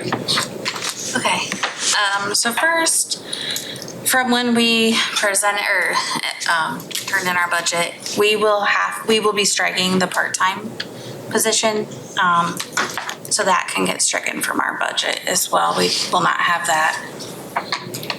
I guess, what are the questions on this one? I think we didn't ask for an increase on any of our line items from this year to next year. Our only line item that you might have questions over would probably be our miscellaneous operating expense, which deals with our educator position. Currently, her position is funded 30-30-30-10 until this year when WR disbanded. So now we're doing it, they're still supposed to cover 30% this year. Right. Yeah. And then next year, we're just leaving it open.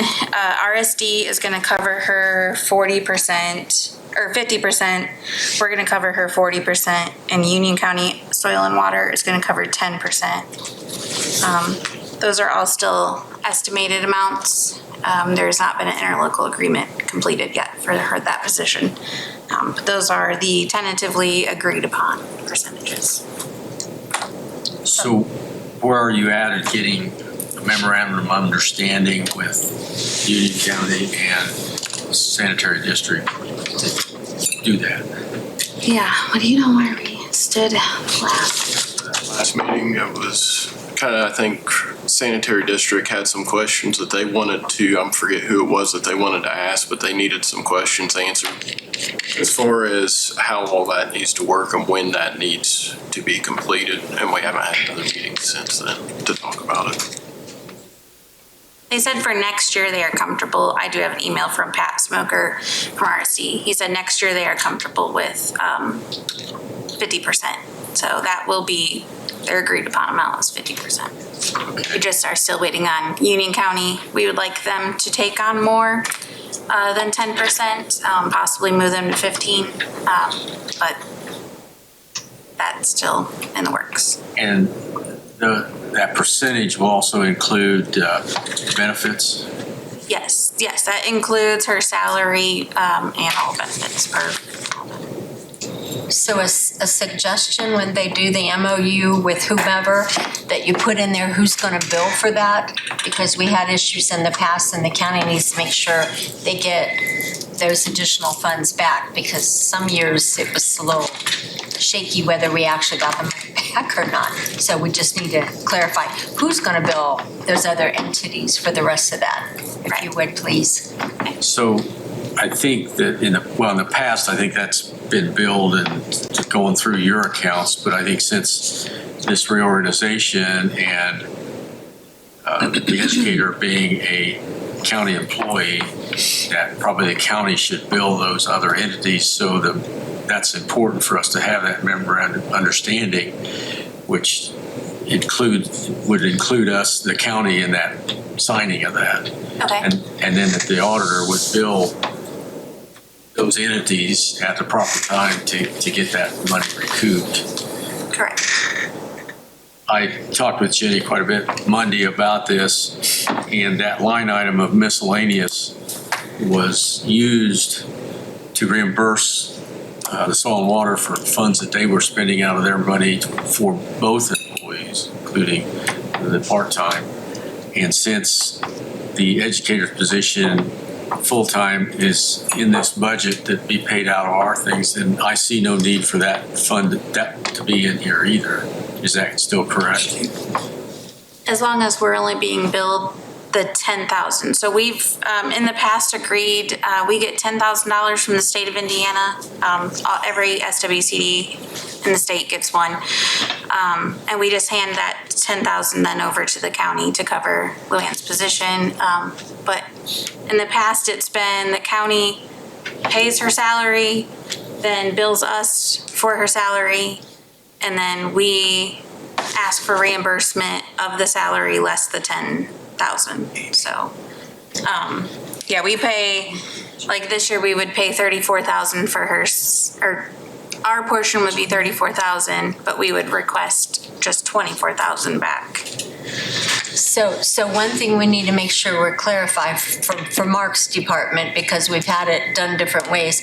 WUR, the personnel, I think billed for a while, and then we passed it off to Soil and Water, I think maybe last year or sometime.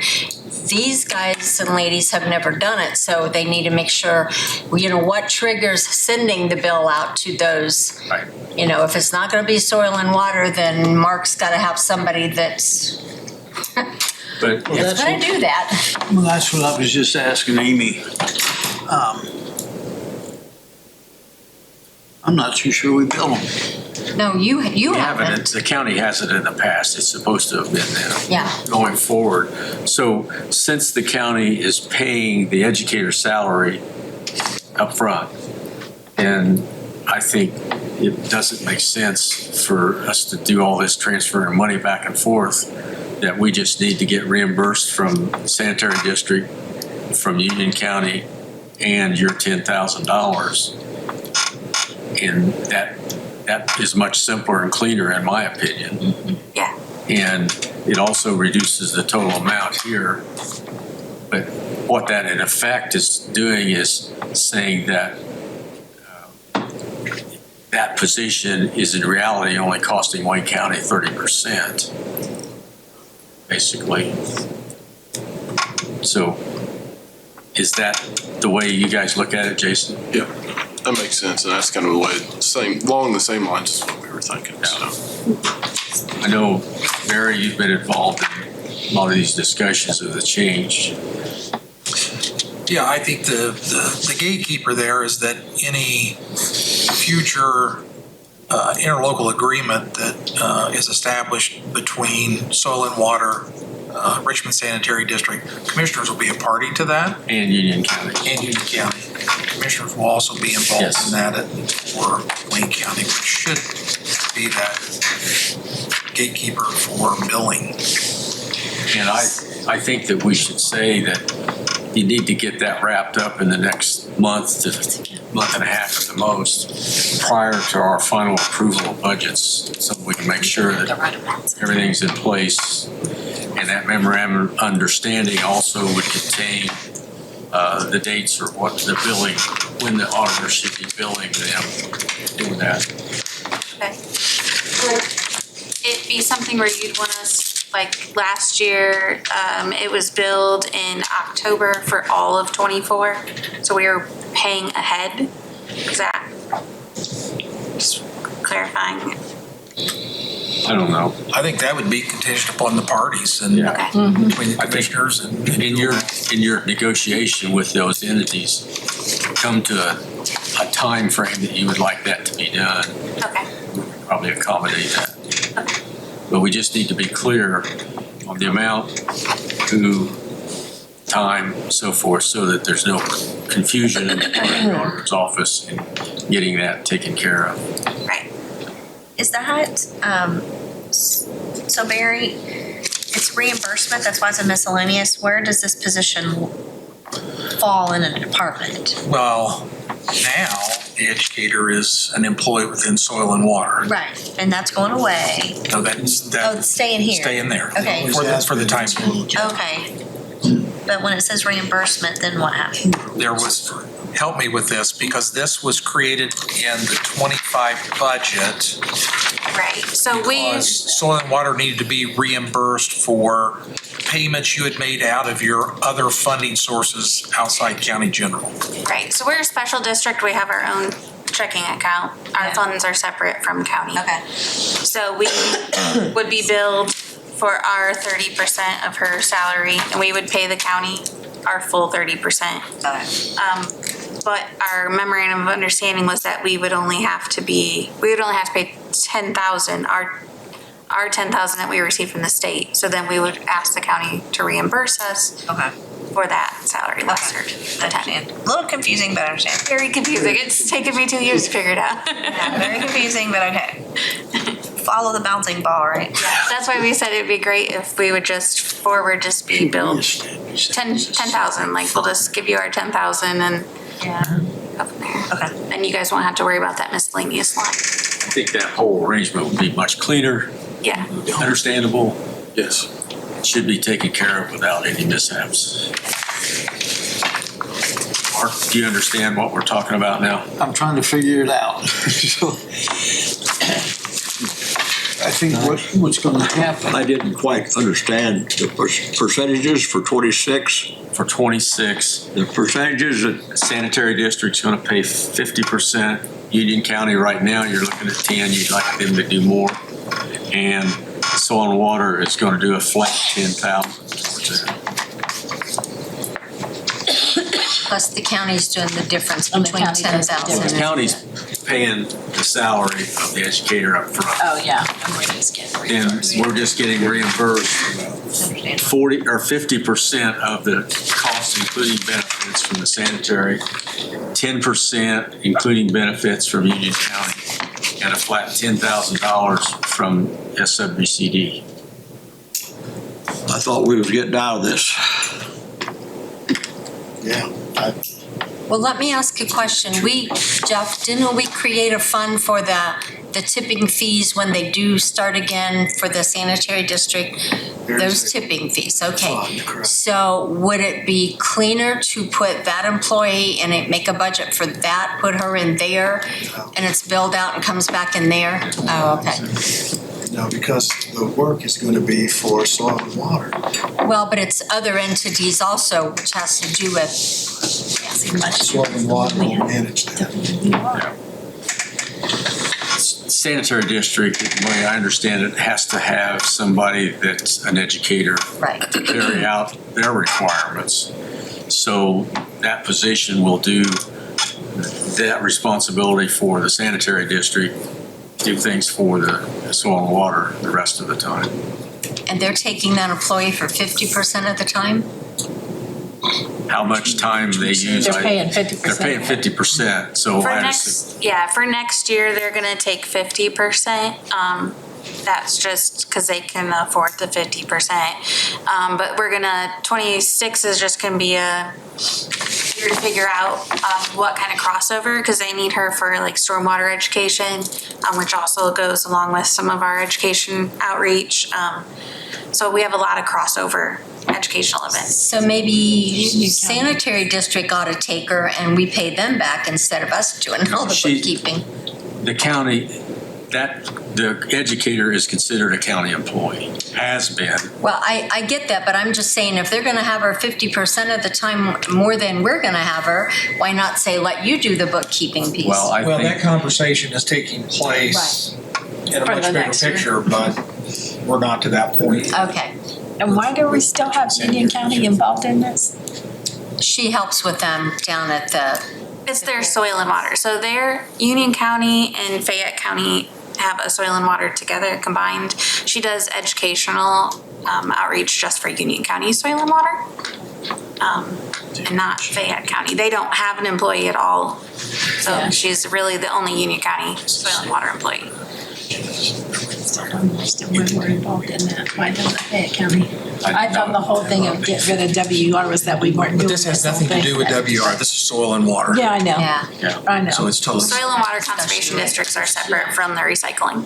So we asked them initially to come forward with a plan of how they intended to move forward, and this is their plan for us to consider. And so we're going to put less money into this whole thing now for 26 than we have for the past several years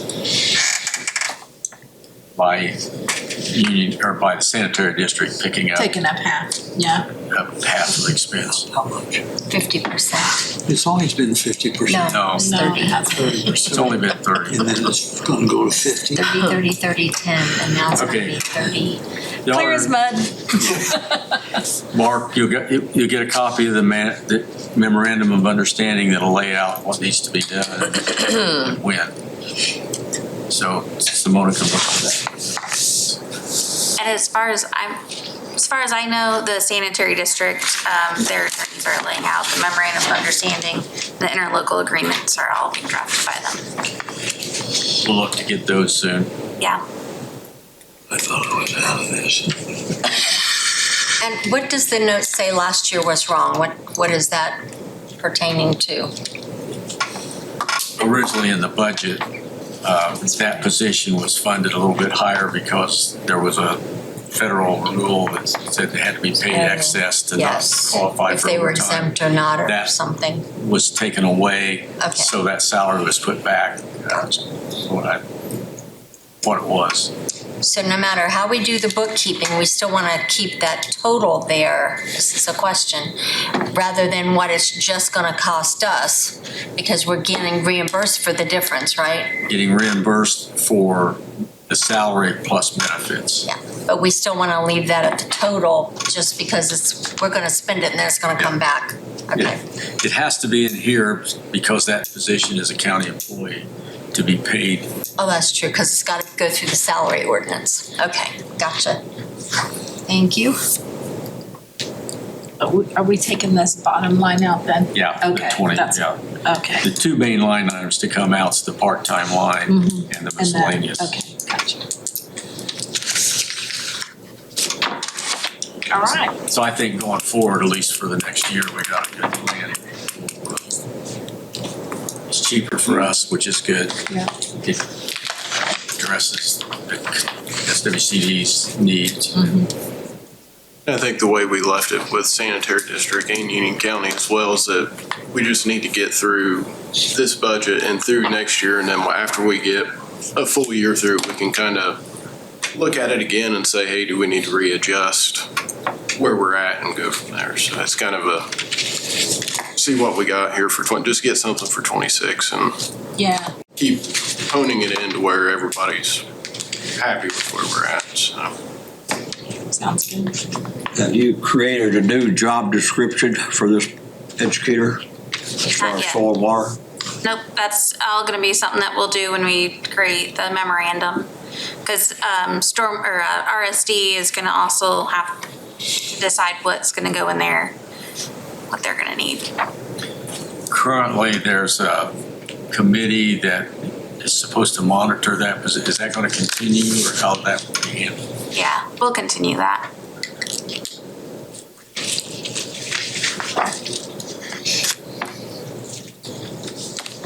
We're done. I think we're good. Thank you so much for coming. Thank you. So who talks about the unsafe building? I don't think it's not much. I will. Okay. I said it's not much and then Jeff volunteered, so. Not much. It's not much, but I can turn it into a 20-minute conversation if you want. Yeah, I can walk around. So historically, unsafe buildings has been budgeted with $5,000. It's a non-reverting fund, so that money stays there. Is that general fund dollars? It's not. It's its own fund. Where's that come from? Well, it initially was started with general fund money. But it is non-reverting, so it can't come back out. It's in that fund. Now there's about $19,000 or $20,000 in the fund. We've actually done some things, torn down a few structures, and we're reimbursed by at least one of the owners on a project we did jointly with the city of Richmond. And so that's where the additional funding came from. I neglected this fund, but I think we probably should request appropriating the entire balance in that fund so that it's available if we want to do projects. That's what we've always done is appropriate the entire balance, but it does have more than $5,000 now. We can't do a project for less than $5,000, so if we decide to do one, we'd have to come to you for an additional appropriation, but that's obviously up to you. That's what that's for. We use it to address unsafe buildings. Technically, the owners of those unsafe buildings are responsible to pay for anything we do. It's just funny that you say you use the unsafe building fund to take care of unsafe buildings. Thank you. We tend to avoid doing too much with the safe buildings. Yeah, sorry, we're laughing. It's okay. It's okay. Only Jeff can take a one-item budget and turn it into a 5-minute talk. I love it. He actually said he can give you 15 minutes. I want to help him out. I want to help him I love out. it. Do you want more? We're good. Here, you have a question? Jerry wants to Yes. help you. Say you tear down a structure, unsafe, $5,000 against it. That goes as a lien against the property. Correct. Taxes aren't paid. Correct. What's that sell for? Not very much. That's why I'm getting, when you file tax lien. Frequently, Tax would be nobody $5,000. wants that property. It goes to a tax sale. It then goes to a commissioner sale on a vacant lot because we tore down the building. It was unsafe. And either nobody wants it and it sits there vacant. There's no money coming back. And so that's why we don't take on projects that we feel don't have to be taken for public safety. The example of the property out on Northwest that we did with the city, how the money we put in that, did we get all that back or just a part of it? Almost. So we settled with the owners for the amount that they were able to sell the property for, and we got half of it, and the city got the other half. Is that the mobile home park stuff you were talking about? Okay. It was a mobile home sale. It wasn't a park, but it was a sales Yeah, lot. right there on the corner. Yeah. So according to the fund balance sheet that was just sent out, it looks like there's 19,500 in that. And are you suggesting that's what I would suggest we put in the budget and appropriate. Then I think since this is non-general fund, we probably ought to go ahead and do that, and then that makes that available for them to use as needed. And it's non-reverting, you can't go someplace else. Do what? It's non-reverting, you can't go anyplace else. Right, it'll stay in that fund. Correct. We have a motion to take the money in the fund and put it in the budget. For the budget for that full amount. For the full amount. I would move to do that. I second. All in favor?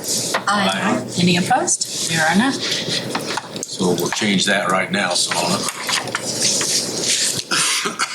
That's for unsafe buildings. For unsafe buildings. Not unsafe properties, but unsafe buildings. You know we have to give you a hard time. Is it unsafe houses that? I've got all afternoon. He had a 2-day break. He's ready for us. That's right. Do you want to go to the commissioner's budget? Not really. Couldn't hesitate. Did you get that? That was Max Smith that tackling from the. Not really. Okay, what do you want to move to now? Start at the top. No, commissioners is fine. Oh, you do. Start at the big cut you're making.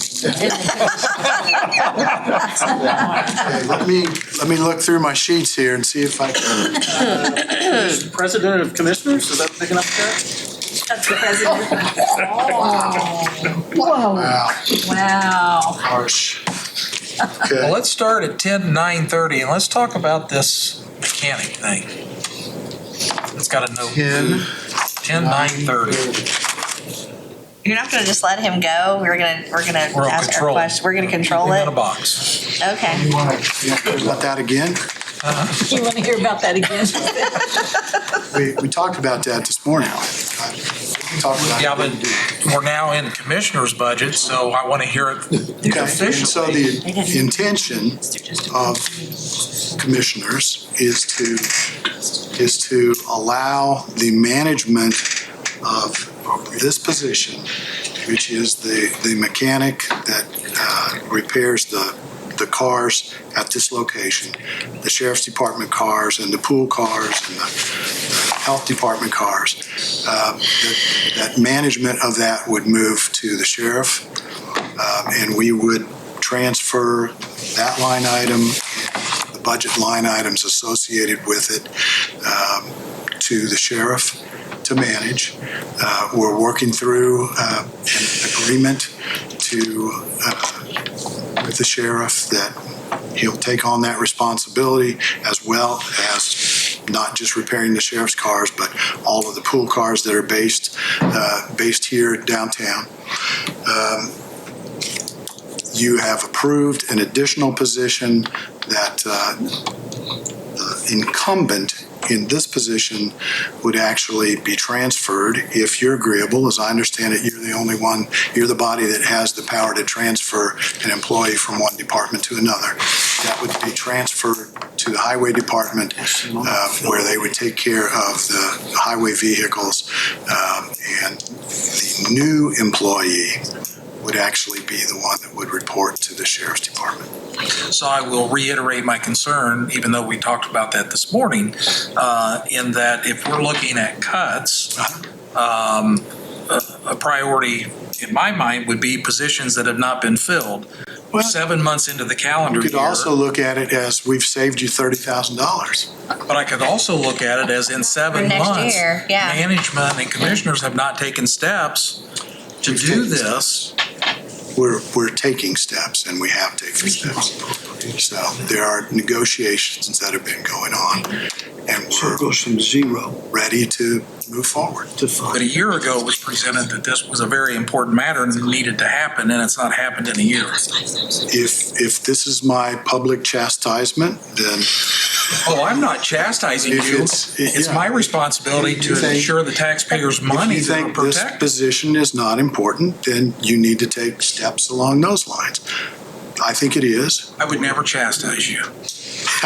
Not publicly, anyway. So who's doing this now, since it's not filled? No.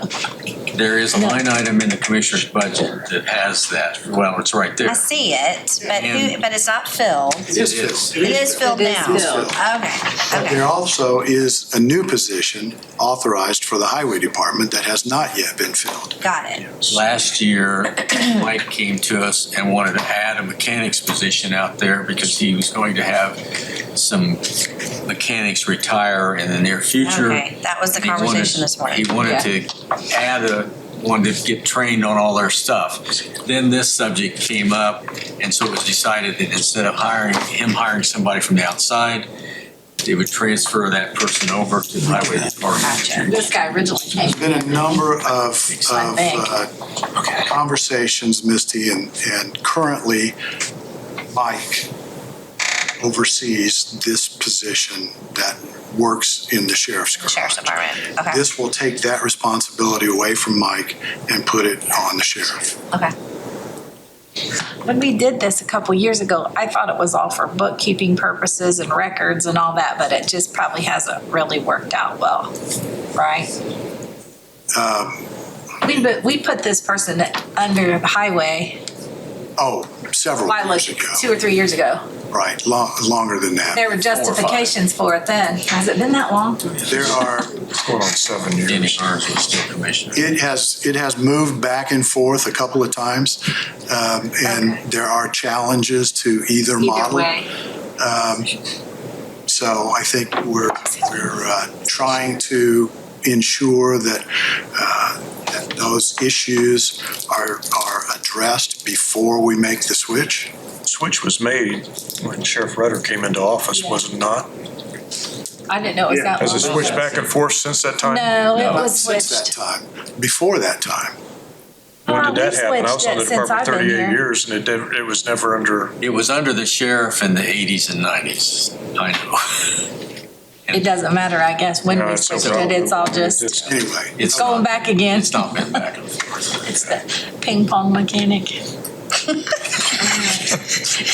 Well, I'm lost in the shuffle. Where's the guy working now?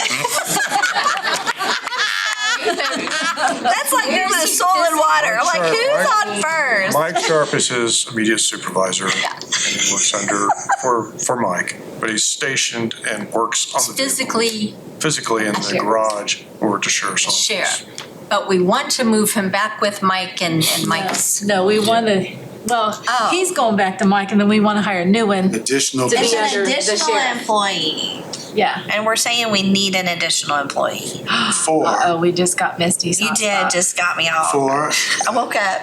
a year or two. Now, maybe a year and a half. So when Mike has one of his people retire, The retirement. Oh, okay. See, I hear Train that this a lot person. around here. Some, we're preparing for people to retire, so. It's kind of tricky sometimes. Transition. We have added something before because somebody was going to retire, train, and they decided they didn't want to retire. Uh-huh. We're stuck with a new employee. Uh-huh. that happened in the jail not too long ago. Can I make a suggestion? Make Sure. this easier. Sure. Just transfer this person now, currently who works at the highway department, to the sheriff's department. And deal with Mike's person that he wants to hire His own with the person. highway department. My answer to that would be that that's the job of the commissioners to do that. To do what? To do what you just said. Yeah. Transfer that I person. thought transfer. My understanding is if to transfer somebody would require the council to sign off on it. We've already appropriated the funds for it. I guess our new policy might say that to fill that, we need to review it. Well, I think we need to talk to Mike to find out if Mike wants. This guy or another guy. That's all right? been worked out. It's like food. Had those too. conversations, Mike is fine with it. Yeah. The only conversation needs to be had that I understand is the sheriff needs to sign a memo saying that he's going to allow that mechanic to work on the All the county's vehicles. fleet also. What do you mean allow? Yeah, that's not the right word. Or not allow, or That's gonna be his duty. See, that's The sheriff will be responsible for issues in the past. taking care of all the costs. If it's a county employee that's a mechanic, the term allow is misleading. He will be responsible to maintain those vehicles. They'll be required I was trying to soften it a little bit. to take care Now you're talking my language. Now I know He's what required or the must dysfunctional. work on the county's fleet also. And not just the sheriff's department vehicle. I wasn't chastising you either. Hey, Jeff, Give it right are back you to sure you. you want to do your budget right now? Maybe you need a break. But from past experiences, I think it needs to be noted in the MOU that if that's who the supervisor is going to be and that's who that employee reports to, he only reports to that supervisor, period. And people coming in and out of that garage, telling that mechanic what he should be doing when he only answered to one person. I agree. Okay, that needs to be stipulated in that MOU. So every department head who's got a vehicle that's going to be repaired over there needs to understand that. They got a complaint, they go to the sheriff. To the department. They don't walk into that garage and have it with the mechanic. They go to his immediate supervisor and let the sheriff address it. I don't disagree at all. Yeah. It And his should par- be and- the department head Well, of Italian just got riled up. whatever vehicle is in I had to question. fight that for 8 years. And I'm telling you right now, let's do it right this time so we don't have to go back and do it again. And as part of that, because the guy's got all his tools here, and he's working here, and then you want to send him out there, then he's got to haul all his tools out there or It's not fair to the whatever. mechanic, it's not fair to Mike, Yeah. it's not fair to the sheriff or the other department heads for that matter, to be honest about it. We're not going to ask anybody to move back and forth just one time. That's what I was getting at. That's why we went two, because you don't want them to go back and forth and, No, yeah. not at all. So what are we doing right now with this? Not agreeing. All right. I want popcorn. This is like, Let us what? get it done in the next 30 days. Retta's gonna take care of it. Yeah. Nothing. I'm okay with that. Okay. After all. It sounds like We said this morning, we'll get it done in the next 30 days. Sounds like the Lordy have commissioners mercy. and the sheriff will return to us with what they are going to do. They're gonna have And a when it plan. requires a transfer of the funds for tires, for parts and all that, then we will have to act on that. And I'll check with Ron again on the transfer of the position, but either way, if you don't need to approve it, then we'll just do it. Okay. Any other questions on that? We got rid of the minor problem here. Let's look at. Was that the minor one? Is that the minor one? A couple of things. Just want to remind you, Social Security and retirement contributions are tied to salary. So as salaries go up, we need to increase those line items as well. So, we can, depending on how you plan to set the budget for advertisement to make sure you have enough room, either pick a number, 5% or whatever, and increase them now, or just make sure that there's room to increase those when you decide on what the salary increase might be, if there's even a possibility of a salary increase. Moving on down the line. Again, tires and garage and motor supplies are those line items that would be transferred with the mechanic. The Centerstone in line 33,180 is a number that were given by the state. It's still a requirement. Okay. Unless the director of that organization is paid more than $400,000 a year. That was new legislation that just took effect in July 1. So we'll keep an eye on that.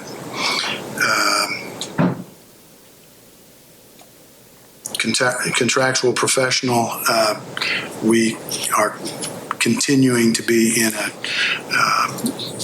project-oriented basis right now, and so we have a lot of contracts out there with engineers and architects and attorneys. So we also use that line item to implement the things through the HR department that we're doing with for our new insurance program, where we're contracting to get driving record background checks.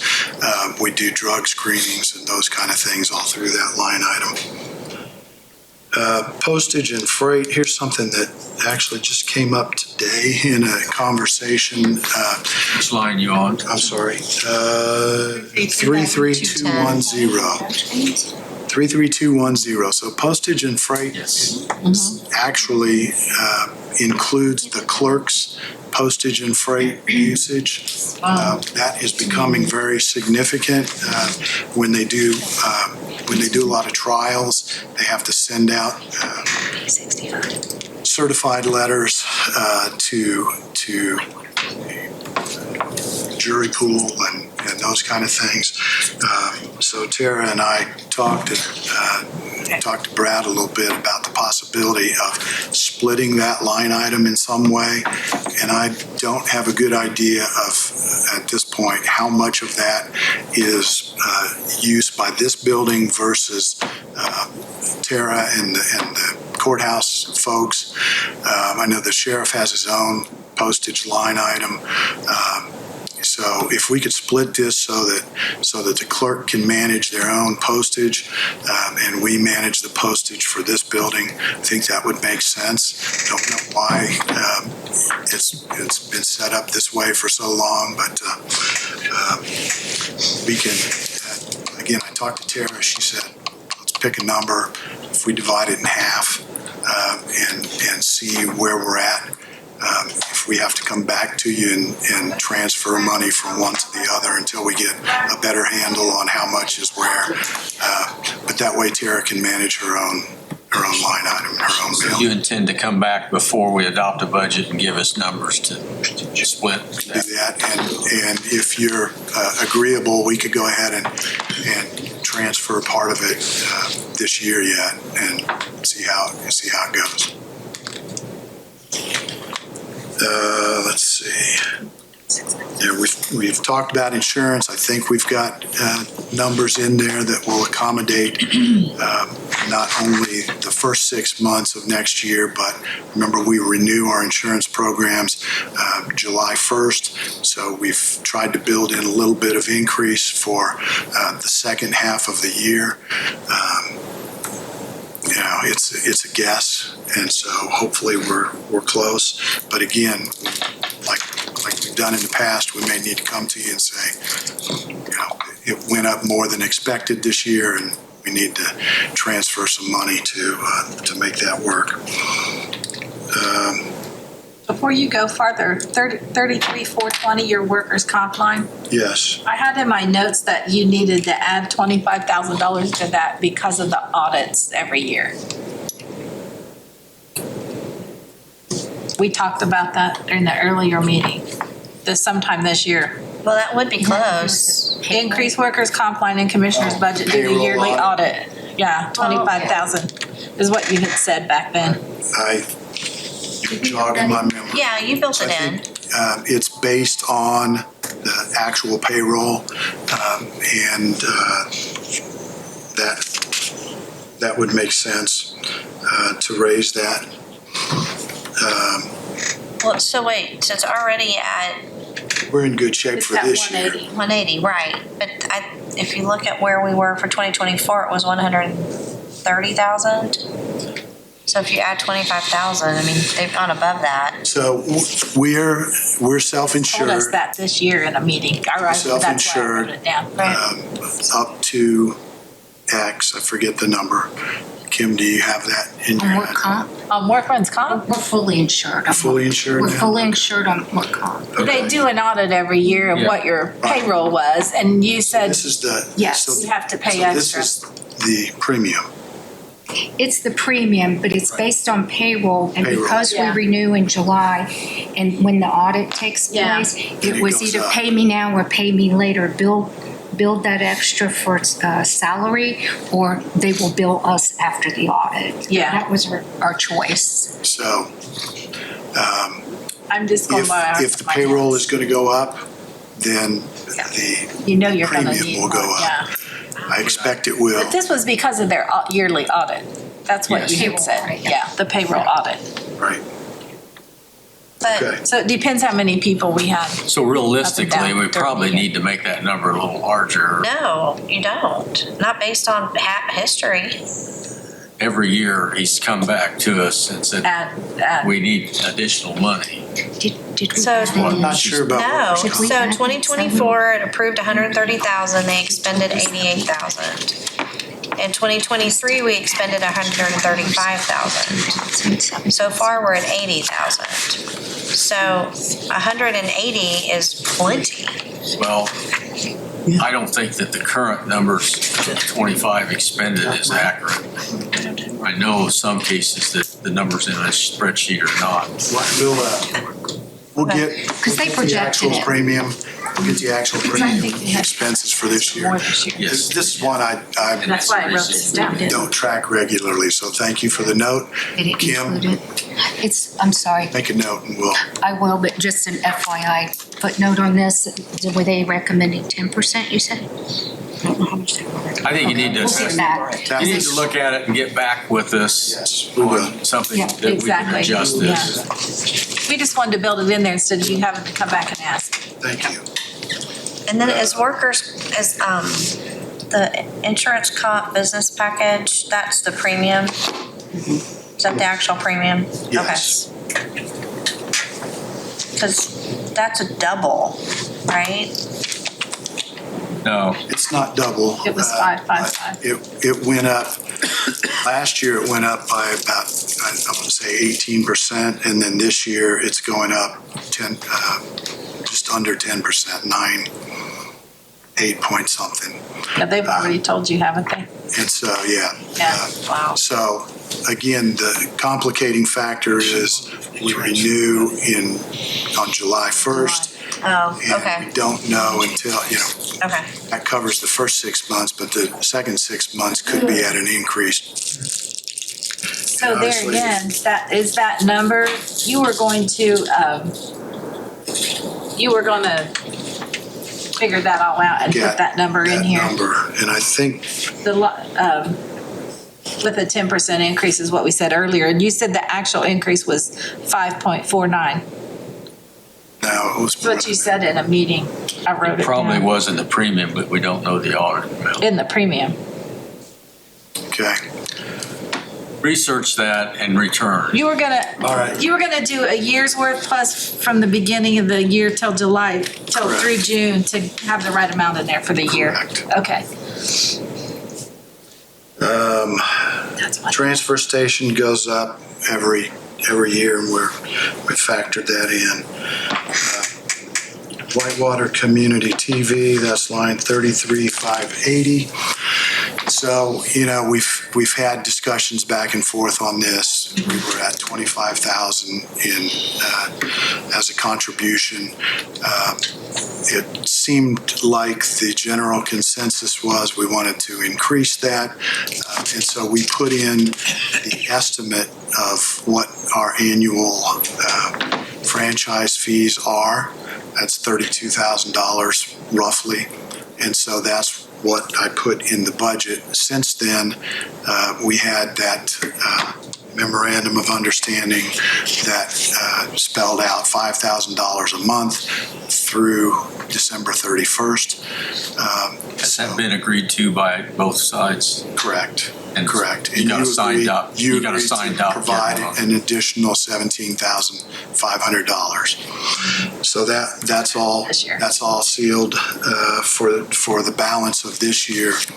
I don't have a clue what we want to do for next year. I think The same. the We need intention. like 60,000 in there, don't we? Correct. Yeah. And, my intention was, let's take a few months and see how this works and see where we're at, how many hours it really is. So I agree with that. And then, you can put a placeholder in there. Right now it's 32,000, but if we continue with this model, it would be 60,000. But well, I'm with you. I mean, I agree that we see, because we really don't know. Don't. Yeah. We don't. It could be less, it could be, so seeing, I think that makes sense. If we pull it back in-house, that may be more than enough. But if we leave it with WCTV, it's probably not there. Well, if we pull it back in-house, then we're still providing them with all of the franchise fees. In fact, since the legislature reduced the franchise fee from 5% to 4%, we're going to have a 20% decrease on this $32,000 now. So it's still franchise fees would be less than this. So, by $6,400 roughly. So we've got a little time. If you want to put a different number in there, have no problem with that.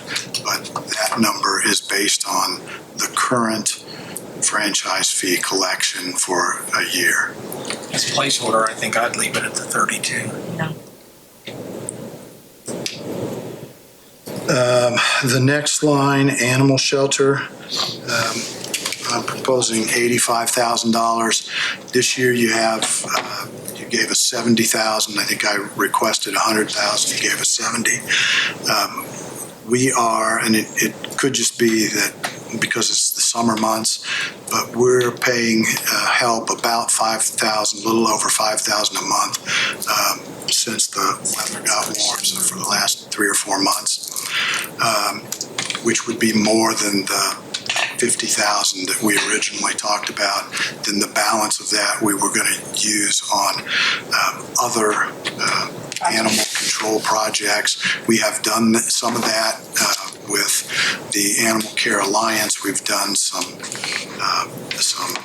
low-price clinics, and we're in the midst of working with the help shelter on a maintenance project in conjunction with the Wayne County Foundation that will allow them to rehab some of their kennels. We are, I think, in a good place with help. There's a very good relationship between our animal control officer and the help shelter. They work well together. They work collaboratively together. That is way different than the relationship we had with the former shelter that we worked with. So I want to do everything we can to keep that going. Brad, any comments on the help shelter? No, everything you said is right on point. So 85,000 is the suggestion. Again, we understand that the pressures you're under this year, so we'll take what we can get. But I would project that just the payments to help for the animals that they take from our sheriff's department is probably going to be above 50 and maybe as much as $60,000 for 2026. It's just based on recent activity. So there you go. Any questions on that? Okay. So you're saying that the $70,000 that was budgeted last year is more than ample just to cover the per animal charge? Correct. But not enough to work with help to improve their situation so that they continue to be able to accept animals that we need placement for. I don't think there's much change until we get to the ambulance service. Ambulance service is on a 5-year contract, and we're going into year 5, I think. 4 or 5, I think this is year 5. 26 will be year what? I think 26 will be year 5. And so at the end of 26, we would need to renegotiate. So we'll need to start that process at some point in 2026. This is, again, the contractual increase in ambulance service provided by Reed Health. We've been happy with the service that's been provided. They meet all of the criteria that are set out in the contract in terms of response time and having units available. So, they do a good job. And we'll see how that translates in the next year. Hey Jeff, can I ask you a question about one we bypassed? Burial of soldiers and sailors. This may seem like a silly question, but is that money there to bury a soldier or a sailor that has no family and no one to do anything? No. So what is that? $100 payment to help bury veterans. So if the coroner has some of these people that are deceased, nobody claims, and if they could prove they were a veteran, could $100 go towards helping with that? Okay. Yeah, you need to work through the veterans. Okay. Yeah. Okay, thank you. Jeff, is that something that's required, or is that just something we do? I honestly don't know, Max. That's been done forever. Yeah, I know it has. So I don't know. Couldn't answer the question from that. It's never come up. It's never come up. I don't know. We can check. Not that I'm wanting to take it out, but I just wondered if it is a requirement or if it is just something that we do. I don't know. I'll find out for you. Okay. All right. Vehicle maintenance is another one of those line items that would transfer to the Sheriff's Department. Insurance deductible, remember that we've had to increase the insurance deductible line to $5,000 per incident, and I think that's something that we need to pay. We have several. That's a sizable increase in that. Right? Well, I don't. 5 to 42. I'm not doubling, but we had to double the deductible. Oh, okay. Went from 25 to 5,000. So again, if you need to cut, we can cut, and we'll see if we can't find money to transfer into that line if it becomes an issue. Jeff, did you say the vehicle maintenance should go to the sheriff? Correct. Okay, because the guy, back to the guy that, I don't know where he is. Follow the bouncing mechanic, as Misty said. No, that was bad. Guy that's going to stay at the sheriff's office, not the guy that's going to the highway department. To be the guy that's going to the Sheriff's Department. Okay, I just want to make sure. Thank you. Okay. So it has a question mark, but that's going to happen, right? I would anticipate that it will. Okay. Brad's going to make it. In Brad's going to make it. 30 days. So Exactly. the miscellaneous contingencies, 25,000 max and both? So there's not ever, That's been a bone of contention in this Okay. place for a while. back to your days when you were commissioner, was it a bone of contention? When that was implemented back in the late 80s, it carried back then, which was a lot of difference in dollar value. It was either 200 or 250,000. Okay. That went to zero a few years back. When Jeff was on county Didn't council council. plaster? When it count, wasn't Jeff? Yes. Yeah. I'm okay if you want to increase it to 200. Now, when the proposal last year was to put it in at 25,000, I voted no. So I have no problem with coming to you guys and saying, this is what we're contemplating doing. This is how much it's going to cost. It's your pleasure. Okay. But it's there. We're going to ask for it again, and we will use it appropriately. We have used it wisely. I think we can leave that. What'd you say, Brad? We've used it wisely. Oh, no, you'll see. Well, I will say, I think maybe when Linda Porter was here, we needed a machine of some sort, copy or something in the treasurer's office, and we came, she or I, somebody, and the commissioners paid for it out of that little fund because it was only like $4,000 or something, rather than have to go to council and all do all that. They, I believe, paid for it. Yeah. Does that sound right, Jeff? Back in the day? It sounds very right. Yeah, I think that's But that's when not, you had funds. that's not been back in their budget very many years, though. It's just, this is the first year. Yeah. So we're only 6 months into it. Yeah. Back when it was originally started, communication between commissioners and council was pretty constant on how that was used, and it was not used on anything that council wasn't aware of and so forth. It was eliminated when the commissioners used that money for something that council at the time thought was not appropriate. So that's the way council addressed it and took that away. And now it's starting to come back. We might need it, I'm just saying.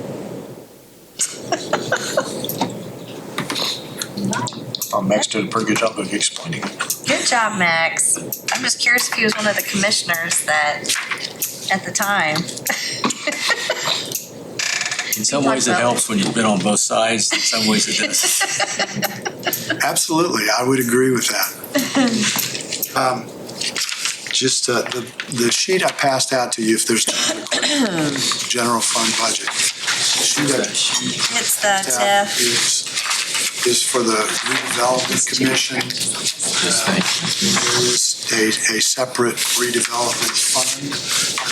I gave this information to Simona late last night, and so she's going to work on putting it onto the appropriate budget forms. I don't think there's been a budget. Last year, there was legislation that required that the redevelopment commission would produce a spending plan. And so we did it for the first time, and actually the numbers in the right-hand column, the typed numbers are last year's spending plan. Would you say last year's 24 or 25? 25, I'm sorry, the current year, but we did it last year. So the penciled in numbers are estimate for what we'll need for this year. This has not been officially approved by the redevelopment commission. The meetings of the redevelopment commission are pretty sparse. So we've had one this year, and we talked about it a little bit, and they asked Beth and I to put together some numbers. So we'll actually take these back, but I think the plan is to actually create a budget for that fund, and this would be the tentative budget. So if it needs to go in so that it can be advertised, these would be the numbers I suggest. We would then take it back to the redevelopment commission for final approval and come back to you and say yes or no, there have been these tweaks, or this is the budget that was approved. So what is the projected income into the TIF funds to be received? The projected income is around $1 million. Most of that comes from, half of that, about 500,000 to 600,000, I think. About 400,000 a year is spent. Now, see, I don't have notes on this, but I think it is $1 million. Anyway, the primary expenditure is for the bond issues for Sugar Creek and Dot Foods. And so 100% of the tax payments from Dot go to pay their bond issue, or 100% of what's captured. And 90% of what's captured for Sugar Creek goes to their bond payments. They're paid twice a year. I think it's roughly $200,000 each payment, and so a total of maybe around $800,000, and that's why we've budgeted that much. So you have a big balance in there? There's a fairly significant balance, and we're trying to work through, is it going to be this much? There's a couple of projects, infrastructure projects in the industrial park that we'll need to look at whether we can afford to pay for them out of this, or whether it's would need to be a combination of redevelopment dollars and edit dollars. So we're still looking at that, but you have to have this spending plan in place by December 1st to be able to spend anything. And you can't spend it. If you don't put it in a budget, we're not allowed to spend it, are we? Correct. We can make changes to the budget if we put it together, but if we don't do one, my understanding is can't spend any money for that year. So that would be especially problematic with the bond payments. And anything else you want to talk about? On the TIF,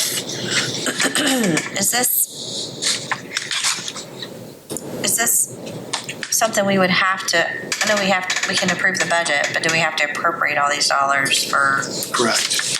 Correct, we do? Yes. Yeah. And no, we don't have to spend them all, but if we don't appropriate them, we can't spend them. Creating and approving the Council budget. loses control once we appropriate all the dollars. It's redevelopment anyway. Redevelopment Commission has the So spending. I have PTSD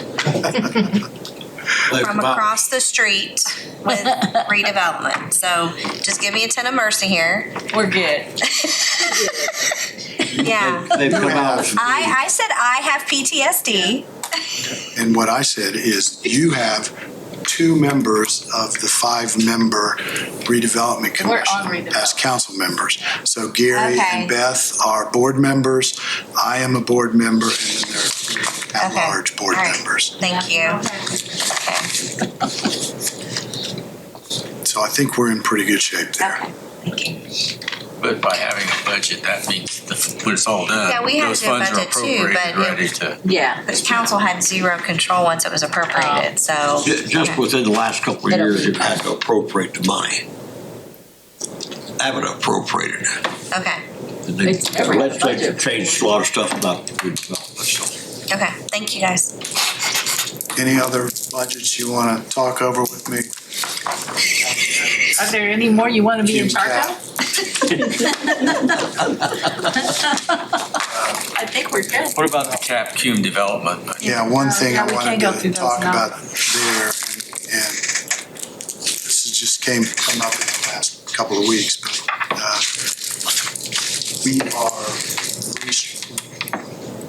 we're reviewing the elevator project that we've been talking about now for a year and a half. We have a contract with LWC to put together the design and engineering and to bid the project. But you'll remember that last year we didn't accept the one bid that we got. There were problems with a flue in the shaft on the south end of the building.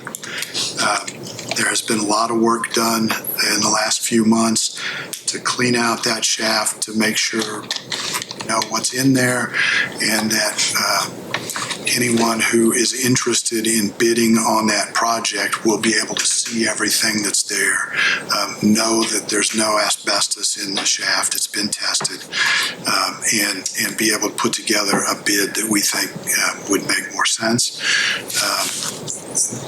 The bid will be in 3 parts.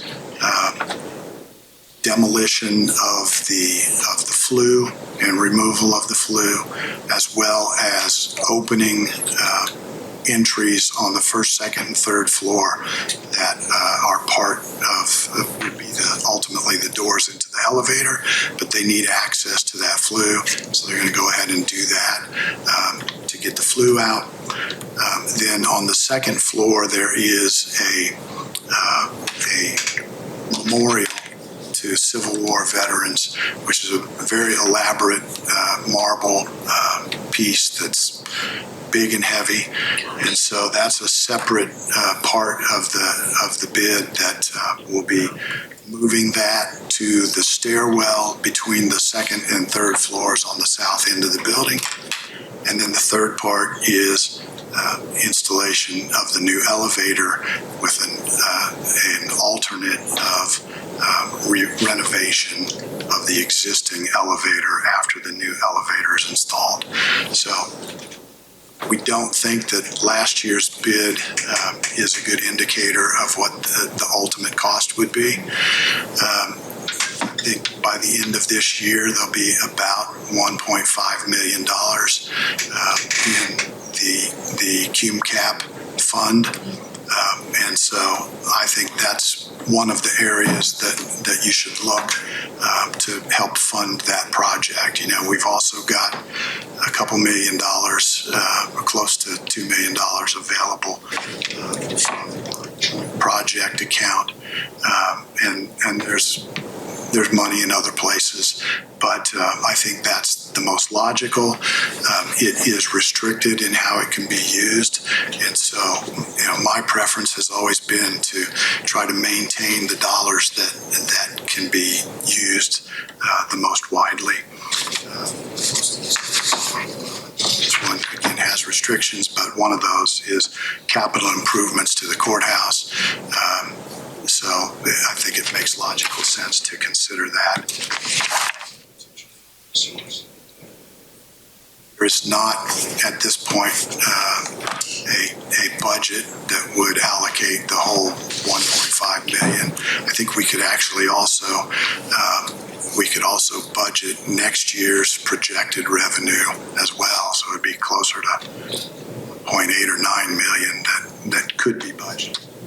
At this point, we don't really have a clue as to where those bids might come in. Do we have a timeline on those bids, Steve?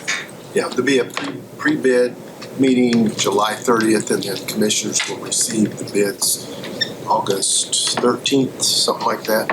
Okay, so before your budget needs to be finalized, but again, if we're advertising before then, and I think, Mark, what's the date for advertisement of the budgets? You guys have that? So, once the budgets are advertised, you cannot exceed those numbers.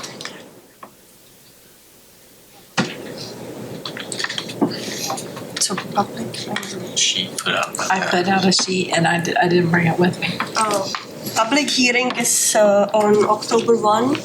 When's the advertisement? The first advertising. I think it's like August the 1st, but. Oh, advertisement, September 1st. September 1st, okay. So we've got a little time, but. So we need to make sure that our budget requests are more than adequate to cover everything, so that at the end, we're not restricted. And the same with county edit and consolidated edit. I think, didn't we last year get into a timeline crunch, and we had to appropriate those dollars in January because we didn't get them advertised in time. Whatever, we didn't get it done. We have to do that after the first of the year. Okay. I'm not chastising you, Barry. I'm just. Oh, I call that sparring. That's okay. I love it. 1160 ID security protection is a budget that's. Yeah, I have that on my list. On our sheet in the non-general. No, that's in the general fund. No, that's a non-general. Non-general. No department identified, $4,000 Newly It says newly added. added. Newly added need council approval. Any idea what that is? Not off the top of my head. What was it called? ID per security protection? Number 1160.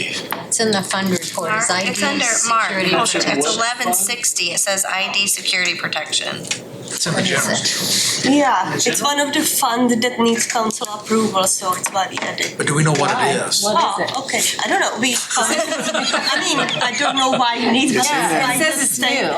We find We things find from just the some- state all the time. Yes, statutes and about stuff, and budgets then that we have find like not which. given to you, I can, yeah, not just me, I but can give you paper stuff about it, like if you want, like. Where's the money coming from? Requested $4,000. That's what, we don't know And who we've it also is. spent money out of there. You got a check? Money out of there? Expenditure, oh, No, not yet. No, it's just. year-to-date, 3705. I'm looking at It's in- July Receipts 15th. since the first of the year. But y'all don't have the same one you do. Are you in ID security protection? Yep. Year. Yeah. Since 3705. Year-to-date expenditure. Kathy. It was 1160, Mark, first page. You demand. Well, that's You what. look to the that's what far Mary's right, asking. year-to-date expenditure 3705. I will give you information after the break, Yeah. because I need to go to different systems. Okay. Kathy, I thought you were our expert on all those little funds that nobody knew I what they didn't do were. all of them, Jeff, just a lot of them. Could you Just the look into that biggies. one? Yeah, the biggies. I mean, it says it has an ending balance of 19,000 right now. As of today. Yeah. Or yesterday. Oh, you're in the fund. Yeah, but on I'm the sure budget you are. You're in the spreadsheet, there's fund no history. report. I'm sorry, Yeah, yes. yeah, But okay. it has expenditures and receipts on the In funds. 1160. I think what. Probably what, doesn't require. What a Mark's budget. saying is that this is the first year we've tried to do a budget on that. Is that correct? That's They correct. told us we have to do a budget on this, is that why? We come across things from the state all the time telling us, you need a budget for this, and and in the past, I don't think auditors always paid attention to it, and you didn't get It's them. recorder's fund. It's the same like 1217, we added that one this year, and 1160, and we discussed it with recorder, and they agreed that it will start to be part of projection. It's coming from recorder, so recorder just put those 4,000. ID security protection for recorder's office. Yes. So is it so And it's, it but it's requires general appropriation by fund? statute. It's general No. fund? It's a separate fund. It's separate fund, it's 116. Well, it receives money, we pay money out of it all the time, it looks like here, so Well, we have. we have. This year anyway. But now, if they say we need a budget for it, It's the same like 1217, we added it this year too. Yeah. I added it this year, but they already had budget, so next year you will see it there automatically. Those two funds, we found out it's supposed to have appropriation, so we just tried to do it. 217's elected. That's the one we talked about So we earlier, need to the ask 5 Debbie, we people. need to ask Debbie what that's for. Yeah. But those two funds are recorded. She might have to do a little like more than she's. Randolph County. So yeah, so she did the budget, yes. Recorder. Well, So that's one as as the grant person for the auditor, you will keep the information on what that grant is, where it comes from, and as part of what she will do. if you have no further questions for me, I would like to Oh, say. yeah, you're still up there. For me to stand, so. We're just not used to. So I do have, I appreciate our ability to work together on these things, I do too. to talk through these questions, to be chastised, but not to take it personally, just to take it It's as just Barry. we're working it's not together me. for a common You cause, today. for the betterment of Wayne County. I think that's great, and I hope that continues forever, so. She I has have a another question. question that you may or may not know. Wait a minute, so am I gonna have to change what I just said? No. Infraction deferral program. That has with to the do prosecutor. with, Tickets. yes.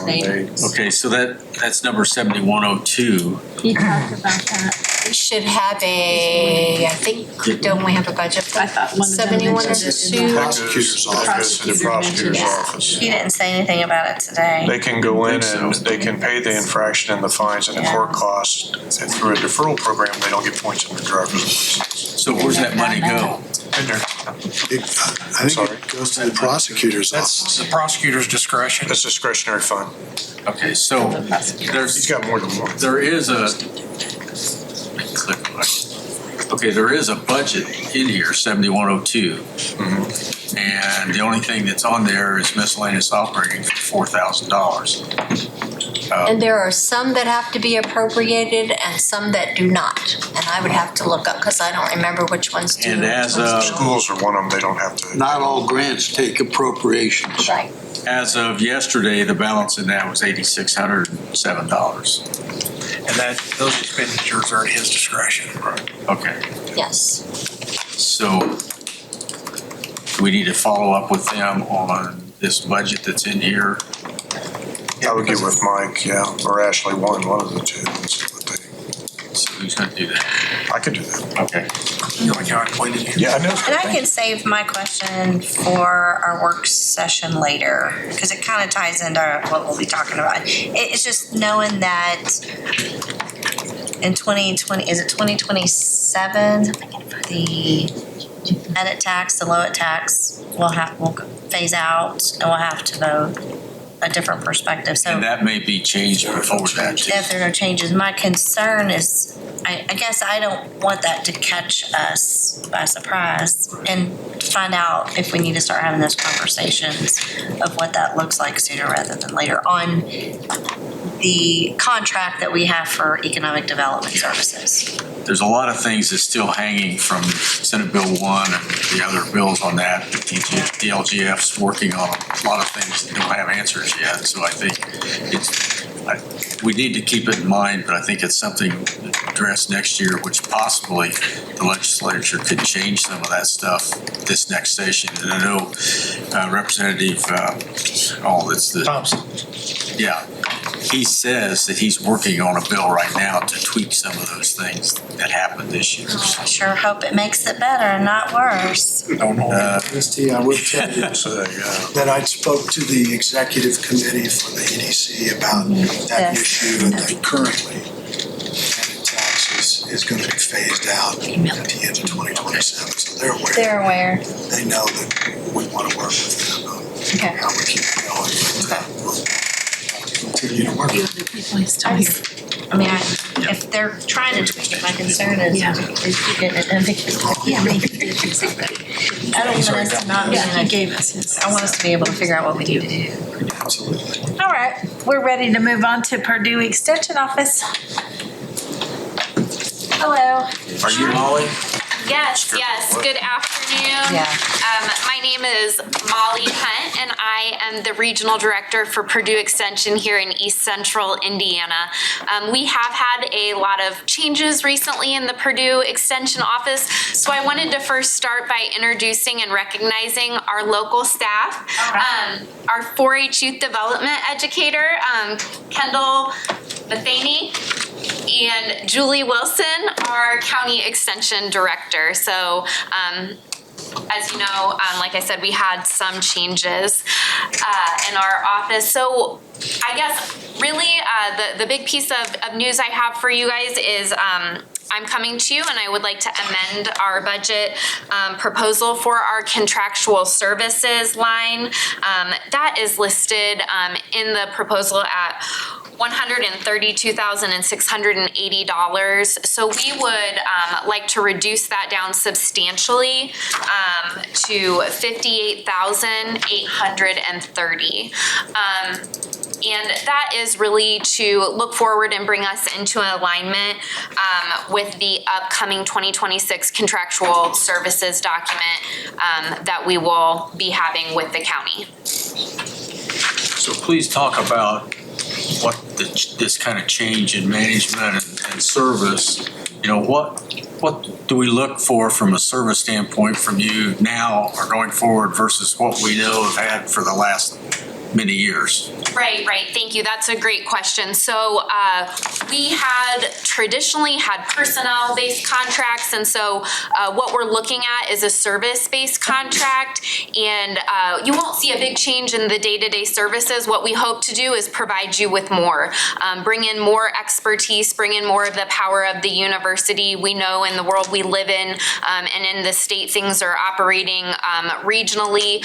What that means for your local office is that you'll retain a local 4-H youth development educator and a county extension director. They're both Wayne County residents. And then we hope to work in partnership with the extension board, the council, the commissioners, whoever would like some input on what that second position looks like here in Wayne County. So we would post another position for Wayne County whose duty station would be here located at the fairgrounds.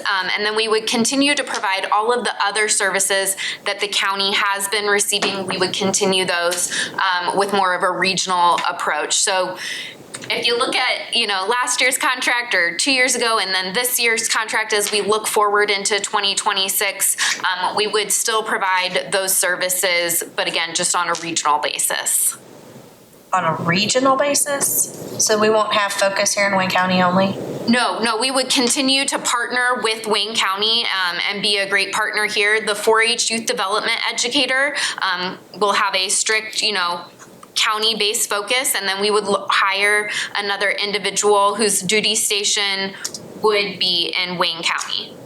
And that's reflected in the 58,830.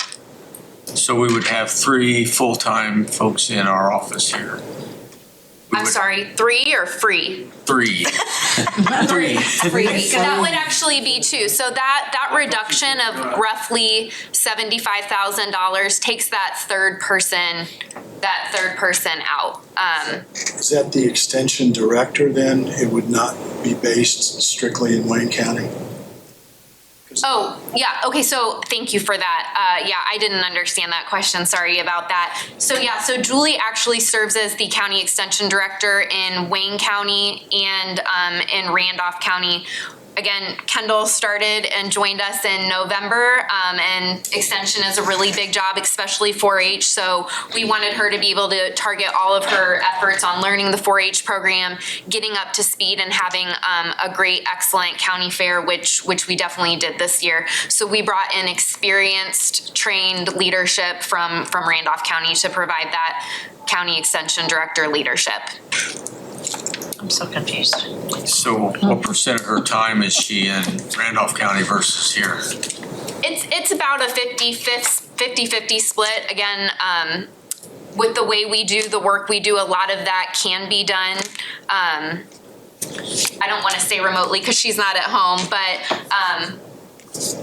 covering on that regional basis.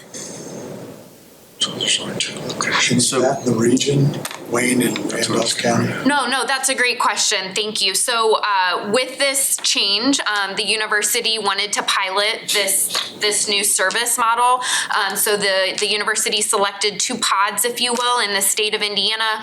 One of them is over in the eastern part of the state, including Tippecanoe County. And then the second pod is here in east central Indiana and includes Wayne, Delaware, Henry, Randolph, Blackford, and Jay. So it'll be a 6-county pod.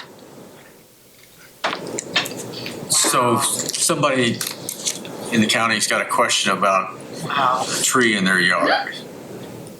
They call the office, and what happens? Yep, they call the office, and Justin Curley is the person who's currently providing Ag and Natural Resources question and support here. So he's been with us for over a decade. He's also a Wayne County resident, and he's been conducting home visits and going and answering consumer questions, scheduling pesticide applicator classes for the coming year, as well as Master Gardener classes for the coming year.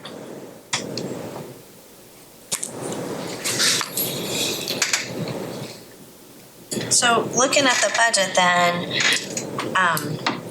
there says there's a secretary position. So is that gonna be filled or not be filled? That position has been filled by Sherry Timmons. Okay. Yeah, so that was Debbie Cates's position before she passed, and so that position has been filled, yes. We also have Delaney Oliger, who has been with us since the 1st of June and is staying with us through August and the state fair to provide additional 4-H youth development support for the fair and for all of our youth here in Wayne County. And like I said, we're working to identify what that second position is going to be, whether the county chooses to have more of an ag focus or if they want to go with a more health and human sciences or community development focus. So who decides that? That's going to be something that we, the university, would like to co-create with you guys. We want to provide what's the most beneficial to the county, so that'll be something to meet with the extension board and our external stakeholders, and certainly if there's any input from county government, we would love to receive that as well. Gary, are you on the extension board? I'm on the extension board, yes. This is coming at a good time because, our previous extension agent resigned. So it's coming at a good time to try this new programs that Purdue's coming out with. Maybe one of the reasons it's coming out with is the state's probably not going to give them near as much money as they've had in the past. They've got to come up with a new program. So this is a pilot program here, and hopefully it'll work out great. Yeah, and we would really, when people say pilot, we would be looking to Wayne County to have, a continuous feedback loop to make sure that if there are any questions, any concerns, local government officials have a direct access to myself, our county extension directors and educators, provide regular reports where we can see what's working to make sure that when this rolls statewide in 2027, that things are in a great shape. So we would love for Wayne County to be our partner in this and be a leader to help have a input into what it looks like in the future. So you have a contract for this new program that needs to be acted on by the county. Is that right? Yes, I will be bringing to the commissioners, and I spoke with Commissioner Roberts briefly the other day about bringing that contract forward to them for review and discussion as well.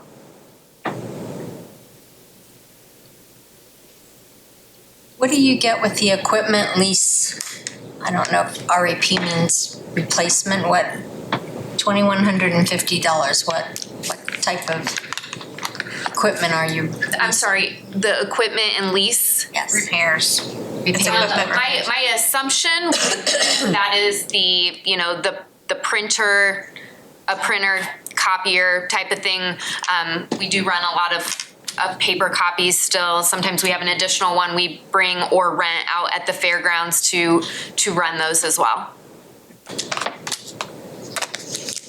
So as far as the budget, other than the contract with Purdue, the other items are the same as last year. Correct. Otherwise, it's totally flat with the substantial reduction in the contractual services line. What's that, the 1-2? I didn't write that down. Contractual services are all of the services that Purdue University provides here. Just want to know the amount. Oh, I'm sorry, $58,830. Okay. Down from $130 to $680. So that, take that. So secretary is there, and then a 4-H educator, but not full-time to us, and the county extension is not full-time to us. Yeah, the 4-H educator. 4-H is full-time to us. 4-H is full-time to us, Okay. yeah, or to us. That's us in okay, Wayne you can County. say Now yes. I'm a Wayne County resident already. I've only been here for a little bit. So yeah, so 4-H youth development is full-time, and then you do have a full-time CED. It's just a matter of time. Their seat is in your county. What's the office 7,000? It just says office. Is that office supplies or something? Oh, if you click on it, it's office supplies. Yeah, click on office supplies. So Jeff Plaster, do you guys also give paper? Do we supply the paper like I know you did in the annex building to everybody? Do you supply it to the fairgrounds also and the highway department? I do not know. Well, that's a good question then. Okay. That's a good question. That's a good question. Okay, thank you. Thank Thank you. Any other questions? Thank you. Okay, thank you, guys. Thank you guys so much. Thanks a lot. Thank you. Thank you, Molly. Well, we have a long time before we're advertised to have our workshop, don't we? We need to talk Well, about we still council. have is 911 Oh, yeah, we can do coming? council. We already. Oh, yeah, they came to the workshop, that's right. And the tourism and EDC will be coming on August 6th at our morning meeting to present their budgets. And we need to thank Max and Ann for the snacks they brought today. Thanks, Max. Well, and then all of the work done to put the spreadsheets together for us. That was a lot of work. IT department takes stuff from Lyle and makes these spreadsheets. Nobody call us to fix it. So thank you guys so much. I appreciate you. Appreciate I'm getting it done. I think your notes. Thank y'all. So what's the what's the process, what's the county process now? So we've heard We're done. budgets. We're done? I love it. So do we just nip at it like at our meetings? Nip at it, we'll get She wants to know what our So process is. now that we've heard this, Proceed what's the forward. next process for us? On August 6th, when we have our finance meeting, we'll start going through these things Okay. and saying yes and no and Okay.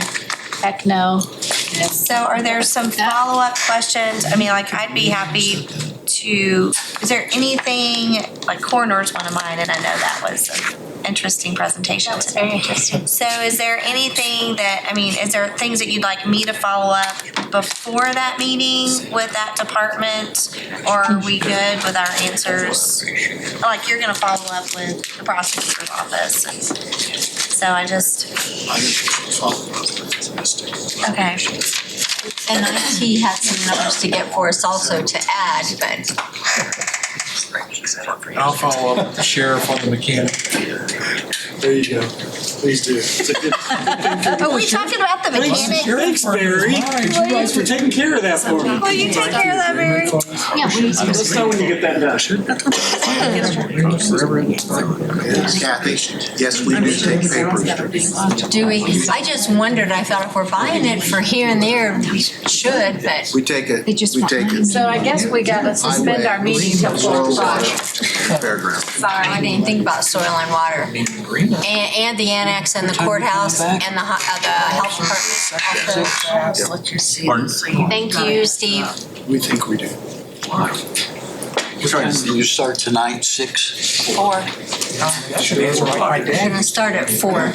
Because I said so. So we could just go on into and not have to come back. And the employees would be employed. Other fund. Are we kind of adjourned for the moment? We're suspending because Oh, we suspended, start okay. till 4 o'clock. Yeah, I know. Council handles. I was not. They've been paying 30. Not, well, we're going to have a City's getting workshop, out is that of a separate meeting? Paid 30%. Yeah, so I guess we have to. Well, I am, if you want to remind him. That's what that miscellaneous line is. Okay, everybody,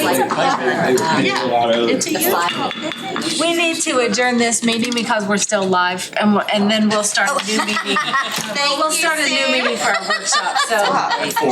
Yeah, I know we adjourned. thank you. We have a motion Second. and a second, all in favor? Aye. Thank you. Thank you, Mr. Baker.